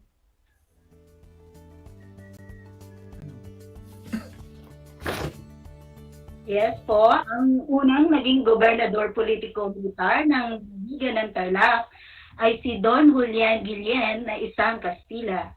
Ang bagong tatag na lalawigan ay pinamunuan ni Don Julian Guillen bilang unang gobernador politiko-militar noong 1873 hanggang 1874, bago naging gobernador si Don Damaso Tenedo noong 1874. Ayan, maraming salamat Ma'am Jen. Alam niyo ba, Ma'am Jen, matatandaan ko nung... Sir Harold? Okay, maraming salamat. Okay po. Gusto kong tanungin ang pagkakaiba naman ng isang gobernador politiko-militar at isa-isang gobernador. Sir Chester, ano bang pagkakaiba ng isang gobernador at gobernador politiko-militar? Alright, Sir Harold. Malaki ang pagkakaiba ng isang gobernador at gobernador politiko-militar. Okay, so dahil ang gobernador politiko-militar ay isang gobernador sa panahon ng Kastila kung saan isang militar na pamahalaan ng kanyang pinamumunuan, samantalang ang gobernador ay isang civil government naman ng kanyang pinamumunuan, Sir Harold. Ayan, sa ating mga nakikinig, alam natin at napakinggan natin ang pagkakaiba ng isang gobernador sa isang gobernador politiko-militar. Kung inyong matatandaan, ay napag-usapan natin sa mga nakaraang episode ang mga unang bayang na itatag sa ating lalawigan. Gusto kong malaman, kasama ng ating mga taga-subaybay, kung ano ang mga sumunod na bayang na itatag at naidagdag sa ating lalawigan. Ma'am Jen, Sir Chester, unahin natin si Sir Chester. Alright, Sir Harold. Madaming mga bayan ang naidagdag sa lalawigan ng Tarlac. Sa katunayan, isa na nga dyan ay ang bayan ng Anao sa lalawigan ng Pangasinan na isinama sa ating lalawigan noong taong 1874. Kaya naman ngayon ay napapabilang na ang Anao sa mga bayan dito sa ating lalawigan. Sir Harold? Ayan, matanong ko Sir Chester, nakapunta ka na ba sa Anao? Oo, Sir Harold. Pero nadadaan-daanan ko lang siya. Hindi pa talaga ako nakapunta ng naglibot sa Anao. Okay. Tama ka, no, sir? Ganon din yung aking experience no, sa pagpunta ng Anao. Nadadaanan ko lang din. Ngunit ang isang tumatak sa akin, no, habang dumadaan ako doon, ang bango ng municipality ng Anao dahil sikat sila sa ilang-ilang. Yes, Ma'am Jen, may nice ka bang idagdag sa nabanggit ni Sir Chester kanina?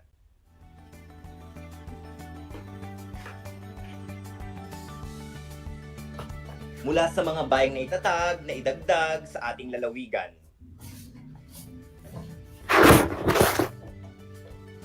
Alright, mukhang... Ayan. Go, ma'am. Ayan. Yes, sir. Actually, dun sa yung aking principal ay taga doon, si Sir Ariel Sicalvo.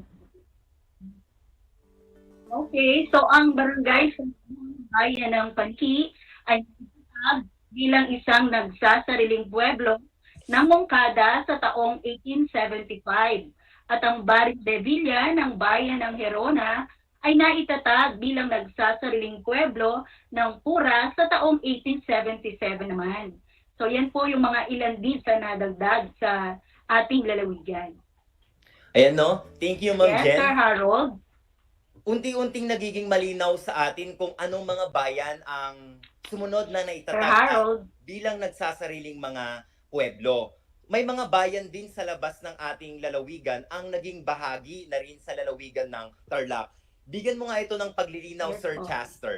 Yes, Sir Harold. Katulad nga ng iyong nabanggit, sa gitnang silang bahagi ng lalawigan ng Tarlac, so ang dating baryo ng Kawayan at Bayog sa bayan ng Arayat ay itinatag bilang pueblo at tinatawag ito sa pangalang La Paz Buenviaje noong 1832. Bukod doon, kilala rin ito sa tawag na Kamahuan at ito'y iniwan noong 1860 dahil sa isang di inaasahang malaking pagbaha. Sir Harold? Okay. Yes sir, mula sa nabanggit ni Sir Chester, nagkaroon po ba ng mga pagbabago sa pagkakatatag ng mga bayan dahil sabi nyo nga, may ilang mga bayan na tinatawag na nagsasariling mga pueblo. So dagdagan mo ito Ma'am Jen sa mga nabanggit ni Sir Chester kanina na mga nagsasariling bayan, mga sityo o mga baryo. Yes, sir. So, bilang pagpapatuloy sa liwanag ni Sir Chester, inilipat ito sa lugar na kung tawagin ay Matayum-tayum. Dito, naging baryo na lamang na sakop ng bayan ng Tarlac. Muli itong inilipat sa pinakagitnang bahagi ng bayan na kung tawagin ay San Roque, na muling itinatag naman bilang isang bayan noong 1892. Okay, thank you Ma'am Sir Jen. Harold? Yes, kung kanina sa gitnang silangan, bahagi ng lalawigan ng Tarlac, ang dating baryo Kawayan at Bayog sa bayan ng Arayat ay itinatag bilang pueblo na tinatawag sa pangalang La Paz, Buen Viaje. Anong mga lugar ang mga sumunod na naitatag sa ating lalawigan?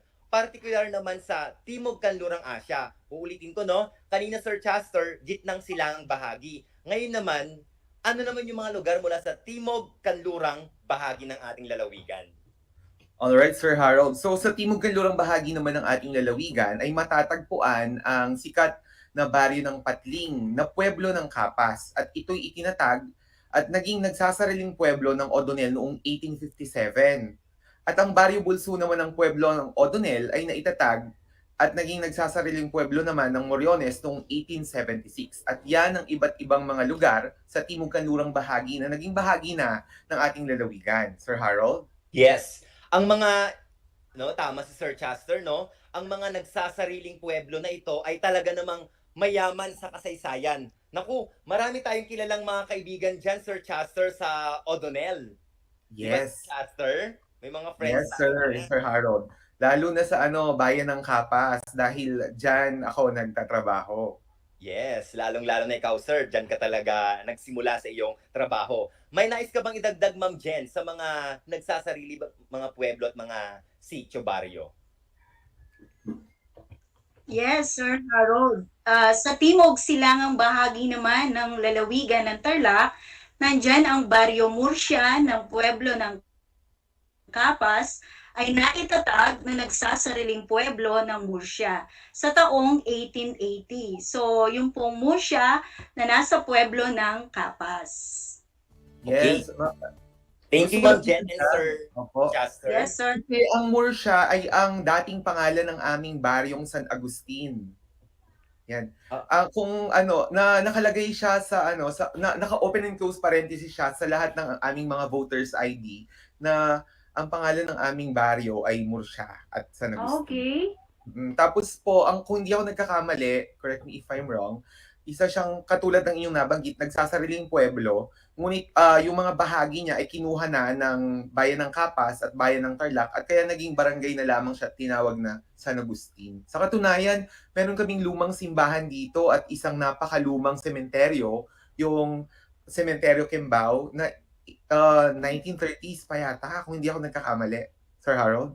Okay, so ayan. Thank you, Sir Chester, Ma'am Jen, no? May mga nadagdag na kaalaman na naman tayo, lalo na sa binanggit ni Sir Chester regarding sa Murcia. Bago tayo dumako sa ating susunod na pag-uusapan, gusto ko muling banggitin ang mga bayan na naitatag at naidagdag sa ating lalawigan. So, ang bayan ng Anao, ng lalawigan ng Pangasinan ay isinama sa lalawigan ng Tarlac noong 1874. Ang barangay San Ramon ng bayan ng Paniki ay naitatag sa bilang nagsasaring pueblo ng Moncada at ang baryo de Villa sa bayan naman ng Herona bilang nagsasariling pueblo naman ng bayan ng Pura. Sa gitnang bahagi naman sa Tarlac ay meron tayong dating baryong Awayan at Bayog sa bayan ng Arayat na itinatag sa pueblo na tinatawag natin na ngayon na La Paz, Buen Viaje. Gayon din sa inilipat yung tinatawag natin na matayum-tayum. Sa timog na bahagi naman ng Tarlac ay yung sinabi ni Sir Chester kanina, ang patling ng pueblo ng Kapas na itatag sa nagsasariling pueblo ng O'Donnell. So, sa mga sumusubaybay sa ating kasalo sa radyo, naging malinaw kung paano naging mga nagsasariling pueblo ang mga bayan sa ating lalawigan. Naitanong nyo rin ba kung kumusta ang panahon ng revolusyon ng Pilipino at Kastila sa ating lalawigan? So dito, kwekwentuhan tayo ni Sir Chester dahil magaling siya dito sa revolusyon ng Kastila sa ating lalawigan. Go, Sir Chester. Alright, Sir Harold. So, noong mga panahong yan, sa panahon ng Kastila, Sir Harold, ang mga sitio, maging baryo at bayan ay patuloy na umunlad. Okay? At naitatag sa buong lalawigan ng Tarlac. So, dito nagsimula yung pagkakatatag ng iba't ibang sitio, baryo at bayan sa ating lalawigan. Ngunit sa kabila noon, sa patuloy na pag-unlad ng mga ito, ay patuloy pa rin ang mga matitinding sigalot sa pagitan ng mga Pilipino at Kastila dahil sa pakikipaglaban natin para sa ating kalayaan. Sir Harold? Okay, teka lang Sir Chester nabanggit mo kanina na matinding sigalot. Paano ito tinanggap ng mga TarlakHenyo o ng mga kababayan natin, Ma'am Jen? Oo nga, Sir Harold, dahil sa panahong yun talaga matindi ang sigalot, no? Kaya dahil sa pang-aabuso at pagmamalabis ng mga namumunong Kastila, ang mga TarlakHenyo sa kagustuhang maputol o matapos ito ay nagkais upang mag-aklas laban sa mga dayuhan sa pamamagitan ng pag-anib at pakikiisa sa samahang katipunan. Okay. Sir Harold? Yes, maraming salamat, Ma'am Jen. Sa mga sumusubaybay sa atin, no, gusto ko lamang din linawin, no, brownout kasi ngayon sa Tarelco 2, kina Ma'am Jen at Sir Chester, kaya patawarin nyo kami sa konting mga glitches na nararanasan natin sa internet connection nila, pero ipagpapatuloy pa rin natin yung ganitong talakayan. Yes, thank you Ma'am Jen. So dito na natin mapag-uusapan kung sino-sino ang mga lumaban at nagtanggol sa ating lalawigan. Hindi naman pwedeng tatanggapin na lamang natin ang mga sigalot, ang mga labanan na walang lumalaban sa ating bayan. Sino-sino ba ito, Sir Chester?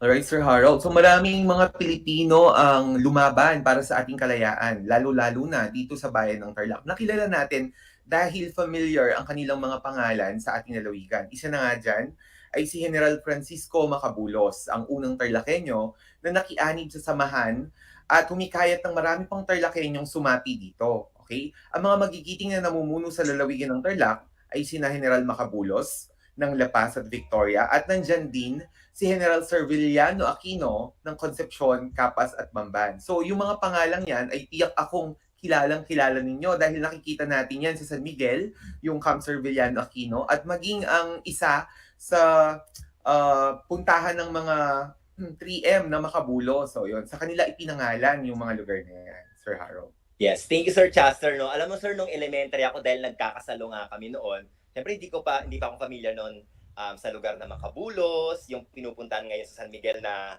yung Camp Serviliano. Yes, Camp Serviliano Aquino. So ngayon, dahil nga napupuntahan na natin sa Tarlac City, napafamiliarize na talaga tayo, lalong-lalo na sa mga kababayan natin dito sa Tarlac. Sigurado ako na kilalang-kilala talaga ng mga TarlakHenyo si General Francisco Macabulos. Ma'am Jen, sino pa yung mga kilala mo na lumaban para sa mga Kastila? Yes, Sir Harold. So, nandyan din si Don Francisco Tanyedo ng Tarlac. Siyempre, kilalang-kilala ang mga Tanyedo. And then si Don Liberato Aveiro ng Kamiling, Santa Ignacia, Mayantok at San Clemente. Ganun din naman, nandyan din si Don Lazaro Tanyedo ng Hero. Don Ponciano Niki, Don Tocopio Evangelista ng Anao, Don Silvio Lopez ng Montada, at Don Gavino Calma at Alejandro Tolongan bilang komandante ng bayan ng Cura. So sila din po napabilang, no, sa mga leader na talagang nanguna sa pakikipaglaban. Yan. Sir Harold? Yes. Thank you, Ma'am Jen. Alam niyo, Ma'am Jen, habang nakikinig ako sa inyong mga binabanggit na mga pangalan, hindi man natin sila nakita, hindi man natin talaga sila kilala, ngunit sa pag-uusap natin dito sa ating kasalo, ay napapakita natin at napapatunayan natin na talagang mahal nila ang ating lalawigan para ipaglaban. Sir Chester, paano naganap ang pakikipaglaban ng mga Tarlakenyo laban sa mga Kastila? Since pinag-uusapan na natin ang mga lumaban sa mga Kastila. Alright, Sir Harold, since katulad ng iyong nabanggit ay pinag-uusapan na natin ang mga taong lumaban sa ating lalawigan laban sa mga Kastila. Ganito nagsimula ang kanilang pakikipaglaban. Okay? So sinimulan nila ang pakikipaglaban sa mga Kastila sa Lapas. So hanggang ito ay parang apoy na kumalat sa lahat ng bayan ng lalawigan ng Tarlac. Okay? So dahil doon, inilagay ni Gobernador General Ramon Blanco bilang isa sa mga lalawigan na nasa ilalim ng batas militar ang lalawigan ng Tarlac upang supili ng nasabing revolusyon. Okay? At dahil doon, Sir Harold, ay mas lalo pang umigting ang pagnanasa ng ating mga kababayan na mapalaya ang ating bansa. Kaya nagsimula yung mga revolusyon. Sir Harold? Yes, so dito sa nabanggit ni Sir Chester, kitang-kita talaga natin yung katapangan na ipinakita ng mga Tarlakenyo. Tama ba ako doon, Ma'am Jen? Tama ka dyan, Sir Harold. Ganon din naman, no? Katakot-takot talaga yung hirap at pasakit na kanilang dinanas, 10 ng kanilang mga mag-anak sa panahon ng revolusyon laban sa mga Kastila. Ngunit sila ay nagpatuloy hanggang sa magtagumpay at maibagsak ang pamahalang Kastila sa kabisera ng bayan ng Tarlac. At dahil dito, ang ating lalawigang Tarlac ay naging isa sa tinatawag na 8 sinag ng araw sa ating watawat. At kagaya nga sa wikang Espanyol, sila yung mga tinaguriang Tiranos de Guerra, no? Kasi nag-umpisa ang revolusyon sa Tarlac noong January 24, 1897. At ganun nga, dahil sa masigasig nilang pakikipaglaban ay napagtagumpayan nila ito. At tinawag nga itong cry of tagumpay. Diba?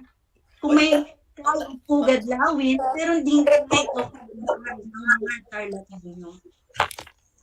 Yes, Sir Harold? Thank you, Ma'am Jen. Talagang nabanggit mo yung talagang history dito sa labanan nila. Kahit na mahirap na maraming dinanas ang mga kababayan natin, ipinakita talaga nila ang katapangan at pagmamahal nila sa ating lalawigan. Sir Chester. Alright, Sir Harold, gusto ko lang ituloy ang kwento ni Ma'am Jen, Sir Harold. So dahil dun sa kanilang pakikipaglaban at dahil na isali nga tayo sa 8 sinag ng ating watawat, so ang nangyari, nang maibagsak ng mga revolusyon Tarlakenyo sa pamumuno ni General Francisco Macabulos, ang pamahalaang Kastila, ang pamamahala sa ating lalawigan ay napasa kamay na ng mga Pilipino. At dahil sa pangyayaring yon, Sir Harold, hinirang ni Pangulong Emilio Aguinaldo si General Macabulos bilang unang Pilipinong gobernador ng lalawigan ng Tarlac. Alright? So ulitin ko lamang yun. Hinirang si General Macabulos bilang unang Pilipinong gobernador ng lalawigan ng Tarlac. Alright? So linawin natin. Pero ang unang gobernador ng lalawigan ng Tarlac ay si Julian. Pagkatapos ang unang Pilipino naman na gobernador ay si General Macabulos. Sir Harold. Okay, ayan. Sa mga sumusubaybay at nakikinig sa atin, no?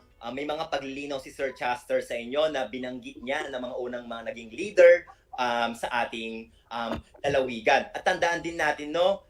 Kasama ang Tarlac sa 8 sinag ng araw sa ating watawat. Kasi maraming mga nagkakamali dito. Di ba, Ma'am Jen, Sir Chester, marami akong nakikita sa Facebook, sa social media, na naipopost na wala yung bayan o yung lalawigan ng Tarlac. Kaya marapat lamang na ma-correct natin iyon sa mga bata para maging knowledgeable sila sa kung ano yung naganap sa atin. Dahil lumaban ang mga Tarlakenyo tas hindi man lang ma-recognize yung kanilang mga ginawa. So, dito, yes, Ma'am Jen, may nice kang idagdag? Yes, sir. So, dahil nga, di ba, palipat-lipat, sabi nga, kung nag-iba yung pamunuan, no? So, nung siya ay lumipat naman sa Pangasinan upang talayain ito sa pamamahala ng mga Kastila, hinirang niya si Don Alfonso Ramos bilang gobernador. Ang pangatanghalan ng bayan ay napasakalan ng mga Pilipino noong ng Hunyo 1878. So ayan po, no? Kumbaga, kahit siya ay lumipat, meron rin siyang pinalaga para mamuno. Yes, Sir Harold? Okay. So yan, malinaw na sa atin, no, sa lahat ng mga taga-subaybay sa atin na nakikinig, nanonood, kailangan maunawaan natin, no, napakahalaga na malaman natin ang kasaysayang lokal natin. Kaya napakahalaga na tayo nakikinig, sumusubaybay dito para nagiging aware nagiging aware yung mga estudyante natin at lalo-lalo na ang mga Tarlakenyo. So, nakakatuwang isipin at napakabungat nag-uumapaw na naman ang ating mga natutunan ngayon sa pag-usap natin tungkol sa unang gobernador politiko-militar ng ating lalawigan, ang mga sumunod na bayang naitatag o naidagdag sa ating lalawigan, at ang panahon ng revolusyon ng Pilipino at mga Kastila. So maraming salamat, Ma'am Sir Chaster, no, kahit na brown out sa Tarelco 2, hindi nagpatinag, hindi nagpataig ang ating mga kasalo enthusiast. Pinatunayan nila na hindi hadlang ang brown out para may pagpatuloy ang ating episode na ito. So pasalamatan natin na si Ma'am Jen, ang Master Teacher 1 ng DEPED High School, isang kasalo enthusiast, at ang aking kaibigan, ayan, lagi kong kasama dito sa episode, Kevin Chaster M. Pura, mula Aranguren Integrated School High School Department, ang AP leader ng kanilang school. At of course, bago tayo dumako sa ating pagtatapos ng talakayan, gusto ko rin namang batiin, no, ang aking principal sa Mababanaban National High School, Dr. Reynaldo Doria, ang aking mga head teachers, gayon din ang aking mga kasama na mga teachers sa school ngayon. So nagre-ready sila para sa SBM evaluation namin. So hello sa inyong lahat dyan. Ma'am Jen, Sir Chaster, may mga gusto kayong pasalamatan? Yes, Sir Harold, nabanggit na namin kanina ang mga gusto naming pasalamatan. Gusto rin naming batiin yung mga kasama natin sa kasalo na nanonood sa atin. Magandang hapon po sa ating mga kasama. Ma'am Jen, thank you, Sir Chaster. Siyempre, lalong-lalo na ang ating ama ng kasalo, okay, si Sir Alberto Gamboa, and siyempre si Sir Lambert, hindi matatawaran, no, ang kanyang sipag at galing sa pag-come up dito sa kasalo sa radyo. Yan. Saludo po kami. Yes. Thank you, Sir Harold. Thank you, Ma'am Jen and Sir Chaster. Muli, ako ang inyong segment host, Mr. Harold G. Giam, ang Araling Panlipunan Coordinator ng Mababanaban National High School, ang President ng Division Association of Social Studies Leaders and Educators, at isang kasalo enthusiast na nagsasabing ang pag-aaral ng kasaysayang lokal ay daan sa pag-unawa ng nakaraan at pinagmulan. Ito rin ang daan upang ganap na maunawaan ang pambansang kasaysayan na siyang daan sa pagiging makadiyos, makatao, makakalikasan, at makabansa. Maraming salamat!